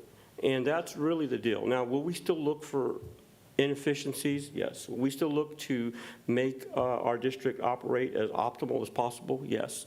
But when I think about the current positions we have, teachers in the classroom, I made a commitment last year to lower the student-teacher ratio because I'm committed to helping our teachers address every student. But when we don't have money to give teachers more teacher aides so they can talk more with students that are having social emotional issues, it's just frustrating. So if we as a board were to go in and say, you know what, we just need to produce a zero balanced budget, it will harm. It'll be more harmful than it would be helpful. And at the end of the day, we're going to get that money. That money is due to us in some way. And that's where I feel like it's good for us to look at our departments. It's good for us to talk. It's good for us to roll our sleeves up and evaluate where things are, as we always are, what I've always done. But it's not a matter of telling everybody we're going to cut $37 million worth of things, because that's just not feasible. And the other reason why we talk about having to dip into our reserve fund balance, the 75 days, it's not 90, it's 75 days, is because we're not being funded. What are we supposed to do? One of the lobbyists in Austin said that there's so much money in unassigned fund balances out there that districts aren't suffering, which is not true. We're trying to save money. We were much higher. But because we had 127 million at one point and we only need 60-something million, they think we have a lot of fluff in our bank. So now we're using that fund.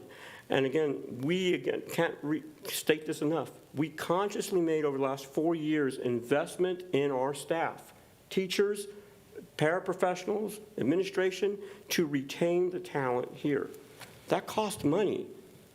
No additional money from Austin, increased cost of compensation.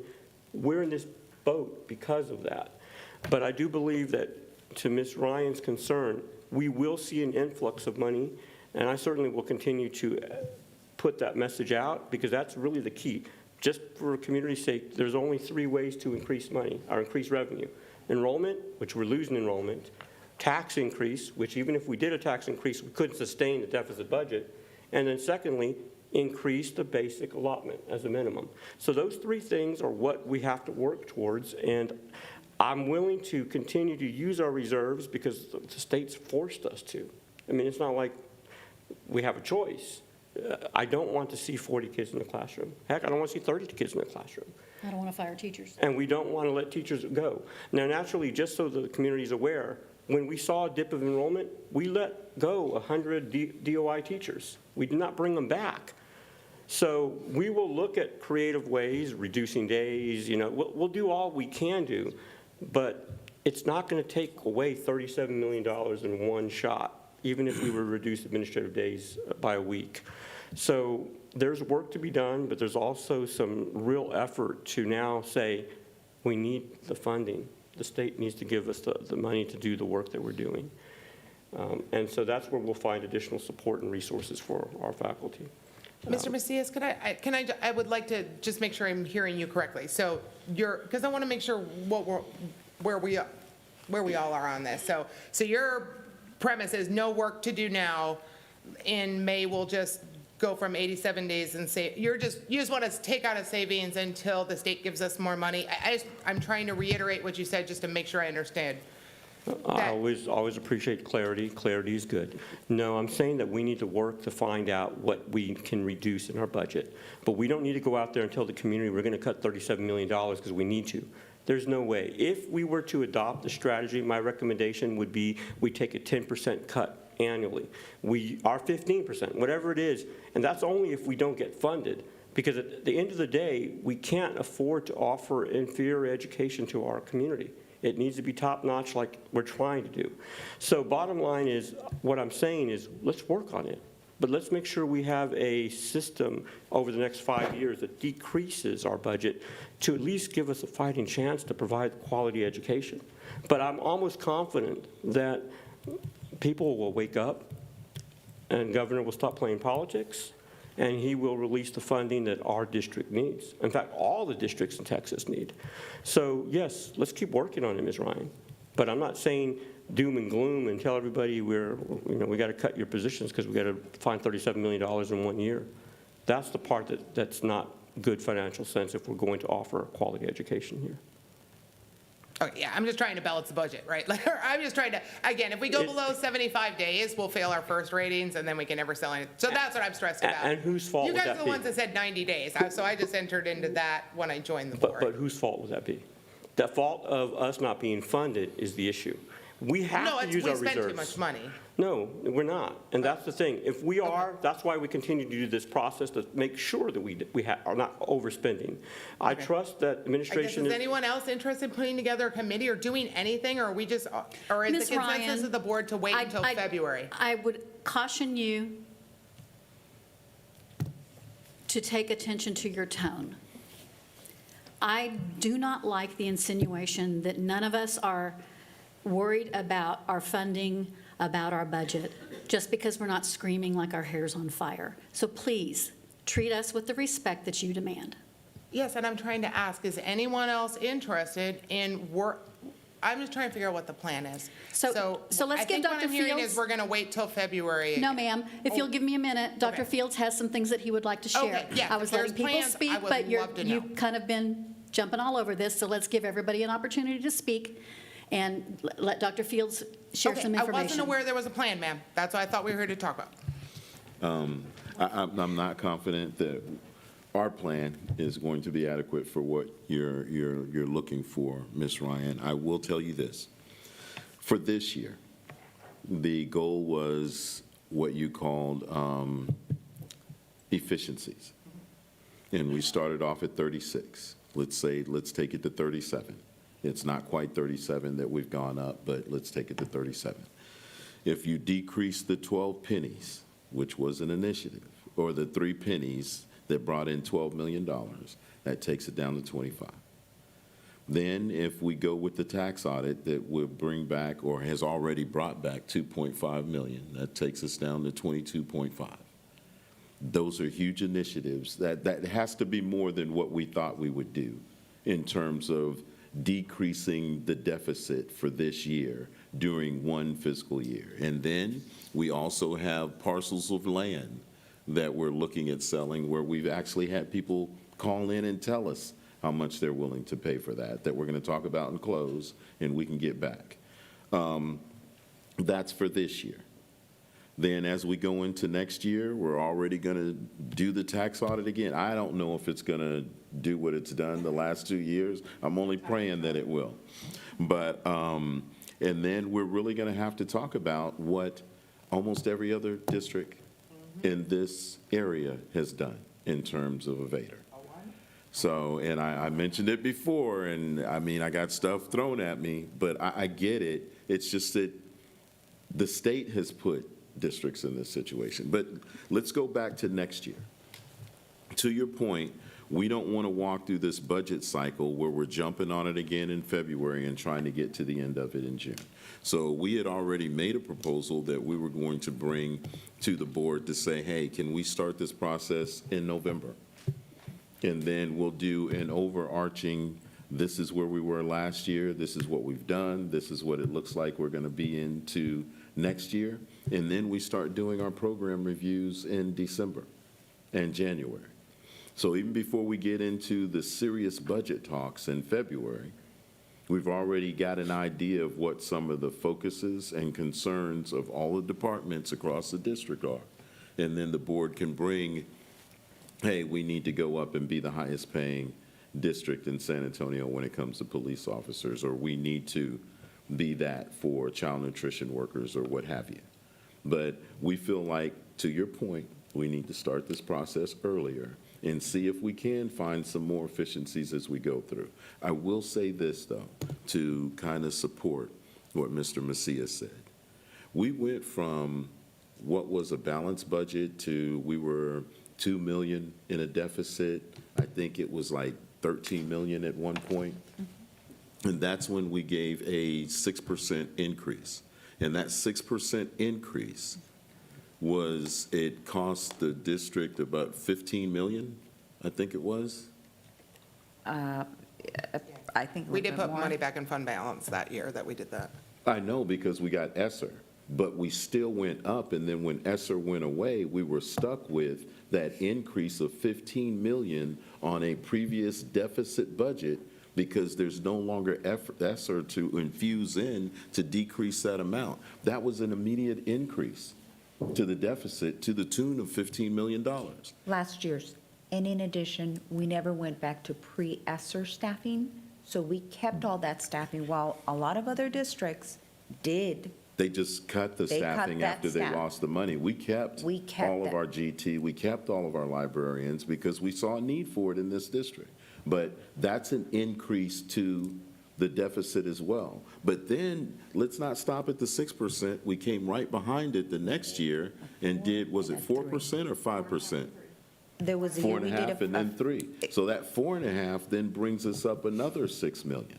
Then after that, a 3% that brought us up another 4 million. And we have yet to see an increase from the state in terms of our ADA or what they give us for funding for the district. So we've been maintaining at the same amount of money that comes in, but we've been going up every year on what we spend. So to Mr. Macias's point, this isn't about we're just fat. This is about we've created a situation in supporting our staff to where we're paying them more than what we're receiving from the state. So we can go in and cut positions, because that's where, what he was trying to say is this: if 85% of our budget is salaries, and not salaries at the district level, this is salaries at the campus level, and we're talking about decreasing a $36 million deficit. If you were to take all of the salaries of every administrator at central office, you're going to come up with about $3 million. Let's say you let them all go. That takes you from 36 to 33. But then now you have nobody to run the place and to sit and study and make recommendations like the 3 pennies or come up with something to make the efficiencies. I get it. This is our plan rolling into next year. We've made some efficiencies going into the next one.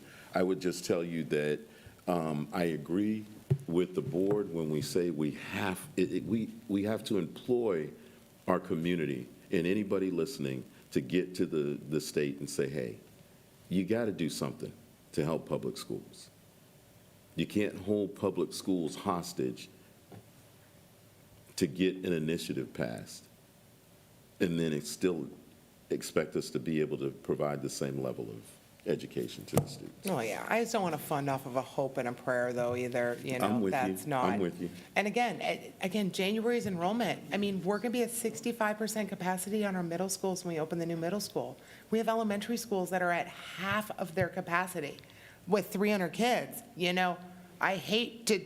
I appreciate you bringing it up. When we have the growth and planning meeting. I know, growth and planning is, and that's what I'm worried, because those types of potential school closures, yeah, I said it, in an election year, school closures, because at some point, hard decisions have to be made, and that's what we got elected for up here. They're not necessarily popular, sometimes they're hard, and there's what necessary. And redrawing of lines and potentially closure of schools so that we're optimizing at an 80, 90% capacity, not 60 or 50%. Lacey's got to have that all programmed in by January. I feel like we're running out of shopping days till Christmas on when some of these decisions may or may not have to be made. I don't want decisions to not get made, and then, because they're hard ones, and then later on, all of a sudden it becomes non-renewing teacher contracts or cutting back. I don't want hair on fire cuts when they Understood. could be deliberate cuts. And by putting in a little front work now, and let's get the temperature of the board, because nobody had a real appetite to cut a lot of stuff last May when it came up. But once they start seeing the numbers, then I think we're gonna have to develop a little more appetite for some kind of uncomfortable decisions that may have to be made that are in the best interest of these kids in the community. And they're not gonna be popular. I really get the sense that the board's interested in finding the most efficient ways to make some of these efficiencies come into place. Like having the growth and planning meeting, looking at how we're running every facility in every campus. And are we getting the most out of it? Are we getting the biggest bang for our buck? But I don't think that there's anyone who's not willing to make those hard calls. It's just that they don't want to sacrifice the education of the students in doing it. That's the sense that I'm getting. I'll shut up for a little while. Ms. Stanford? Yep. I would be willing to serve on a committee of board members, community members, to discuss and explore options for improving our financial situation. I'm going to be willing to actively serve on the legislative committee to go and address the state and develop strategies and campaigns for all of us to approach the state. Because I agree, they should do more than what they're doing. But at the same time, as a realist, I don't think we can say we're willing to sink our ship if the state doesn't come through. So I do think we need to fight to get what we should be getting from the state, but at the same time be making plans for in case we don't, or it takes them 2 or 3 more years to come back to us. I don't know what they're going to do. So I'm willing to work on both fronts, but we do need to look at our reality, what we have to work with now, and fight for what we could get from the state, but not count on it 100%, because I don't want to run our fund balance down to 0. So I'm willing to work in any way that anyone else is willing to work. I'm willing to meet with people. I'm willing to come in, and if anyone else is, I am. Ms. Faulkner? First of all, I think this is big enough that we don't need a committee. It needs to be a whole board decision. It needs to be us doing the work. Second of all, everybody keeps talking about a legislative committee. There is nothing holding you back from right now reaching out and making those calls. Yes, the committee is great, but we all have connections in our community, and we should be reaching out and making those connections and having people make noise, because the squeaky wheel is going to make the difference. As a board, we've all sat up here and talked about the boundary changes and the things that need to happen, but we all agreed it wouldn't happen until we had the new schools in place, because it was the least disruption to our students and our staff. We're coming up to that time, so it needs to be a focus of growth and planning. Yes, we've got 2 or 3 schools that are under capacity that could probably be changed, but as I said, we decided as a board, I can't remember when, but I've only been here since last August, that we wanted to wait until we looked at the new schools and how it was going to affect our boundaries, so that we just did it once instead of 2 or 3 little times. And so I'm for just working as a board to get this done. And I have to commend the cabinet and Dr. Fields. I think the efficiencies that have come forth are a good step. And I do agree. In education, 31 years, it's full circle. This is not the worst it's been. There have been many more years where the district would come through the school building on Friday, and on Monday, we'd have 5 less teachers. We're not to that point yet. I hope that we don't get to that point, so. I don't think it's realistic to believe that we can cut 37 million in 1 year. We are working on making inroads on that. As my colleagues on the board have said, there are things we can do. We have to make our legislators uncomfortable. I was here in 2011, was it 11? When we did the RIF. That was traumatic. And to cut $37 million means we will lose a large number of employees, which causes all kinds of issues. So I'm not hair on fire, cut everybody, let's let people go. What else can we do? So I appreciate, Dr. Fields, that we're moving things up. We're going to start working on things. Come prepared with ideas to share at these meetings. Talk to your colleagues that are in other districts and what are they doing. TASA TASB next week is a good opportunity for us to look at that. There may even be sessions that we can go to that might have strategies that we can employ. So it's going to take all of our big brains to do this work. Any other comments? Yeah, so are we willing to have separate board meetings, to Stephanie's point, that we need, or are you talking about just within our regular monthly board meetings? Well, Dr. Fields proposed doing some more meetings earlier in November, December. Yes, to start moving on that. That's what I was trying to wrap up, summarize. So we're looking at like scheduling a November, pre-budget December. workshop in Yes. November. November just and so December. where everybody is, you can write that. There you go. Because it's like herding cats, trying to get the 15 of us together. You know, it's always challenging to find a date that works, especially once you start heading into the holidays. Right, so we want to get those dates on the calendar fairly soon. ASAP. Okay, that's progress. Thank you. No, I really appreciate you, colleagues. Thank you. And thank you, Dr. Fields. Thank you, I Ms. know, this is really hard, and we're all still learning how to communicate, and we're working on systems and processes with Gibson. So like, it starts with, all right, let's have a meeting and let's, start working on things. So I do appreciate everybody committing to that. You had another comment, Mr. Macias? Yes, just a couple of things. Ms. Ryan did not go to social media and say we're going to heck. I like the attitudes right now. It seems we're good. But you put it out there. I only print factual data. I only print stuff off of records, so. You're more opinionated. So the other thing is this, I want to just put on record too, if we close campuses, we still need to provide services to the students. So at this point, we would just transfer the students to other campuses, and we would eliminate a principal, AP, maybe an academic dean. But in essence, it's not going to save us $37 million. Right. So we would still have to pay for the electricity in the building. We'd have to repurpose it. Right now, I want to be very cautious before we say we're going to close anything, because we're not at that point to even discuss the reality of closing anything yet.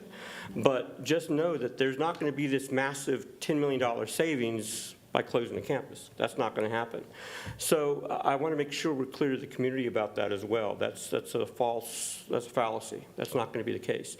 So again, back to, just repeating, let's just keep it all cool. Let's move forward. We have work to do. I'm glad Ms. Canoyer mentioned again, we are all concerned about budgets, but we got to do it professionally and not like our hair's on fire. Thank you. Our next agenda item is C, discussion of Judson ISD compliance with HB3 mandate for one armed security officer for each campus. Can this discussion happen with what's going on in closed session? We'll do whatever she wants to share with us, and then punt it till the next meeting with options. Yes, Thank you. Chief and I are tracking. Thank you. Okay. Item 7D, intruder detection security audit. Yes, ma'am. This is, they've started up with the inspections again since school started up again. We've had several schools that have been inspected thus far, and all of them have passed with flying colors. So kudos to our safety and security department. Thank you so much, Dr. Gosh, for what you and Frank and Matthew are doing in your area. And we really don't have anything to report on that. The only thing that I would update you on is this, though. We did have a procedure where we were requiring every door all the time to be locked all the time inside. That's not a state mandate. We changed that. Our expectation is that the teachers lock their doors throughout the day and that they stay locked, but we're not making it a mandate to where we're inspecting that every time we come up on an inspection. What we're checking for is outside entrance and egress into the campus, and that's what we're focusing on. I just wanted to let the board know and be aware of that. Any questions? Was that confusing? No. Okay, gotcha. So our next item is update on board advisory committees. And as I had said, I would like us to look at our committees and select which one you'd like to be on. I heard 2 people say that they want to be legislative committee. Is that still accurate? That's correct. So, Mr. Macias, would you be willing to be the chair? Ms. Stanford, that's a committee you still like to serve on? Yes, ma'am. Okay. Is there anyone else who's interested in the legislative committee? I'll put myself as the 3rd member. All right. Let's go back to audit committee. That's still you? You're going to take on 2 things? Yeah, that's going to be it, just the 2. Okay. Mr. Macias as chair. And we had Ms. Rodriguez, who's no longer here, and Ms. Ryan were on the audit committee. Ms. Ryan, is that something you would like to continue with? That's my background. Okay. Is there anyone else who'd like to serve on the internal audit committee? We'd like to have at least 2 and preferably 3. Audit committee. Yes, sir. Mr. Salinas, thank you. And then our innovation committee. And I'm going to step back from that one because I'm going to be on legislative, and I also serve on the safety committee for the district. Yes, ma'am. I said that. Ms. Faulkner will do the innovation committee. Will you be the chair, ma'am? I suppose. And who else would like to be on that? We could assign Deborah. Yeah, put Deborah on it. Oh, okay. I'd like to continue on it as my second one. Okay. Ms. Ryan as well? Okay. I did. Yeah, I'm just assigned Deborah to it. That's what happens when you miss a meeting, you get voluntold, right? And then we've had this community outreach committee, and again, I still am not sure that that's a board committee because all the work had been done by the cabinet and by staff. And so I'm not sure that that's something we should continue with. So let me hear from the rest of my colleagues here as to whether that's something that we want to move forward with, or do we want to truly focus on the first 3 committees, because there's a lot of work to be done there. Does somebody have? Yes, I want to keep on with that committee. And I agree that the staff had done an awful lot of preparation in the first 2 town halls that we had, and I would change that format. As I did actually tell Dr. Fields that, that I would swing the presentation to my own work and not have the staff present like that.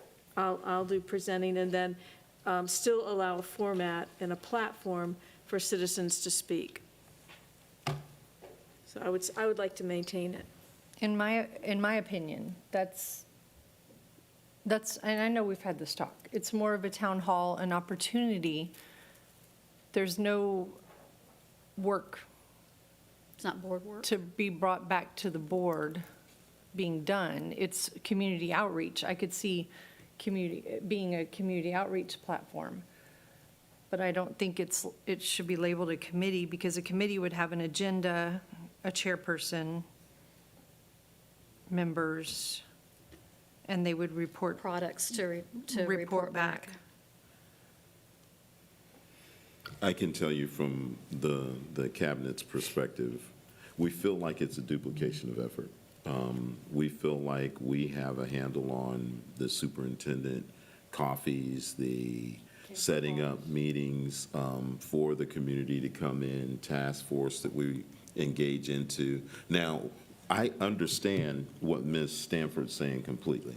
I've seen Mr. Macias do it for years. He'll have a region or District 4 meeting over at Elof, and many people will come in, but you orchestrate, we don't even come to that. So you do it on your own. And if that's something Ms. Stanford wants to do in terms of bringing in her constituents to get feedback, we understand that completely.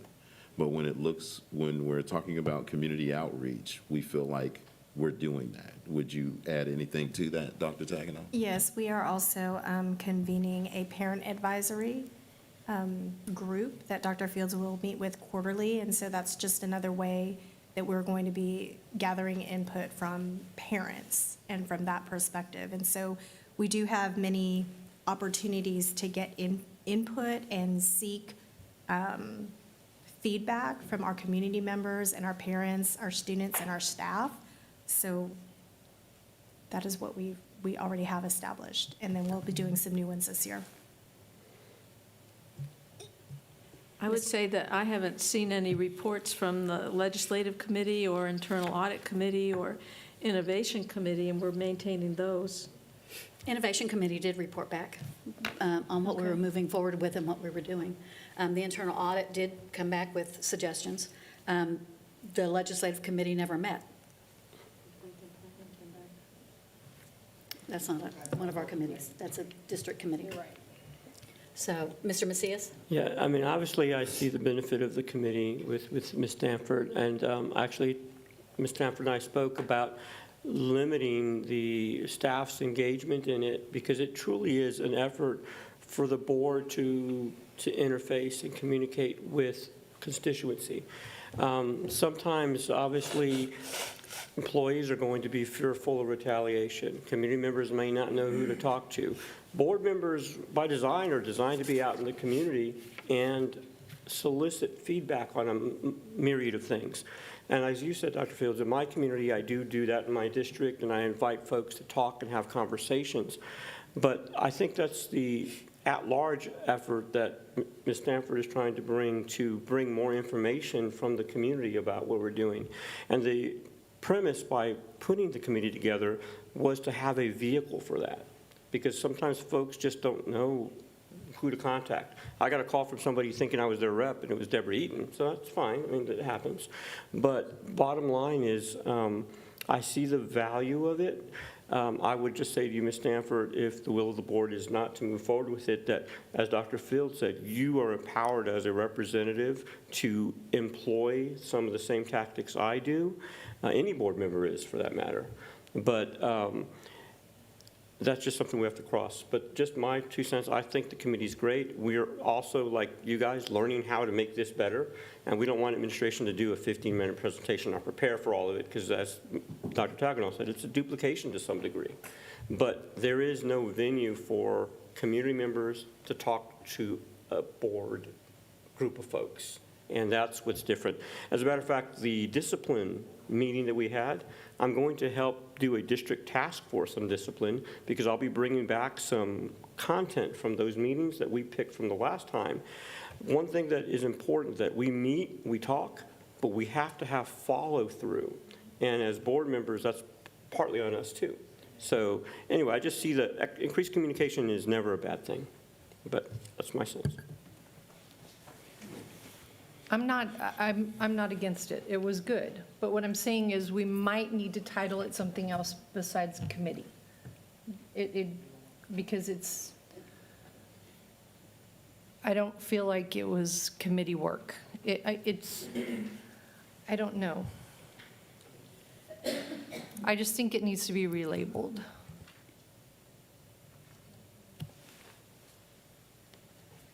Does anyone else Can I have jump in something the to say? awkward silence and ask for my Finance and Budget Committee again? Because Comal, and you've met their superintendent, Dr. Fields. Yes, ma'am. Quite impressive. show they're running up there too, and they just had their first Budget and Finance Committee meeting, and trust me, I go to lots of sessions at SLI and TASB and everything else, and I keep going to the finance ones, right, because what other session would I go to?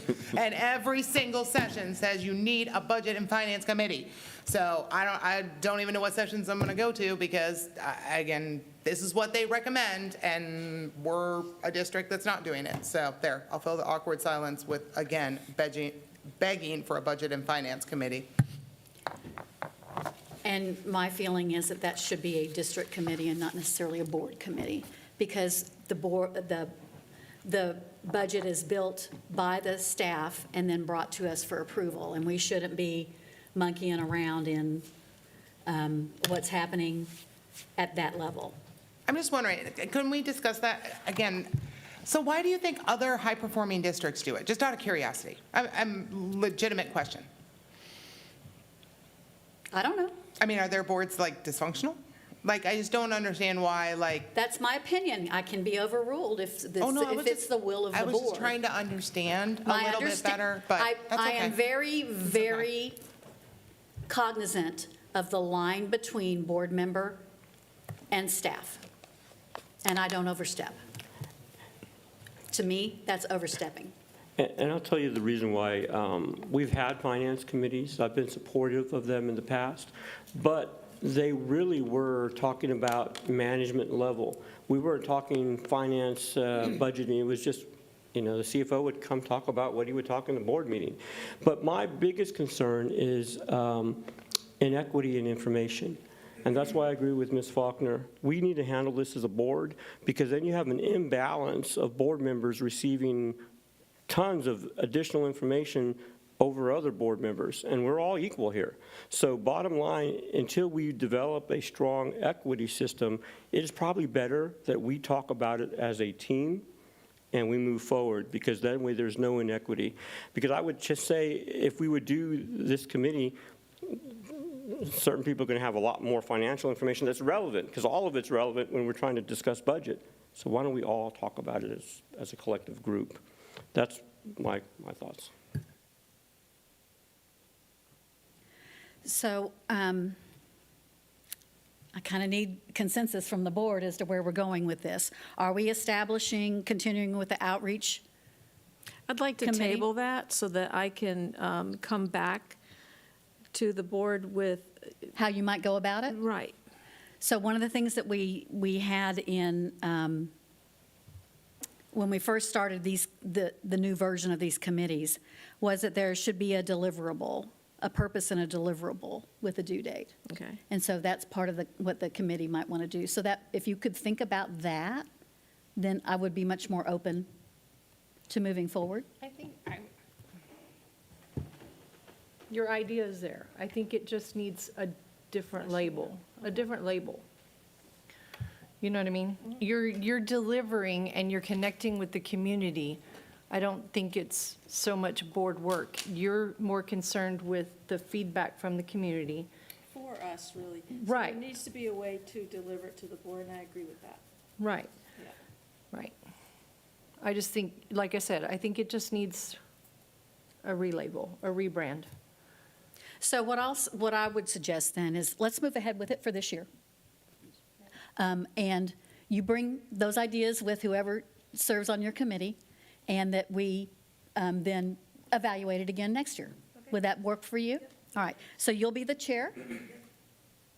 Who else would like to serve on that committee? Community outreach.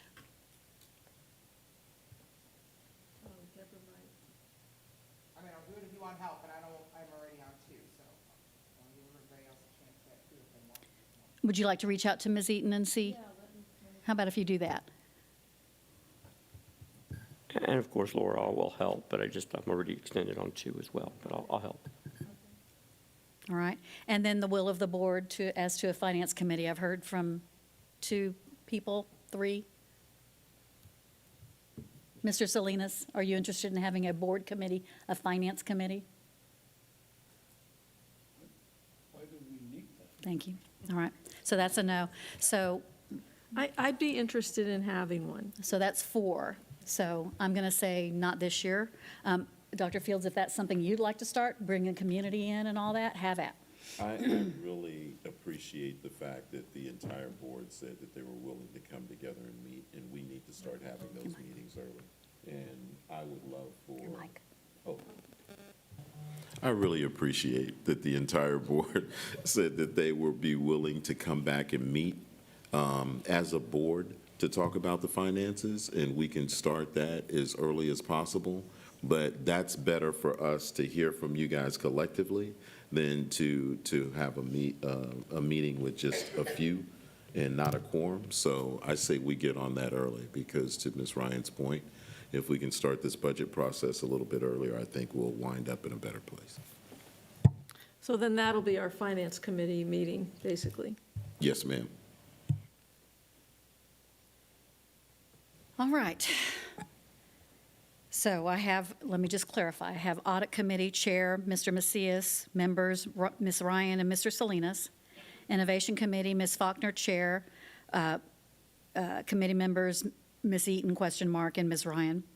Legislative Committee, Mr. Macias, Chair, Ms. Stanford, myself. The Outreach Committee, Ms. Stanford, Chair, Ms. Eaton possibly, and Ms. Ryan possibly, and Mr. Macias kind of, yeah. Okay, all right. And is that, got it all? All right. Moving on, update on board training, conferences, events, and board committee updates. We don't have committee updates, but is there anything anybody would like to share? Mr. Salinas, did you have anything to share in this? Tassa Tasby?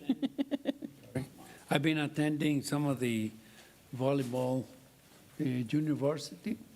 It's great. It's great. And also, I think Dr. Fields made a comment about the grandparents having lunch with Jen's grandson. Yes, sir. Oh, my God. The cafeteria was loaded with Yes, sir. grandparents. Yes, sir. It was beautiful. Yes, that was a very good idea. I don't know whether they had done that before. They've been doing it for But I years. think Yes, sir. that's something good to do, Yes, sir. because there was a lot Yes, of sir. grandparents. Yes, sir. Thank you, sir. Mr. Macias? Yes, I was probably the most proudest board member. The conference for the Mexican American School Board Association was last week, and our Judson students were just awesome. We had two students speak to board colleagues from across Texas about their experiences as students. It was phenomenal. And of course, Bonnie Anderson was out there with her troupe, and well-received. The mariachi band, I mean, folks were talking all day about it. It was really a great display of our student talent to, again, colleagues from across Texas. So it was a good day for Judson ISD to be present and be acknowledged for their great students. And so that happened, and again, just awesome. But also, I think I attended a few events. I'm trying to be out there. Goodness, I had one that was right there that I went to that I want to talk about, but anyway, I'll just leave it there. MASBA, Judson ISD, phenomenal. Thank you. Ms. Faulkner? I attended Kirby Middle School's open house, and I may or may not have got a sneak peek of the lab.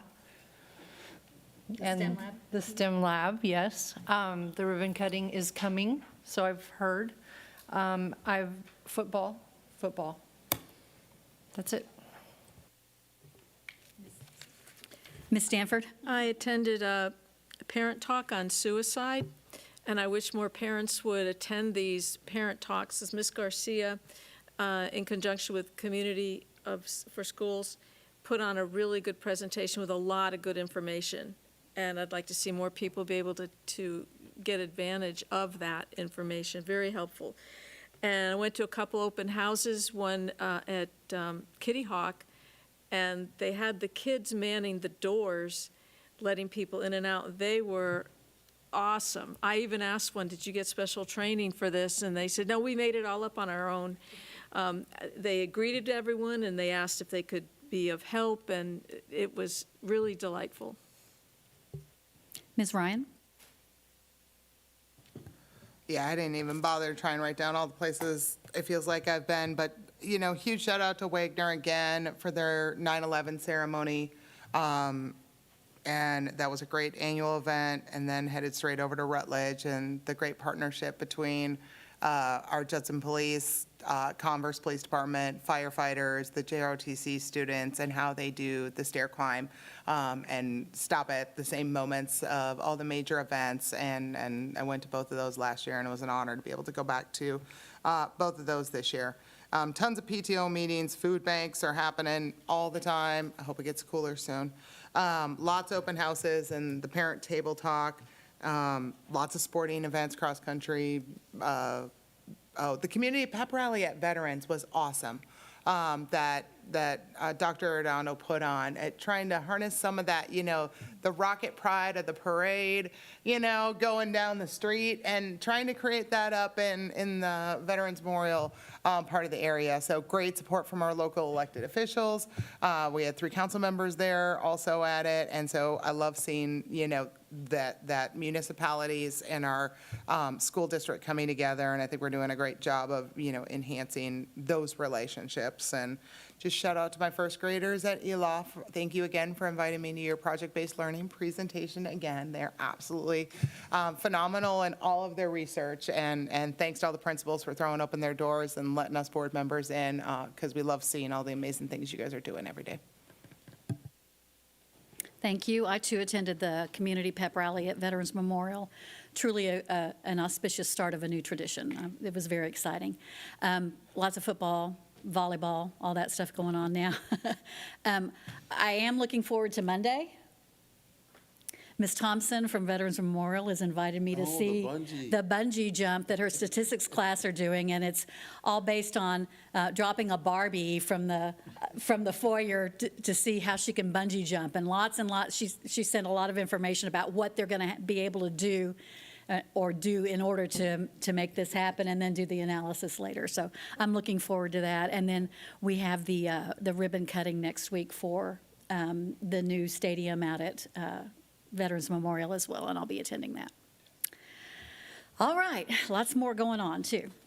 So now it's our time for closed session, so we will now adjourn into closed session pursuant to the following sections of the Texas Open Meetings Act.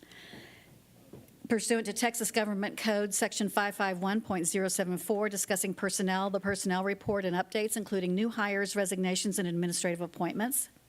B, pursuant to Texas Government Code, Section 551.074, discussion regarding board member duties and roles and responsibilities. C, pursuant to Texas Government Code, Section 551.072, deliberation regarding the purchase, sale, exchange, lease, or value of real property. Item D, pursuant to Texas Government Code 551.076 and 551.089, deliberate the deployment or specific occasions for implementation of security personnel, critical infrastructure, or security devices. And E, pursuant to Texas Government Code Section 551.076, discussion regarding intruder detection, security audit, and security devices. And the time is now 10:54.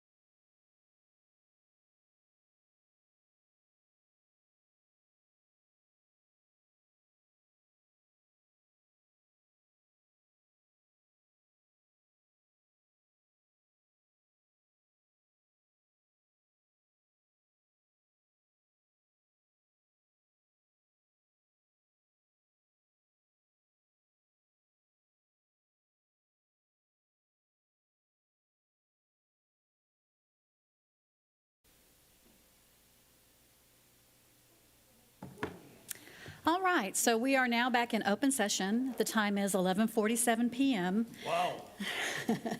No Well- action was taken during closed session. I'm going to go through the closed session items, and then Mr. Macias, I'll circle back to item 6C. All right, so personnel report. I move that we approve the personnel report as discussed in closed session. Second. Motion by Ms. Canoyer, second by Mr. Macias. Let me, hang on, there we go. All right, if you'll vote, please. Good job. Motion passes 6-0. No action on item B. Item C, pursuant to Texas Government Code, Section 551.072, deliberation regarding the purchase, sale, exchange, lease, or value of real property. I move that we approve this item as discussed in closed session. Second? Second by Ms. Faulkner. Let me get there.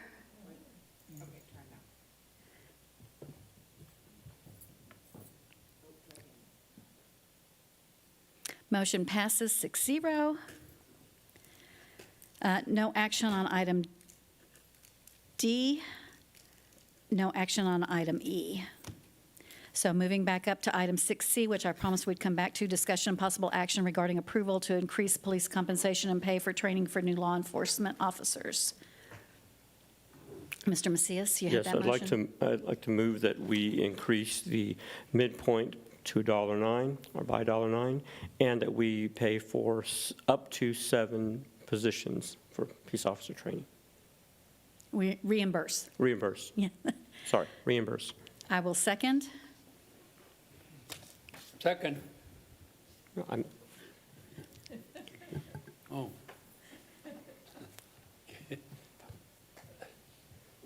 Mr. Salinas and Ms. Ryan, if you'll vote, please. It didn't go through, Mr. Salinas.